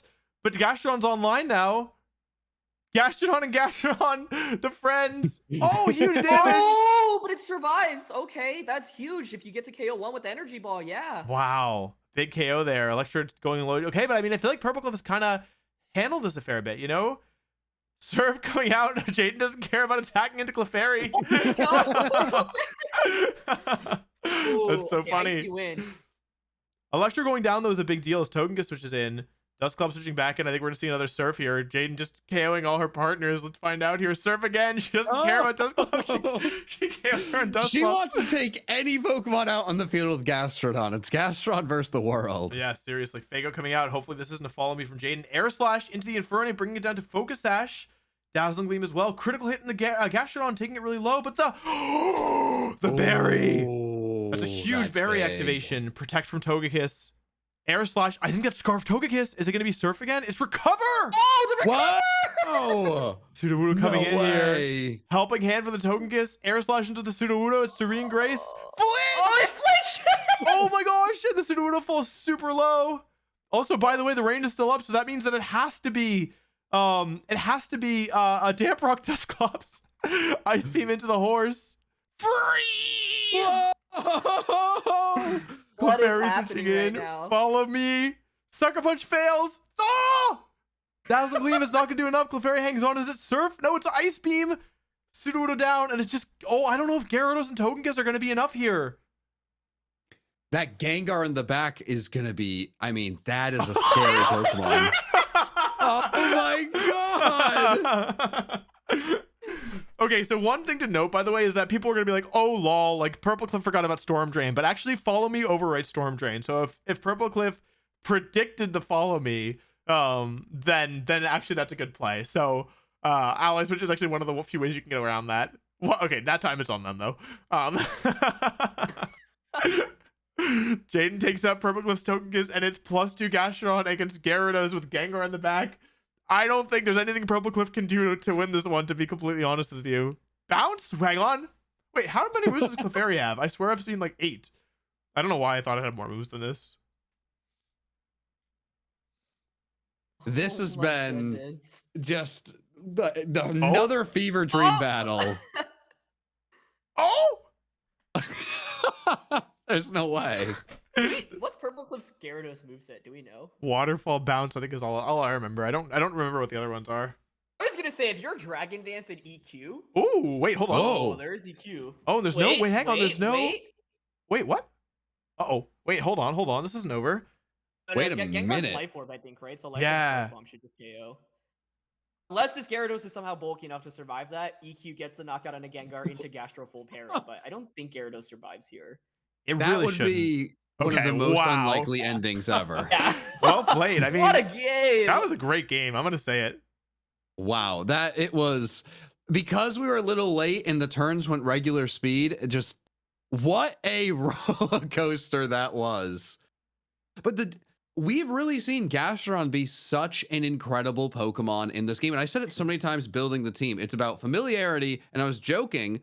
If your favorite Pokemon is really good, that's going to be pretty great for you. Right now, Jaden looks like she could win Group B off of the backs of her favorite Pokemon because she's got 2 of them. I mean, it's really fun. That's what you love to see in something like this. By the way, if we look at the bracket here, Captain Kid 6-0, Pokemon Challenges 5-0, and so we can't miss that battle. We cannot. So what's going to be interesting here is that it's all for round 7 is going to determine it all for who moves on, because even if Pokemon Challenges loses here and becomes 5-1, if he then wins, I think the first tiebreaker is head to head. So it like this match doesn't even Jan's current match doesn't even matter. It all depends on if who wins between Pokemon challenges and Captain Kid. That's gonna totally determine it. And we haven't seen too much of Candy Eevee. Why don't we check out her team here? Oh, it doesn't look like they're playing right now. Or I missed it. You do that. I'm going to be looking for that battle over and over again because that's an exciting one. Yeah. Well, actually, looking at, I'd said it earlier, Jaden against Purplecliff was such a big deal because I don't think Jaden plays another person with a winning record for the rest of the tourney. So it's interesting. So Jaden, who did Jaden lose to? Jaden lost to RT. So if they both went out, then RT would advance because of tiebreaker rules. However, RT still has to play against. Has RT played against Purplecliff? He has. Okay, so it all comes down to if RT plays against Linkus, RT plays against Failboat, and then against Nogla as well. So yeah, Jaden is basically, this is gonna both ones are gonna be pretty close, is my kind of intuition here. But we'll have to wait and see. Let's see. I think we should watch some Group B matches because they're a little bit further behind. So we have Moxie versus Failboat. I don't think we've seen Nogla yet, have we? I don't think so. Cool. So they have a pretty solid team. You wanna give a look at this one, I guess? Ray versus Nogla. Of course. Cool. Chatot. There's the Walrein. Oh, there is the Walrein. Yeah, Gyarados the score against Chatot and Raichu. Goodbye, Gyarados. Oh, bye, Gyarados. Thanks for playing. Thanks for playing. Bye, Raichu. Nope. Raichu. Oh, and actually our first Tailwind. Tailwind. I love that. I really like that. Tailwind is super strong. Oh, Bronzong's so nice here, though. Wow, huge icicle this crash. is just a heavyweight fight right now. Back and forth. By the way, I did just get news, by the way, that Yon beat both Stans and Hopcat. So I think that means that they're both undefeated, and it'll all come down to this last match. Wow. That's so hype. Both screens going up. Walrein doing a lot of damage, but taking a lot in return. Another Ancient Power here. I don't think we've seen a boost yet in this Token Kiss, which is a little unlucky. Rock Slide coming out. We'll have to see. A Trick Room could be a big deal here. Is it going to be a Trick Room? Nope, it's going to be a flinch. Welcome to VGC. The thing Sorry, that's buddy. awkward is even if Trick Room went up, like Tailwind would have expired, which is so weird. Yeah. Oh, right. Yeah. You really want maybe Gyro Ball? Oh my God. Yeah. That's not even a 2-hit KO. Wow. Oh, unfortunate. Oh, no! Type change hacks. Can't blame them for that one. It's part of it. Like, type changes are really hard to keep track of. Toxic into the Bronzong. It's looking pretty tough here, I think. I don't know if there's enough gas left in the tank, especially with Infernape in the back. The both screens, I mean, they make it a bit easier for sure. Let me just report those scores really quick. So, Yon beat Pokemon challenges. And then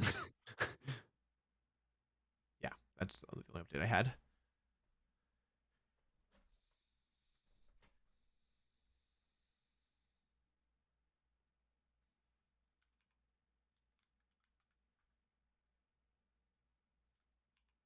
I'm just the anticipation for that undefeated battle. I just keep looking for it. I can't believe it's coming down to that. That is such an exciting thing. Final match too. What are the chances? Like, come on, you can't even script something like that. Yeah, seriously. I mean, yeah, the two undefeated players in the whole tournament, not even in their bracket, but in the whole tournament, would play in the finals. I think that's pretty hype. Earthquake picking up the Walrein here. We'll have to see. Gyro will take out the Mamoswine, but unfortunately, yeah, wrong target. Nice protect there, and screens are running out here as well. Looking tough. I mean, Ray still got this Gastrodon in the back. I don't see how Bronzong Luxray can really effectively deal with it. And yeah. This was like both players just trading knockout for knockout, right? Like very few switches, just 4x super effective attacks onto something. Air Slash onto the Bronzong. Potential there. Oh, redirected. I don't think this will KO, but yeah, it's going to do a lot of damage. And Gyro Ball picks up a KO. So, I mean, there's three. I mean, it's technically 3 versus 2, but I kind of agree that. I mean, Chatot's pretty frail, and Infernape's pretty frail. I think the real thing is that we know that this Bronzong doesn't have Trick Room, and without speed control, I think it's just going to be so difficult to win. Gastrodon again, and then with the Jaden nickname, probably making it stronger at this point. Seriously. I just don't know how you take down the. I mean, maybe if you stall. Well, no, there's no way. Yeah, I don't have any Toxic. thoughts. Well, I was thinking that, but then we just have Infernape come out to kill the That's the Bronzong. issue. Nice focus hash, by the way, on the chat on it, getting some good activation. Toxic coming out here, and yeah, I mean, it's a 1v3. It's Bronzong against the world, but I don't think it's happening, folks. I really like Ray's team, though, honestly. Like, it's most of the Pokemon were ones that I expected to be strong, and then the Chatot actually really nice, especially with Tailwind support. I don't think we've seen that much Tailwind, mainly Trick Room in this tournament. And that's like a really cool way to just allow your Infernape, Mamoswine, and Togekiss to just outspeed everything at KO before they can move. 100%. So that's Ray defeating where's Nogla. Nogla, thank you. And big shout out to Nogla, by the way, because they stepped in. We had somebody drop out at the last second, and so really helping us out by filling in. So thank you to Nogla, because that was a real help. Definitely some last minute shenanigans going on.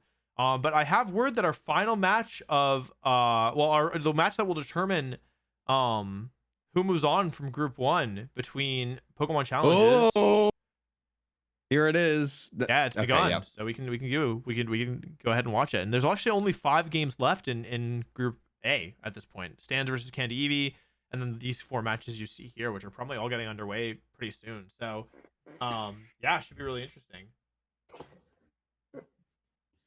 All right, here we go. Pokemon Challenges versus Captain Kid. Winner moves on. Both are undefeated up until this point, and their teams, as you can see, are quite similar as well, both featuring a Bronzong plus Rhyperior core. But actually, interestingly enough, the rest of the Pokemon are all different from each other. So I have been really impressed by Pokemon Challenges like Octillery. I think it's just put in a lot of work. That Bronzong with screens is a nightmare to break through, because it's like the only way you can really deny the screens is maybe like Rotom Heat just one-shotting with Overheat. What will be interesting in this matchup is like both players' knowledge of the speed tiers and like who's actually willing to set up Trick Room. Do either player click Trick Room at any point early on? And from Captain Kid's end, I think like Rotom Heat is a really good Pokemon because it checks that Bronzong. Otherwise, you're really going to struggle against it. And then Will-O-Wisp is valuable, but he's got to watch out for that Facade Snorlax. I don't know if he scouted Pokemon Challenges, but if not, that could be danger for him. Yeah, I agree. I actually think Abomasnow is really interesting here because there's kind of 3 sweepers in my opinion. There's the Heat Crash Snorlax, there's the Octillery with AV, and there's the Rhyperior. And the Octillery most likely has a fire move. So even though all 3 of those Pokemon could probably just delete Abomasnow, I think it's really interesting because Abomasnow also threatens a lot of damage on them. And a passive lead from Captain Kid as Jan goes with some of the more offensive Pokemon with that Dusknoir and Octillery here. So yeah, I think I favor the leads with Jan, but what do you all think? Well, I am wondering if the Octillery lead, it might not be a mistake, but that could be the key Pokemon. Because once that's gone, how does Pichel get rid of the Gastrodon, right? You want to keep that thing around. Oh, 1% survival! Oh my gosh. Defense boost, speed drop. Actually going for the Iron Defense route here. I mean, that makes sense, right? Jan's team, it's a lot of physical Pokemon. And that actually, the defense boost is kind of clutch here. I'm not going to lie to you. Like, being able to get a defense boost here is pretty massive. And unlike, the last time we saw Captain Kid's Iron Defense Bronzong, there was a Will-O-Wisp Dusclops to slow it down. But this time, yeah, there's nothing like that. And yeah, the only question is, how much damage is this Bronzong going to take from that Poltergeist? Because it's my intuition says it's probably still going to do a fair bit of damage. It's going to do a lot. That is a move that always surprises me. Big Fire Blast miss. Should have been Flamethrower. Oh, God. Speed boost. Special defense drop. Hold on. Abomasnow? Wait a minute. You know what's interesting is that there's no good switch into the combination of Energy Ball and Body Press. That's a combination that yeah, like ordinarily you'd like to switch Bronzong into, but +2 Bronzong taking, Hail Chip plus Energy Ball plus +2 Body Press. Rhyperior is actually going to be the switch in here, though. I don't like this personally. No, I don't either. Yeah, I think Abomasnow coming in there would have been really nice thanks to the speed boost, but with defense boost on Octillery, I don't think that there's much that Rhyperior is going to be able to do here, to be completely honest.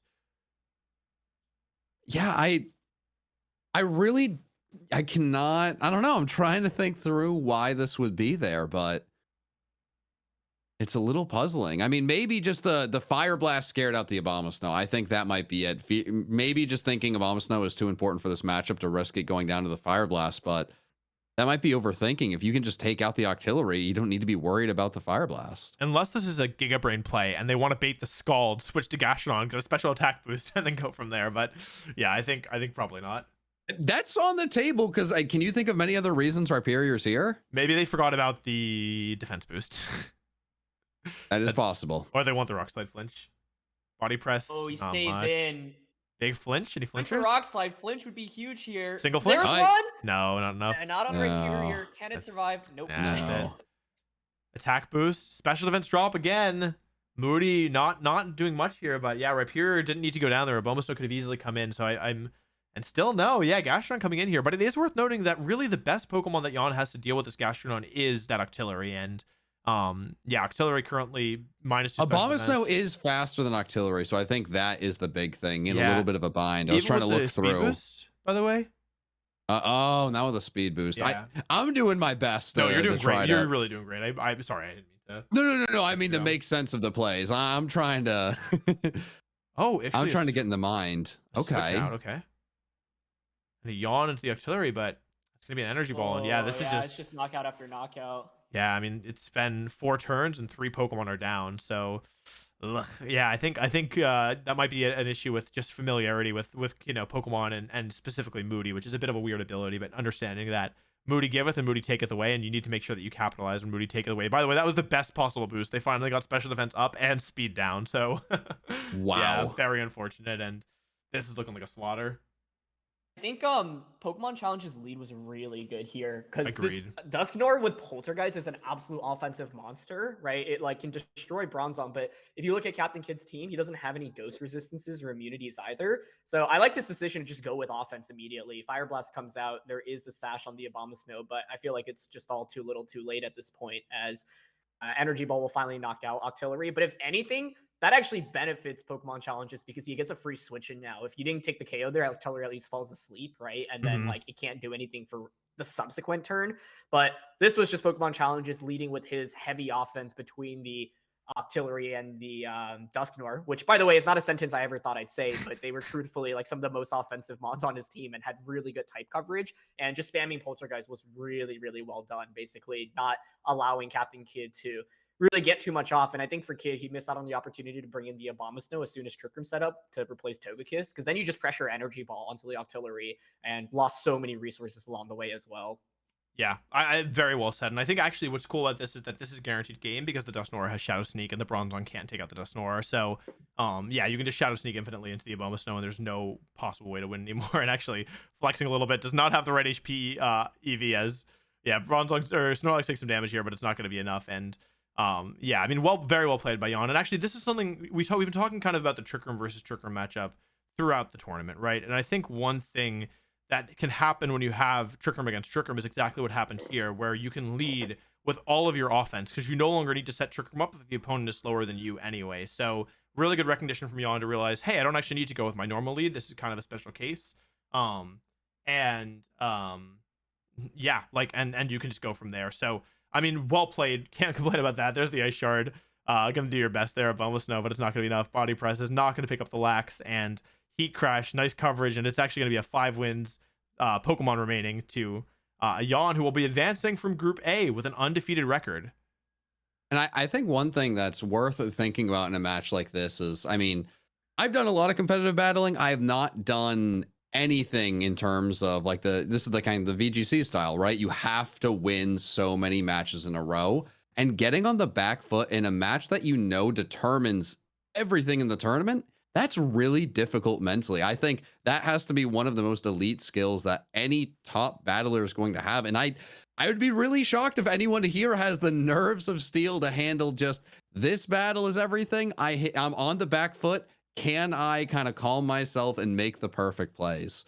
It's just one of those things that, I mean, watching either of you guys play, it's easy to take that for granted, but for the mere mortal, a little tougher to calm yourself in a situation like that. Yeah, no, I mean, I totally agree. Let's take a look here. We're jumping on Broid. We can kind of actively lead this game with Failboat, who I don't think we've actually seen Failboat's team, but they have Hisui and Zoroark, so I'm glad we're watching here.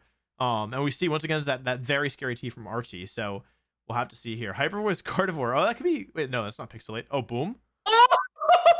Not enough damage, unfortunately. And Dragon's coming out. Oh, wait, was it? Is it? Ah, which is the real one? I all along. I think that must be. Oh, wait, how fast is Zoroark? Wait, Zoroark is faster than Gara at +1. What the heck? Oh, is it Scar? Wait, no, it's Sash. No, it's, yeah, what am I missing? Oh, man. Oh, what is happening? I don't know. Oh, wait, there's Chansey, too. I kind of forgot Chansey was in this game. Chansey, a very volatile Pokemon. Ice Shard coming out, not picking up the KO. That's clearly defensive. But I think Zoroark's going to get both here. I'm pretty sure. Archie Okay. could have KO'd the Zoroark, and then Gyarados could have just waterfall to finish it Yeah, off, so. 100%. Unless, no, it's not choice. I don't know what I'm saying. Yeah. What an offensive game. I mean, matching. I mean, RT's team is the most offensive we've seen, and to be able to match that, like move for move, is kind of insane. Well, I couldn't agree more. Sorry, I'm just upgrading the store here. But I think, oh, the egg The egg. special. Garchomp is a great Pokemon to have here. I will say, because like, what are you supposed to do against it? Unless this is like minimize Chansey, which there's no ways to minimize Chansey, right? But or just, I mean, you can just protect Earthquake, and go from there, right? And look at the Garchomp outspeeding everything except for Zoroark. I mean, it's pretty nice, in my opinion. Cool to see Zoroark though. I've been wondering where that Pokemon was because I thought it was one from Hisui that had, you know, the most competitive potential. I love the lead. The Zoroark explosion. That was so cool. There's the Protect, as you called. How much Hyper Hyper Voice. Voice does there? Ooh, not very much. There's Earthquake. But the egg doesn't take that much either. Takes that. Oh, Oh man, the egg. The egg. Egg champ. This turn's at least like interesting because you know you might have to self Earthquake yourself. We saw a Focus Sash around the Zoroark already, right? So it's like Yeah. EQ will just finish off Lucario. which Unless is it's tough. So, Shuka. like, It could be Shuka, right? that's true. And the other question I have is the Lucario moveset. Do you have an attack like can actually finish off like the Roserade? Something like an Ice Punch, for example? I was thinking Ice Punch. Yeah, that's within the realm of possibility. I mean, you know, you need to have coverage, and there's a few things to Ice Punch to be worried about in this game. Mhm. We're seeing probably the scariest one with Garchomp, of course. But you might not need that coverage with Mamoswine, so it might be something like a Fire Punch. Jaden also just Jaden wins again. So wait, Jaden beat Ray. Where's that? Here we go. Sorry. So Jaden's on her final match as well. Jumping back on board here. Yeah, I think a choice Scarf Lucario could be interesting here. And also, I mean, if there's a Pokemon that can 1v9, Chansey's typically thought of as one of them, but against Ursaluna, I think you need this Lucario. I think if Lucario goes down, yes, it's probably doomed. I love Failboat's team, by the way. It's so cool. Like, so many unusual offensive Pokemon that like are just working together really well. This is such a big turn. And I realize it's only turn 6 of the battle, but okay. Oh, crits! There's your Earthquake. It crits. I don't know if that really mattered. Would have Yeah. been on the bulk. Also outspeeds the Lucario, notably.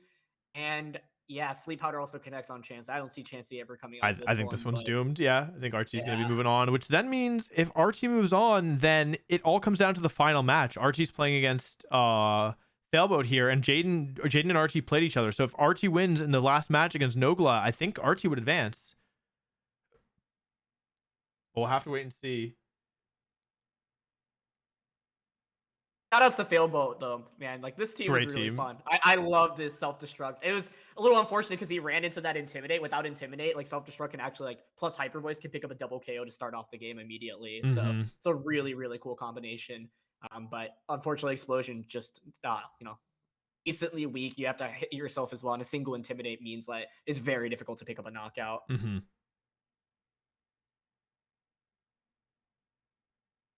Game over.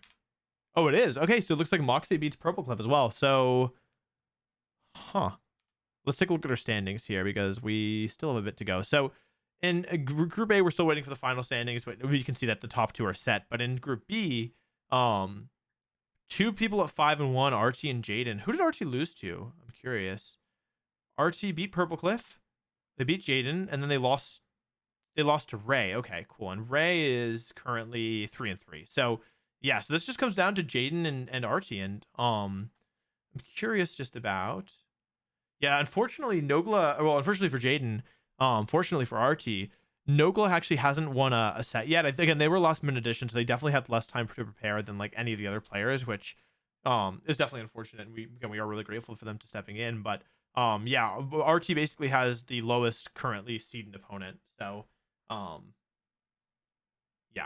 yeah. I mean, it really just shows how difficult, you know, a tournament like this can really be, where that one game, it makes all the difference. And there's just such an really incredible skill of being able, like the stamina to win so many games in a row, just knowing that one little misstep could be anything, like just the thing that knocks you out of it.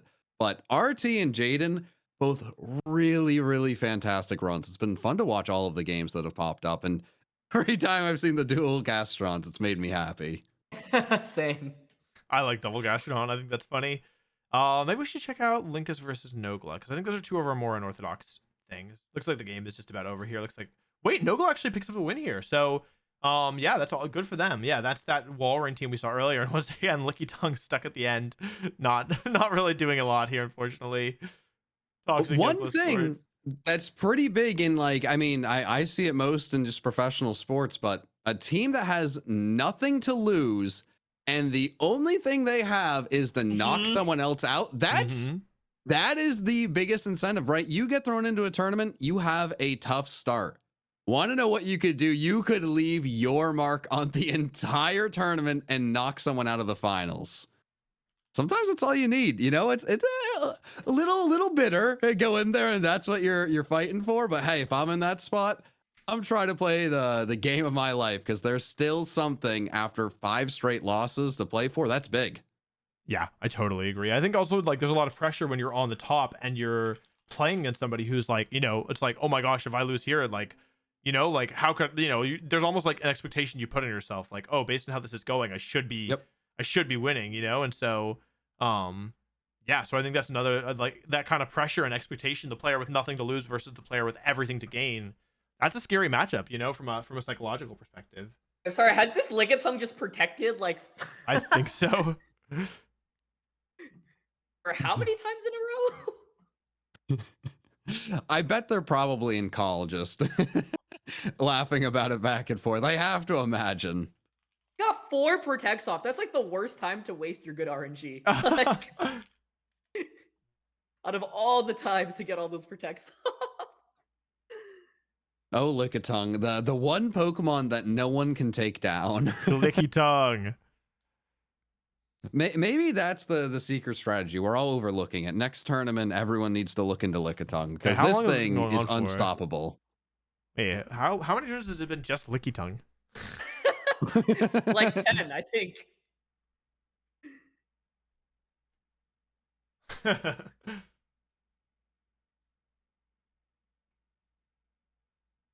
Oh my goodness. Okay, it's finally about to. It's over. It's finally over. Okay, how many matches do we have left? Not many. Let's take a look here. So Nogla actually picks up a win there against Linkus. So we have 4 matches in Group B and at most 2 in Group A. So 6 total matches in the plus the 2 plus the 2 out of 3 finals. Looking at the standings here, yeah, I mean it's also worth noting that Moxie is 4-2. So if both Jaden and RT lose, Moxie could still make it in. It's not impossible. It's not likely, but they're all playing different people, right? Moxie plays Ray, Jaden plays Linkus, and Nogla plays Archie. So I think the match to watch here is most likely to be Nogla and Archie. But let me just see. Yeah, I don't know what's going on with Candy Eevee. They're still playing. Oh, so Candy Eevee beats Point Crow. So that is Point Crow. Oh, that's the last match. They haven't started their next match, it looks like.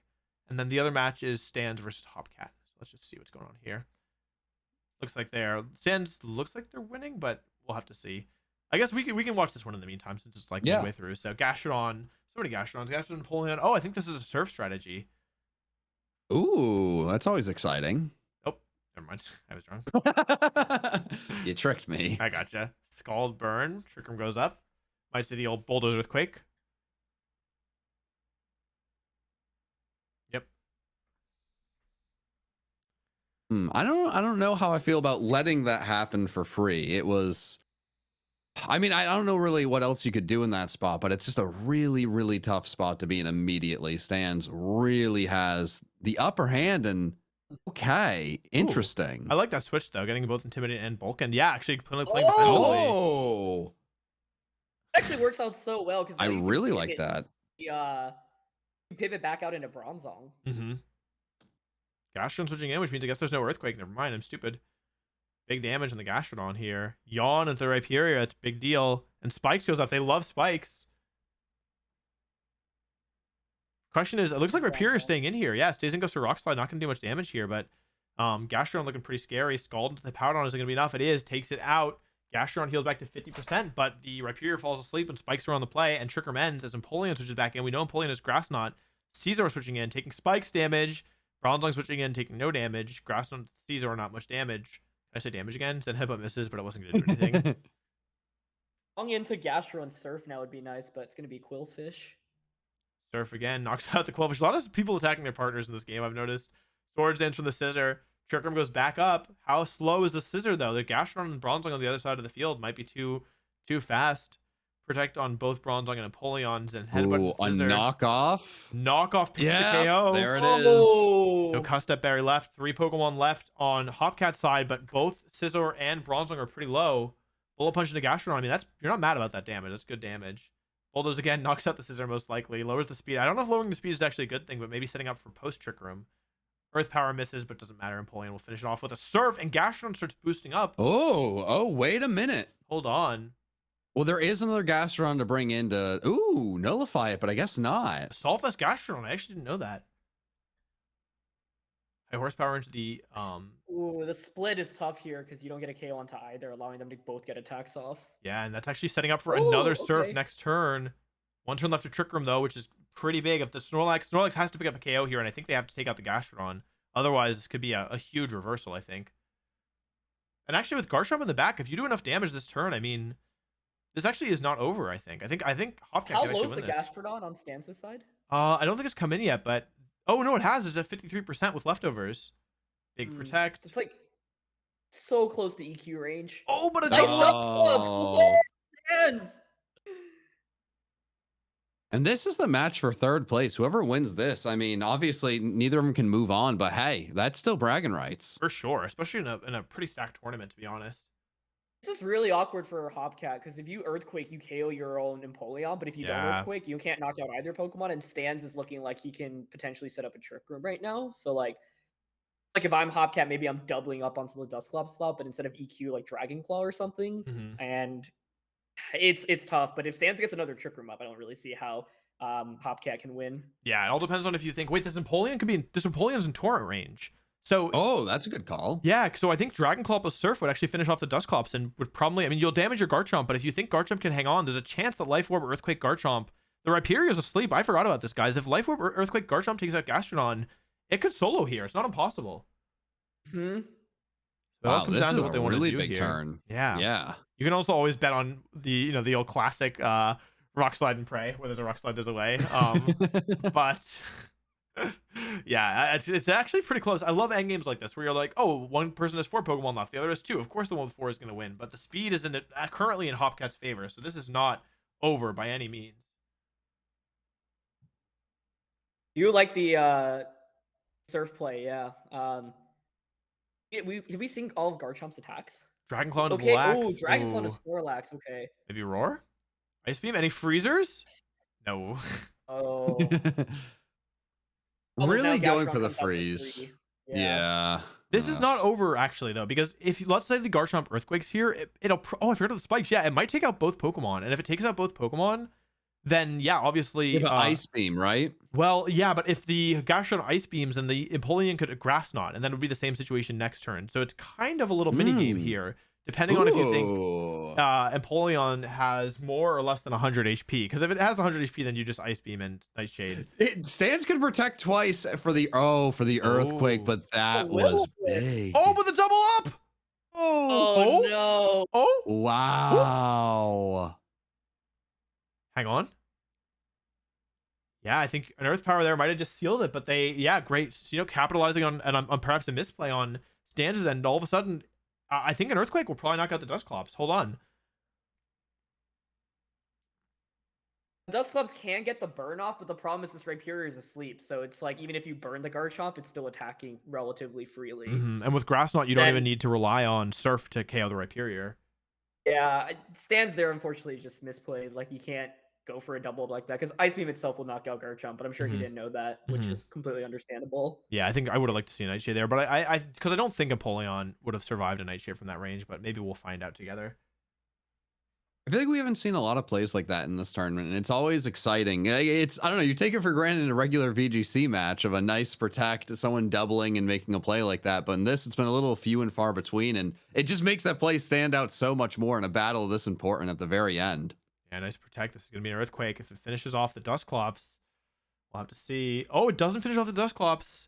Ooh, Rhyperior could wake up this turn, right? Yeah, it's now able to wake up. It's a 1 in 3 chance, but I don't know if there's enough. Even if it wakes up, even if Dusclops gets the burn down, I just don't know if there's enough gas left in the tank. I don't think so. I mean, honestly, at this point, you can click Surf and Earthquake, and I think there's nothing your opponent can do at that point. Like, You I have think the to, one out is Rock. I was gonna say Rockside Flinch, but the thing is, you can't KO Garchomp, and then Garchomp just protects on the last yeah, turn. and then so it's for him to end Earthquake. the game with Earthquake. Yeah.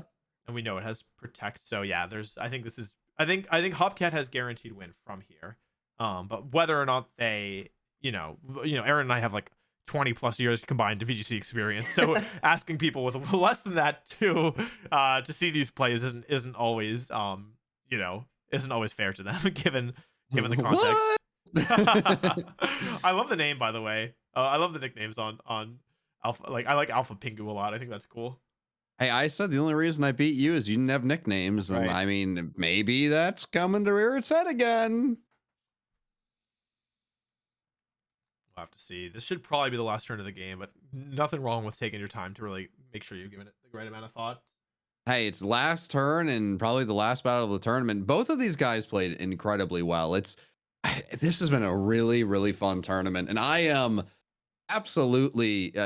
I get too invested in these things. I want everyone to move on. It's it's not the Really greatest do, I thing. know. You're watching this. It's tough watching, in Group B, two people with possibly the same record and only one moves on. It's one of those things of, man, if only there was a way to see both people move on, but you can't lose to the top person, right? Yeah, there's the Grass Knot taking out the Rhyperior here. Crit doesn't matter, and I think Dragon Claw or Earthquake will steal it, and Hopcat defeats Stands. Very well played, though. Really, really well played from both players. So, yeah, that's going to be leaning only Candy, Eevee, and Tears who are left in Group A. But I have word based on my connections down on the street that both Jaden and Archie's battles are going on right now. So, yeah, we'll have to see. I think Archie's the one to watch because if Archie wins, they guaranteed move on. So, we can go to the first turn here and go through this. If Jaden loses, that also means RT Exactly. Well, yeah. Unless Moxie also wins. Yes, right? yeah. If they both lose and Moxie wins, we go to 3-way.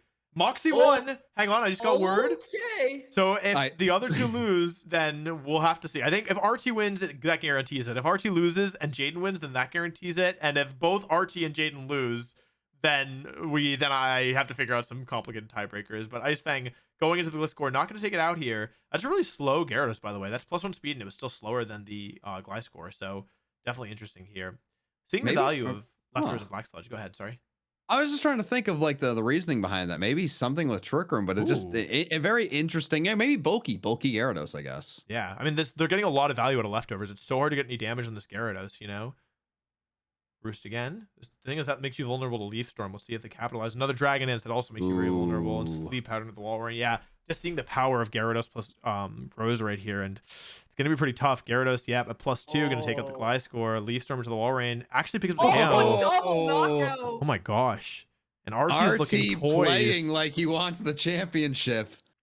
Something I think is really interesting, by the way, is that Group A had like all the Trick Room teams, whereas Group B really, really didn't. So, yeah, so it'll be interesting kind of to see. I would imagine that Archie hasn't had to play against that many Trick Room teams, but double up into Luxray. Luxray hangs on. Thunderfang somehow doesn't take out the Gyarados, huh? Bulky Gyarados. I guess you're seeing the value in that bulk. And Reflect sets up again. Garchomp switching in here, but Waterfall into the Bronzong at +1. Leaf Storm once again into the Garchomp. I mean, having two He's values. just getting so much free damage right now. Yeah. This Roserade really impressed me. Like I've never seen Roserade stick on the field for so long in any VGC match. Yeah, seriously. And this Gyarados too is just so bulky. Like that's like probably 150 base power Gyro Ball, and it just doesn't matter. Luxray coming back in here. Ice Fang. This Bronzong doesn't have sleep. Doesn't have Zen Head, but that was another one. Bronzong taking a nap, and yeah, you take out the Gyarados, but I do feel like this team just has so many threats, and by the time feels like most people are dealing with the Gyarados, then they're up, down 3-5. So Rose switching out here, Earthquake coming out, not doing anything. Unfortunately, Bronzong takes its second sleep turn here. Yep. And now you have burned Ursaluna. It's going to be very difficult to get through this because it has insane bulk. Truly insane Big bulk. Bertha, I am really excited to see that if he is able to move on to the final round. We have not seen a lot of this thing. It's not going to be easy to deal with. That thing is a monster. Yeah, could not agree more. I will say there is a chance if this is Dragon Dance Gyarados, if you get Dragon Dance and a Rock Slide, like a good Rock Slide turn here, or you catch your opponent playing defensively, there's no longer Intimidate on the other side of the field. So Gyarados with Ice Fang at +1 maybe takes the Roserade. It can KO the Rotom. It can KO the Ursaluna. If it has Ice Fang, it can deal with the Garchomp, which just means the long Sneasler. I don't think this is impossible at all. I actually think that this is still winnable, to be honest. If it's Dragon, it's Gyarados, which I don't remember if it is or not. Yeah, I feel like if you don't have Dragon Dance, there's no chance. But if you have it here, there is a decent opportunity, actually. Yeah, Dragon Claw, not going to do enough here. Let's see if it's Dragon Dance. Oh. Ah, unfortunate. Big damage. That did a ton, actually. I think the most damage we've seen this Roserade take. And yeah, Ursaluna goes down, but I think with no Dragon Dance, this is pretty much doomed against the Rotom, unless it's super, I don't know. Maybe if you never hit any moves from Roserade again, but I think Sludge Bombing is just safe at this point. I think the thing with RT's team is it's just like very strong Pokemon, right? Garchomp, Gyarados, Rotom Heat, like these are all super good offensively. And the Roserade is kind of like the thing that also connects all of it because it's really good support with Sleep Powder, and Leaf Storm covers a lot of the things that like the Pokemon like Gyarados and Garchomp like don't love going up against. And so it's this Roserade combo enabling these really strong sweepers to just get a lot of damage across the board. Yeah, I really love the team. It's like a kind of traditional bulky offense with a lot of emphasis on offense, and it's doing really well. So at most, we have 3 games left in the tournament. It's Candy Eevee versus Tirazu, Jaden versus Linkus, and Moxie versus Moxie actually beat you, Ray. So it's just Jaden and Jaden versus Linkus and Candy Eevee versus Tirazu. So let's go ahead and jump into Jaden's game here. If she wins, she will probably lose on tiebreakers unless I heard somebody in chat say that maybe Jaden and RT would agree to their own separate tiebreaker, which could change things. So we'll have to see here. Follow me coming out here. And our first time seeing Substitute in this Glalie. That's pretty terrifying, to be honest. Nice boost.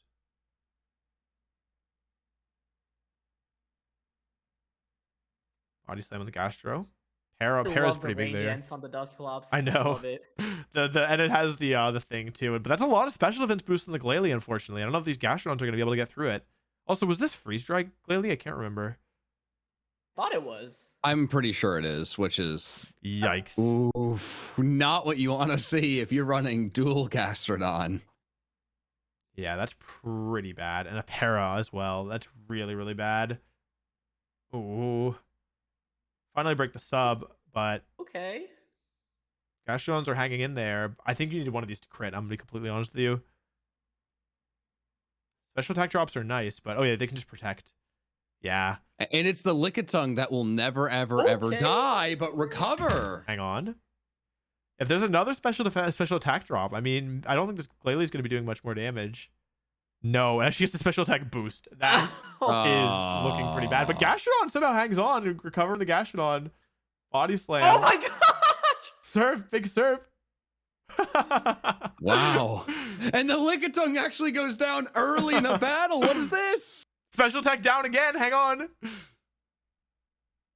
Gastrodon hangs in there. I think this is the berry one. Yep. Hold on. Oh my god. Wait, double serve. Okay, recover. But this Glalie's just having so much time. Double up on something. Plus 4 special defense. Oh my god. Or plus 6 special defense. Double up on ones. Thunder doesn't work on. That's a ground type. No! Earth power. Wait, that's some big damage. Any rain? No. Oh no. I think Gastrodon's reached the end of its life. I think it's finally time. That had a good life. Doubles on the other one. Okay. Calm mind. This is some scary Pokemon. Oh, wait a minute. That's not very much damage. Okay, what is Jaden going to bring in here? This is a be. really, really big turn. Oh! That's so huge. Wow. Wow, what a turn. Oh my god, what? I guess that's Scarf Togekiss, and it's just blowing through the opponent team. Oh my god! It's still alive, and it's all going to come down to Gastrodon and Magmar, but I don't think Magmar has enough in the tank. Togekiss finishes off Gastrodon. Does Magmar have Solar Beam? Wow. Focus Blast, not enough. Jaden, she makes what a comeback! She makes a crazy comeback against Freeze Dry Glalie with infinite special defense boost. One of the worst matchups you can have. Oh my gosh, and it's a tiebreaker, so yeah. You said, are we going by the tiebreaker you said? Are they deciding? This is pretty important.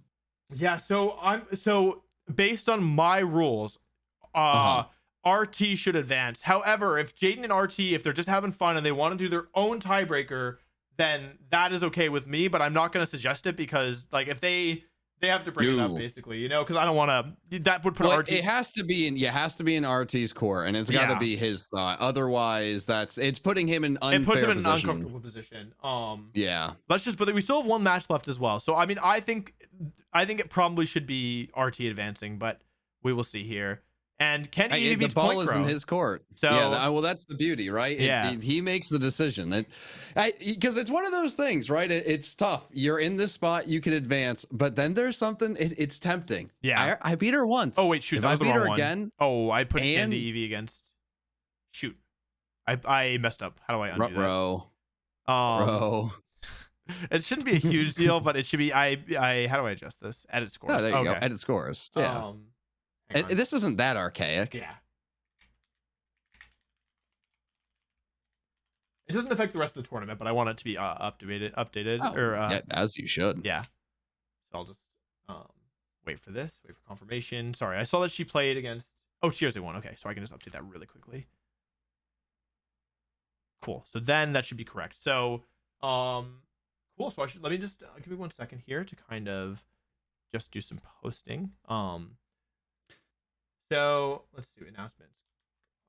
There is one. I mean, there is always, if we wanted to set it up, rather than putting anything on RT, which it should not happen. Captain Kid versus Jaden is a third place match. That's 2 6-1 people who are barely not making it. Obviously, hey, people have things to do, but that might be worth throwing out there because why don't we I do would that? love to see them play again. I think that's a great idea. Personally. I mean, it's tough, right? Not everyone can advance, but you want to still put a little bit of a spotlight on people just so close. One single match away after playing 7 in a row. And that's just, it can be heartbreaking, but one last battle, hey, go out with a blaze of glory. You still get a chance to fight someone in the other side. And it's kind of a little bit of a little bragging rights. Who was the stronger side? Group B, Group A. You get 2 battles. You can really show that off. Yeah, I'm just posting in the chat now. I love that idea. Thanks, John. Sometimes I think about things and sometimes it's smart. Yeah, I think this was an amazing tournament. I've been really impressed by it. I also just like the quality of play, and I'm also really happy that I'm really happy that there was diversity, right? I mean, RT, who advances in Group B, didn't have any trick room, right? No, I love the hyper offense. It's just obviously I'm a singles player. I love seeing there's a fast-paced game like that. You don't see it as much in doubles. I mean, you're really setting yourself up with, like a Rosary that's been hanging around forever. That's a Pokemon that, as Aaron said, that goes down really quickly in a lot of doubles matches. But the way he's built his team and played with it, it's been really fun to see. And he has 2 new Pokemon. That's a lot of the fun. What is the Sneaseler that, horrible Batman villain? What's that got up its sleeves? And Ursaluna. Yeah. Let's join the chat because a bunch of people are in the chat. So let's jump in there, I think. The voice chat, I mean. I like that. That's sweet. Hello. Yeah. All right. I'm done, I think, for the day. Yeah, I think I'm Pokemon. My heart's pounded too hard already. Yeah, I'll watch the final battle, but after that I'll head out. Can we I need to get back into Chalon or Pokemon Also, Aaron, I think I'm gonna dip, but hit me up later today. Sounds good. All right, take care, brother. Thank you, Jacob. Thank you for playing, man. Bye. Yeah, of course. Cool. Well, nice job, everybody. I was super impressed. Y'all put in a really phenomenal show. So I had so much fun. Yeah. Doubles is so much more fun than I ever expected. I love doubles. Oh, I'm so happy to hear that. Doubles is the way to go. It's the perfect. Yeah. Yes. I'm so happy much to hear that. stupid shit that can just fly in it, and I love it. Yeah, it's great. I didn't realize how much fun going in for 30 minutes and just throwing Pokeballs at random alphas was going to be. Yeah. It's like I had a connection with every single one of the Pokemon on my team. Yeah, it's gonna be changed forever now. Like you'll always have a special connection to those Pokemon. Yeah, for sure. Cool. Well, I want to be respectful of all your time. I hope that this wasn't too painful or took too long. So everyone except for Jan and RT are free to go, but of course you are welcome to hang out as well. I want to say thank you. This was definitely one of my more ambitious things that I've tried to do, and I really couldn't have asked for a better group of people to to participate. So I just want to say thank you, and thank you all for being man. prompt Thank on you. time. and- Thank Yeah. you. Yeah, thanks for organizing inviting all me. this. It's been Yeah, so thanks much for having fun. us. This is great. This Thank is you fun. all. I'm really happy, and I'll definitely be doing more of these in the future. So I'll let you all know in the future Awesome. for Awesome. That's great. more Can stuff. we ban Baneri next time? Yeah, can we, No one artillery, Gastrodon, please. One Gastrodon. Yeah, there was a lot of Yeah, Gastrodon, which Gastrodon. yeah. I think I could have seen that one coming though. Yeah, Gastrodon pretty strong. But yeah, I mean, RT, Jan, it's kind of up to you guys. Like, if you want to just jump into it, if you want to take like, I mean, you've had a lot of games back to back, so if you want to just take like a couple minute breather, I'm what- literally ready to go, but we can take. I'm good to go. Okay, cool. Well then, I'm good to go too. Yeah, Shall why we don't we get on just- up for it? yeah, let's just Everybody jump make into sure to like and subscribe. Hey. Hell yeah. Advertising across Prime, all baby. of our streams. Hello. Click the follow button if you're watching on Twitch. You want to watch the finals with me? Talk to you guys. Sure. Awesome. Thank you all so much. Best of luck, you two. Pleasure to meet y'all. Good fun. Alrighty, cool. Let's jump back in this call. I'll check. Oh, hello. Is this Okay. one or What's that? are we doing best of one? Best of finals or three. Best of three. Ooh, okay. Because it's grand finals. I feel like That's what it should be. My dumb brain was like, oh no, only one battle. But No, we'll give them. It could be up to three. No, I feel you, John. I'm really excited to see. I mean, Peachal has had just such a devastating strategy that is picking opponents apart. But if there's one team that can just rip through his plans, it's going to be this hyper offensive team. But even if RT can do that one time, Peachal can then adjust. And I don't know. I think this is a really, really good matchup between the two. Yeah, I totally agree. And it's also interesting because it feels like we haven't seen RT play against a lot of Trick Room teams. So No. I'll be really interested to kind of see like how he handles it, because he has the tools for it, I think, especially with that super bulky Gyarados, Sleep Powder, Roserade. Ursaluna's a really good one. Yeah. But yeah, it'll be interesting to see how he handles it. I will share screen. They're also in the game. Best 2 out of 3. I can't chat in this battle. As I'm currently ignoring spectators. That's my bad. Okay. Ignore spectators. Now I can ignore myself. That's really funny. Okay, let me share screen with you two. I'm already sharing screen with. You should be able to see this. I'm already on OBS. Cool. All right, great. Yeah. So chat, who do you think is going to win this? Who do you think has the team advantage? And I guess co-commentators as well. What are your guys' thoughts on this? Where do you think the advantage lies? That's, You I wanna mean, go first? What's that? I was gonna say if John wants to go first. Okay. it's a tough question. I mean, that Octillery, I really think it's difficult. I don't think anyone in this tournament beyond us three and Peachal know what it can really do. And I think that may just, whether or not RT has the knowledge of Octillery, that is the thing I'm looking for the most. Yeah, I think my eye is on Ursaluna, but sorry, Aaron. I want to hear what your thoughts are.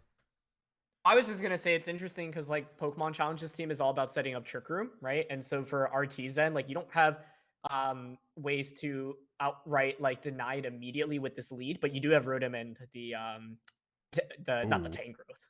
Okay, wait, protect Dragon. Yeah, that's so scary, right? I feel like Pokemon Challenge just like takes advantage of outspeeding, and without Roserade putting up a Sleep Powder, it makes this really tricky to start. But the Octillery got a speed boost, so all of a That's sudden awkward, yeah. there's not really a great switch into. If they wanted, Jan could just go for Facade and Waterfall, and there would be a guaranteed kill because that Octillery is Assault Vest. Not a guaranteed kill. You can switch into Dusnora, but like a lot of damage from that. Yeah, Octillery doesn't get an electric move, right? No, it really shouldn't. I believe it's Fire Blast, Scald, Energy Ball, and I've got the last one has to be Ice Beam, I think. Yeah, no, that would make sense. I mean, you never know with Octillery, but oh, interesting. No, I mean, that's probably, the water move. That makes a lot of sense. It's just, yeah, it's not the damage you want to see. A good special defense boost as well. I think I would have liked to Such a see the strong offense. start for Jan. Yeah. Like he's just gotten Trick Room up. He can get boat screens up. And I think like if I were in RT shoes, the way I'd probably approach the matchup is lead Roserade and try to just Sleep Powder into Bronzong. Because the only way you can maybe get Trick Room up guaranteed then is leading the Clefable. But then Clefable doesn't love taking either Sleep Powder or Sludge Bomb. And so the lead matchup in itself worked out really, really well. And now you're against Trick Room. Screens are going to be up for multiple turns. And the damage output isn't exactly super strong here either. And that Octillery getting a special defense boost along the way as well. Yeah, that's a big deal, especially with Light Screen and with Assault Vest, but it doesn't even matter. She's going to Fire Blast. We're seeing the power of that coverage, and +1 Gyarados, I mean, it's doing its best, but I feel like Moody's been really underrated this tournament, where just being able to sit, like, to have a Pokemon sit in the field for so long and not take too much damage, it's been really terrifying. And yeah, I feel like Artillery is probably the MVP of Yon's team, just taking out so many Pokemon. Doesn't feel like anyone can deal with it. And yeah, it's gonna be really tough to see how RT gets through these last couple turns of Tailwind or of Trick Room, because so many of his Pokemon are fast, and with Roserade going down, one of the better defensive tools, I'm not sure how they're gonna weather the rest of these turns, especially with all this bulk on Yon's side. One thing that I'm really thinking about for just, I mean, even next battle, Ursa Luna versus Peach Owl's team is incredible, but it comes down to that Octillery. You get rid of that, and I mean, Ursa Luna could punch holes into the team, even with, you know, the Reflect Up, but it just right now, you can't bring it in. Yeah, I think it's tough. I think you actually need to be thinking about it and like using Ursa Luna to get through the Octillery, because Garchomp's pretty strong into a lot of the other Pokemon on this team, or at least like defensively it is. And so the thing is that Ursa Luna isn't afraid of being burned because of the Flame Orb. And so even if you trade Ursa Luna for Octillery, I think that's the tool I think that you have to use, and taking advantage of Ursa Luna's incredible bulk, I think, is the way to go about it. I just think Trick Room is so hard to break through here. Like, that turn 1 alone was already really strong. Ooh. And Oh, wow. That is really interesting. Yeah, that's actually a big deal, because yeah, for a number of reasons. But yeah, it's the last turn of Trick Room, and if both these Pokemon protect, all of a sudden, I mean, this isn't so bad anymore, I think, but we'll have to see here. This might be silly to throw out there, but I feel like getting some Dragon Dances off on the Gyarados, just hoping that when Reflect goes down, just the attack is higher to hopefully try and break through. Hasn't been attacked yet, right? The Waterfall has not done a lot of damage, but I don't know. Here. Something to think about. Ooh. Yeah, that Fake Out Poison's actually huge. Can't believe I'm saying that. Also, it's 4+4 Octillery, but I still think it's slower than the Sneasler. But yeah, I think the finding a way through this Dust Noir. I think you're right, John. I think that the way that RT wants to do this is timing the battle so that he has all the offense when Trick Room goes down, and then denying Trick Room from going up. And he's already done a decent job of it, because Bronzong's already at, it's lost 40% of its health, and with Rotom in the back, you could potentially deny a second Trick Room there. But how are you gonna stop this Dust Noir from getting Trick Room up again, right? Especially Sneasler probably has Fake Out, Protect, Fighting, Poison, which means just nothing you can do against this Dust Noir. So a little bit of awkward positioning here, I would say. This is a really, really big turn. I mean, you need to make sure you position yourself correctly so that Trick Room can knock it up easily. Yeah, going down. Actually, it doesn't do that much damage. Oh, a special attack drop. Yeah, I would have liked to see, I think, Gyarados go for the Waterfall there. I think RT, like, the thing is that Trick Room is so hard to play against when you're not, like, experienced against it. And this is +6 Octillery, by the way, in speed. But yeah, I think Trick Room is so hard to play against when you're not experienced against it, and RT is, like, understandably playing defensively on the turn where Trick Room goes up, not really thinking about, not just fully understanding that, like, that's the turn where you really need to attack, right? Like, that's the turn where, like, you definitely don't want to be playing defensively on the turn Trick Room goes up, because that's what Trick Room is for. That's where you go through. So I think a Waterfall into the Dust Noir there, and then maybe switching out the next turn could have been really big. My main question was whether or not a double up would have even KO'd the Dusknoir, because the Reflect is just so valuable. Oh, here. It definitely wouldn't have. Yeah, but you can give yourself crit and flinch chances, which are both pretty massive. Right. And the poison definitely makes things a little bit more challenging for Pokemon challenges here, but the fact that he's actually successfully set up another Trick Room now makes this so much more difficult. However, it does mean at least that the Octillery is on a timer, so it can't stick around for forever. Whereas, like, I feel like if the poison didn't happen, like, it can just spam Scald entirely. But here's a Poltergeist, and this Duster has been really impressive offensively as well. Nice switch in for the discharge, and the Octillery is able to survive. This burns. I think it's really bad for RT. Yeah. Oh, it's fine. Oh, it's not fine because it's Lilith, but yeah. Nice Lumberry. I did not expect to see Lumberry at all. I mean, you could possibly switch an Ursa Luna on the Will-O-Wisp. That's true. That's super true. Yeah, you have a safe switch in there. So, I mean, the Trick Room centers are getting low. This isn't, RT's not out of this for sure. And the screens are going to be wrapping up around the same time as the Trick Room as well. So, this definitely isn't over by any means. Ursaluna is actually a great Pokemon to have against this Dusknoir, because it can't be burned and it can't be Poltergeisted either because of the normal typing. So, yeah, really interested to see. Actually, Dusknoir just lost Poltergeist against both of these Pokemon, didn't it? Because they both used their items that turn. So maybe that burn coming in a little bit clutch.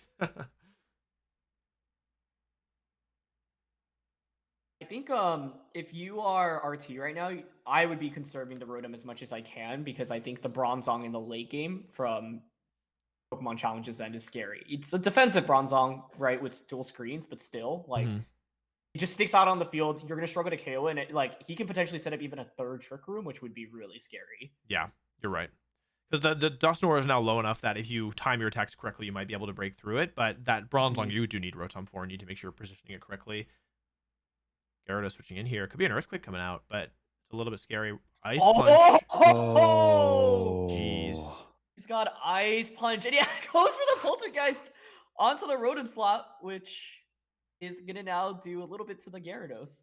Yeah, but that Gyarados is so bulky. I actually think that maybe this is the opportunity RT needs. He's down in Pokemon, but Ursaluna can come in here and then what do you do? Like you can Dragon Dance with Gyarados. You can. Oh, it's the Sneasler. The way you said that, I'm sorry. That's also my disappointment anytime I see the Sneasler. But I think that actually this is okay because you can fake out the Rhyperior, you can Dragon Dance with Gyarados, maybe go for Protect with both your Pokemon, install a Trick Room, and then +1 Waterfall plus Poison Jab. I think that should take out Dusknoir. It's definitely not that bulky comparatively. Does Dusknoir have Will-O-Wisp as well? For some reason, I remember it having yes, it. it should. It should be Will-O-Wisp, Trick Room, Poltergeist, and one more. I feel like that's what makes it tricky, right? Because if you fake a Rhyperior and the burn connects on Gyarados, it's obviously not Lumberied. Right.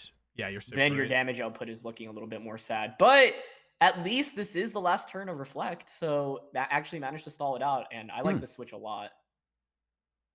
We'll listen to the Gary. That's gonna be pretty bad. And Waterfall, yeah, unfortunate. 8%. That's not ideal. And this is Belly Drum Lax, as I recall. I think it's Belly Drum. Oh, I mean, this is a big play here. Yeah, the thing is that the Sneasler is just so exposed. Like you can kind of take it out for free.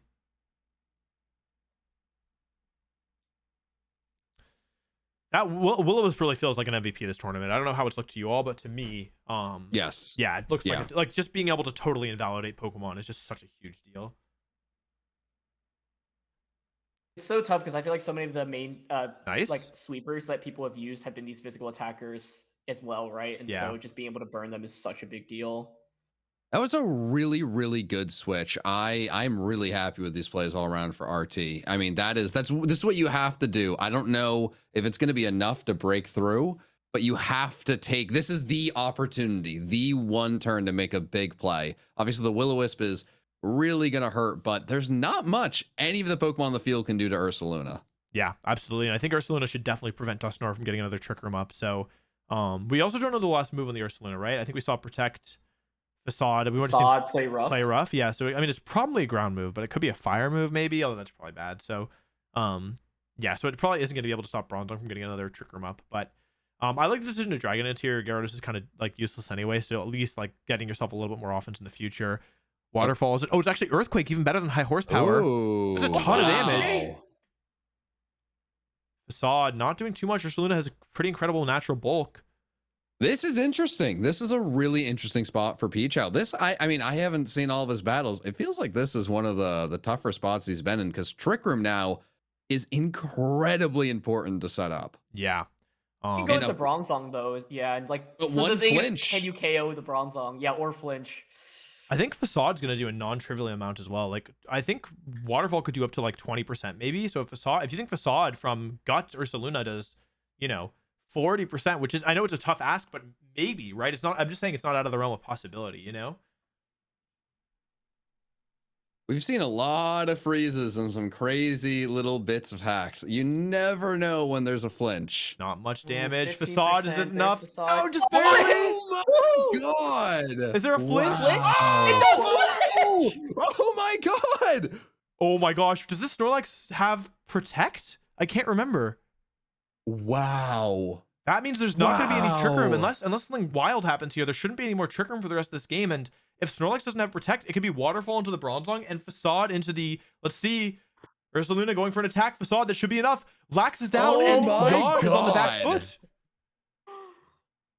And in the back, there's Rotom and there is this, there's the Sneasler. I think Rhyperior might be enough here. We'll have to see. It's going to be really close. Rock Slide's so good, and the Ursaluna feigns from one more turn of burn. Yeah. So could pivot Gyarados out here, expecting him to like double protect and then like bring it back in for an intimidate. Yeah. But Sneasler does have a poison type attack, so you can use that. It's struggle to see how you KO the Rhyperior easily. Oh, what? Big damage? No protect, no follow me. Oh, it's faster! Whoa! Oh my god! Oh my god! Oh no! It's Oh, Pichal. Oh no! But it's all gonna come down to the Sneasler. Oh no! Words I never wanted to hear you say. Go Sneasler! Wow! Wow! I can't believe how fast that thing that Ursaluna was. That thing, that monstrosity. All right, Sneasler, we've been saying bad things about you for a long time. Do you have poison jab connecting button? Wow. This has been a crazy first turn. I mean, Trick Room, there's something about getting through a Trick Room team when your team is not really ready to deal with it. Ooh. It does miss. Yeah, but the poison there. No, because it's Magic Guard, Yeah, right? you're right. Yeah, I think poison jab would have been probably better there because if you figure if you're gonna hit anyway, then you'd rather just finish it. But poison jab connects and RT wins game 1. That was wild. I'm amazed. That was pretty. Yeah, the waterfall flinch into the Bronzong turn is super crucial. But yeah, playing to your outs. That's a skill in Pokemon. That's a really important skill in Pokemon. In fact, the big thing in this game, Pokemon challenges needed a protector in the end. Like you cannot just take that damage with Rhyperior, and the Ursaluna I think was it was one burn tick away because it was at 5.4%, I think. the big thing in that match is, I mean, that was Pichow's to lose in terms of like the information battle. Pichow, you know, like the dual screens. I don't know if RT knew about that. Just the lead matchup, he got that right. If RT can just even limit the Bronzong early game, that ruins a lot of the beginning game for Pichow, with the screens being so important to his strategy. Because once the screens were gone, he had nothing for the offensive firepower of RT. So it's going to be really interesting to see how Pichow on the back foot really responds, because he had a really good game plan. Yeah, I mean, there was definitely some good luck on as well on RT's end with the fake out poison on the Octillery. I think was actually pretty massive because yes, RT was not getting through that. Well, that's does the Rhyperior not have protect at all? I don't know. Oh wait, it's Life Orb Rotom? I don't think I realized that. Yeah. Oh, it's all offense, man. This is a great lead. It's what you were talking about, John. It's this Sleep Powder Roserade is a really good way through. Yep. Through some of this offense and through like stall at Trick Room. And Yon, on the other hand, what is he gonna do here? If he switches in, he can switch in Bronzong into like, you know, Leaf Storm Thunderbolt. But if he ends up eating like Sleep Powder and Thunderbolt, then that's very, very bad because now you're vulnerable to Rotom. Yeah, Snorlax is a great switch here, but Sleep Powder doesn't take the bait. Discharge, hitting the Roserade. Let's see where the Paras land. Nowhere. Oh wow. That's a really good turn. Not what we're used to. Yeah, seriously. That's a really, really good turn. I'm pretty sure that Dusknoir is in range of Overheat plus Leaf Storm here for sure, by the way. When we were talking earlier, that Roserade has stuck around in battles. The one thing it didn't do in that first battle was stick around. It died so quickly. So to see RT with the Roserade in full effect, it's going to be a really interesting challenge for Pichal to go against. Yeah, I think it's also worth noting that like last game, it wasn't the first Trick Room that really, like, Yon needed both his Trick Rooms to go up in order to really like break through RT's like bulky Gyarados, the Garchomp, the Roserade, the Rotom, right? Ursaluna with all of this defense. Like, I mean, the team is offensive, but it has a lot of bulky Pokemon on it. And so if Dusknoir goes down without sitting Trick Room, I think it could be really, really bad for Yon. Ursaluna switching in here as a discharge comes out. I love that. That's so cool. Let's see if Dusknoir wakes up. There's the opportunity to wake up. Yeah, that's what's scary. Gives the chance. He crashed for 10%. Oh, and it does sleep. Oh, that's the risk you take. Honestly, I kind of love to see that after all the good luck for RT. It's nice to see it come back around. And this is going to be a really interesting turn because, I mean, RT just gets to hit stuff very hard right now. And not much Pichal can do about it. Yeah, I mean, Ursaluna is really in good position here, right? Just it's a pretty easy Earthquake and just yeah, not again, like you said, not much. There's no real reason not to. It's not under pressure. I mean, Dusknoir, I think, no, it didn't even have Ice Punch. It was somebody else who had the Ice Punch, I think. Rhyperior. So, is there any way Pokemon Challenges gets rid of the Rotom Heat? Because if you can get rid of the Rotom Heat and then Bronzong comes in and gets the screens up, that's really where things get scary for RT. Yeah, I think that Rotom is exposed here, so maybe realizing that and just going for Protect and Earthquake could be big. But Bronzong is just switching in here. Yep. Belly drum from the last. Belly drum! Making an offensive play, but Whoa. yeah, not going to pay off here. What did the Rotom go for? Pretty much all of its moves would be pretty effective. Discharge, yeah. But that's a lot of damage, guys. That's a third of Bronzong's HP. How is Yon? He only has 3 turns left to Trick Room. How is he going to get Trick Room set up But again? here's artillery. Yep. And you know what's interesting here is that Rotom, Yon has Scald, not Water Spout. So even if he attacks into one of these Pokemon, the other one still threatens a KO on his partner. He Facade on the Octillery and Overheat in the Bronzong. So this is still kind of awkward. Oh, that is really interesting. Yeah, Ooh. Well, I mean, if Pokemon Challenges gets the right screen up. That's right. That Yeah, could that's change right. that. That's right. I hadn't thought about the screens. You're totally right. I mean, that's what I was saying earlier, right? I mean, the screens are just such a big deal. Oh my god, is it though? Is it a big boy. deal? Not with That- artillery, it is. Wow. That's ridiculous. Oh, and it's the Sneasler, folks. The Sneasler. It's time for the Sneasler. I will say though, like RT not switching out Rotom or protecting there means that now your Bronzong's at least gonna hang around for maybe a little bit longer. And if you could get another Trick Room up, that would be huge. And there's the Poison Touch.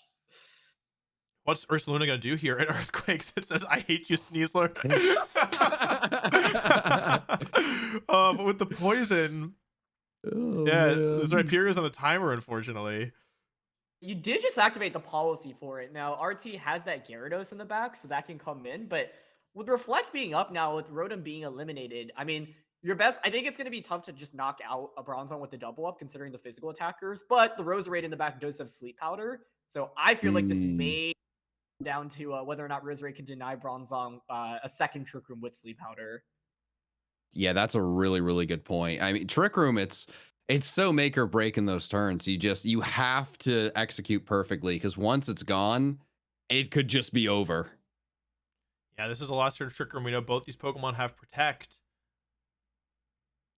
But the question is, what happens not when this turn ends, but when the next one begins? I think actually, if you are Archie, you might want to let your Sneasler go down here and maybe try and stop the Trick Room via Sleep Powder. Well, he but might get a want risky the switch. fake out, right? Yeah, that's true. That's true. Body press into the Big Bertha. What's going to be here? Ice Punch into Big Bertha. Oh my god, what a play. Really nice play. The thing is, though, Trick Room is still going up here. There's not really much you can do to stop it. The flinch shenanigans could possibly be back. Yeah. I think that poison earlier was a really big deal because it means the Rhyperior is just on a timer, and if the poison didn't happen, at least you could protect and then set up Trick Room and then just pressure with like Rock Slides with Body Press combo from Bronzong. But at least now Shao is in a position to just go for Protect and Trick Room. So if you're RT, you could read into it, but I don't even think a double up will KO the Bronzong. But the question here is, do you go for the flinch chance? And I think if you get it, it would be very difficult to win from Pichao's side unless he makes the read. Or actually, does this Rhyperior have Protect? I feel like we haven't seen it, right? We've seen Ice Punch. It has Ice, Rock, Ground. I feel like it might not have it. I mean, I feel like, yeah, I don't know. But Ice Punch is normally a move you might consider dropping as, oh yeah, I guess it's switching out. So I think that might tell us what we need to know. Ooh, okay. I think that makes sense, though, because the Gyarados just becomes such a problem if the Rhyperior goes down, defensively with the leftovers. I just don't see how Yon beats. I mean, he can always minimize Clefable it, but yeah, I think it becomes pretty difficult if it goes down. And actually, Ruffskin doing actually a fair bit of work here as Willows goes into Gyarados. That's a big deal. Gyarados takes out the Dusknoir, and Garchomp Swords dances. Oh, wow, that is scary. We know that there's the Ice Punch on the Rhyperior here. What's interesting, though, is that that's a lot of passive damage between Ice Punch, Rough Skin, and Poison. Yes. Right? Like, this thing's on a timer. And Roserade, kind of the unsung hero of this, of feels like RT's tournament in the back, very strong into Clefable, very good into Bronzong, who only has Body Press to damage it. So, and I don't want to say it, but saving Sneasler with Fake Out is really helpful here. And Poison Jab for the Clefable, right? Yeah, no, I mean, that was a really good move. I was going to ask you guys, I mean, is there many Fake Out Pokemon just that could have the secondary effects? Because we're seeing it in the championship game. It's incredibly valuable to be able to Fake Out and possibly Poison. That's crazy. Yeah, 100%. Body Press into Gyara, no protects. Ice Oh, Rock Blast misses. Oh, that's unfortunate. I don't think it would have I think mattered it too makes much a in the difference, long to be run. honest. Yeah. No, it's salt in the wound, and that's when it rains, it pours, and I just am putting myself into that spot. I would be so upset. Like, oh, there's another thing. There's another thing. It definitely didn't help, but I do think that even if that turn goes well, Rhyperior still goes down to +2 Garchomp, and this Gyarados probably doesn't have that much impact on the rest of the battle, given that Intimidate doesn't even matter like for these two Pokemon. But I mean, where there's a minimized Clefable. I was about to say he needs to switch that Gyarados out. You cannot let minimize Clefable get too many of those up. Yeah. Like bring something in that threatens it. I think Rosarid's the play right here. You can save Sneasler as a backup, but yeah. Well, actually, big damage from Body Press. I'm a little impressed. And here comes the special. Oh boy. Oh, Iron Head. Oh, wow. Oh my god. Okay. Wow. Let me sit up in my chair. I wasn't expecting that at all. We haven't seen that all tournament, have we? I don't think we No. I don't think we've really seen Garchomp from RT. There has not been many battles where a Garchomp of all Pokemon is needed to be used, which is crazy to say. But that's Bronzong. I think we talked about that in the earliest segment, Aaron. Bronzong's going to nullify Garchomp in a big way, and we've really seen it. Absolutely. Well, it all comes down to this, but I think RT can probably taste the victory. He is so close, and really nice adjustment between game 1 and game 2. I think he realized like game 1, he had a lot of good fortune and like he didn't put himself in a good position to succeed early, but to his credit, found really good plays to come back in that end game. And in this second game, just an outstanding lead. The Roserade adjustment was exactly what we were talking about going into the match. So Body Press there won't get the knockout. You have to take the body. Stored power, okay. Ooh, it's waterfall into the Clefable, so it doesn't do that much damage there. But I think, have we seen Clefable's full moveset throughout this event? Like, if I had something like Heal Pulse, that actually could give him an out. But... Yeah, this is a really big turn. You cannot mess this one up. Yeah, interesting to see. I think I would have. It's tough, right? Because the Bronzong feels like the sitting duck here. Like, you can easily just double into it and take it out. But if the Clefable gets another minimize up, it's only going to become more and more. Yeah, that's going to be it. Sludge connects! That's it! My That's gosh. Smart. There's no way I think that for Yon. And even insult to injury, the flinch. Gyarados is the MVP, That's I think, so much of this salt set. in the wounds. Oh, man. At least it didn't matter. I think the Sludge Bomb connecting will steal it there. And RT is your first ever Pokemon Legends Arceus Invitational Champion. Congratulations. I am just so impressed with that first game. I mean, obviously there were some things that really helped out, but finding a way to come back, being so on the back foot. I mean, this was the game he was supposed to win, make the adjustment, come back, do what he did, but finding a way to win that first one and not even need to go to a game 3, really, really impressive. Yeah, 100%. I could not agree more. Yeah, really, really good. Let's see if we can get a winner's interview.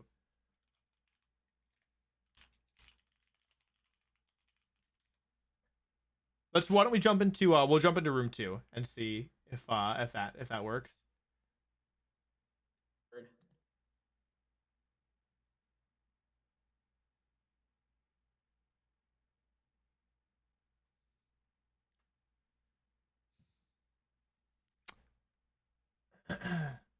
Yeah, that was very, very impressive. I'm really, really happy with the play from both sides there. Really cool to see a player who like didn't inherently have a lot for Trick Room find a way around it. And yeah, interesting to see how 6v6 changes things as well, because I think in a 4v4, Yon's team had a much bigger advantage.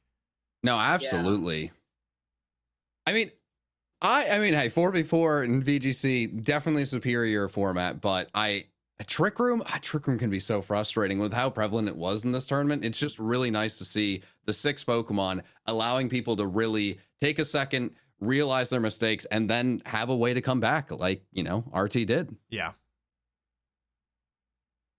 And I think the other challenging thing for Jan's team is that like the Clefable, Bronzong, and the Dusclops are all like really passive Pokemon. So it's like your Trick Room sweepers are mainly like the Octillery, which actually struggles in getting like one-hit KOs. And then the Rhyperior is probably the best option, right? But yeah, like you guys are talking about, like in that first game, he set up 2 Trick Rooms and was still unable to win. Although the first game I felt like should have been Peach House. Like he wins the majority of the time, but RT found like this one very specific out.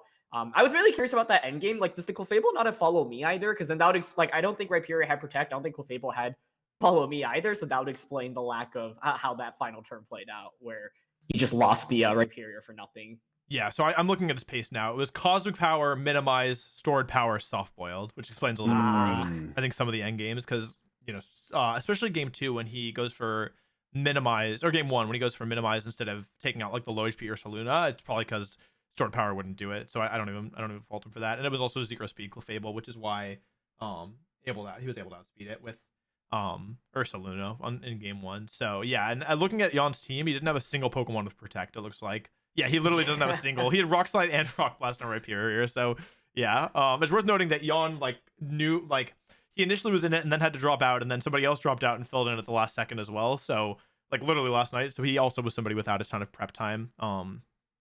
Yeah. Cool. Yeah, RT. I rolled out of bed an hour before the stream started. Great showing, man. Seriously. Congratulations.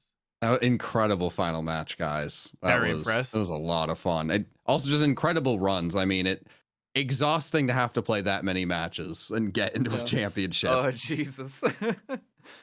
How do you feel? I only thought it was like 3 games first. I don't know what to say. I've never won something like this. Well, we were watching we watched a bunch of your games throughout the course of the tournament, and all 3 of us were very impressed, as I'm sure were your viewers. Just really high quality of play, and love your team as well. Really love seeing that kind of classic fire, water, grass core. Used a lot of cool Pokemon. Yeah, I thought it was really cool. Thank you.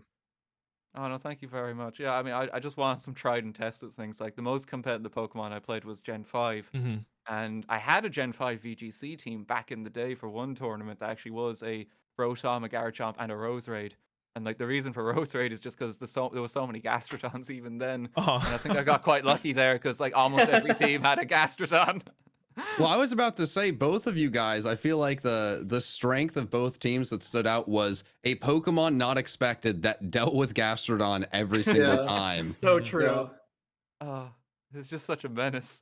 I mean, Octillery, what made you pick that, Peach? It's a Pokemon I love seeing competitively, but I think it caught every single person you played off guard. Yeah. Honestly, it was kind of a last-minute split-second decision because I was running really low on time to catch my 6 Pokemon. I knew I had in mind I wanted either like Empoleon or Octillery or Gastrodon, and then I kind of just decided on Octillery because I knew where it was and I knew where to catch it. I had 1 minute left, and it worked out really well. Initially, we were gonna go for Protect, Substitute, Moody kind of stuff, and then I realized with the way that my team works out, Assault is just way better. Yeah, you made that Octillery look like a monster. It definitely looked like the MVP. Just no one seemed to be able to handle it with that coverage. So yeah, really well played.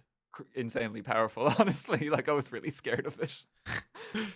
What did you? I'm curious. So we, obviously we were just co-watching the format, but how did it feel to play? Did it feel?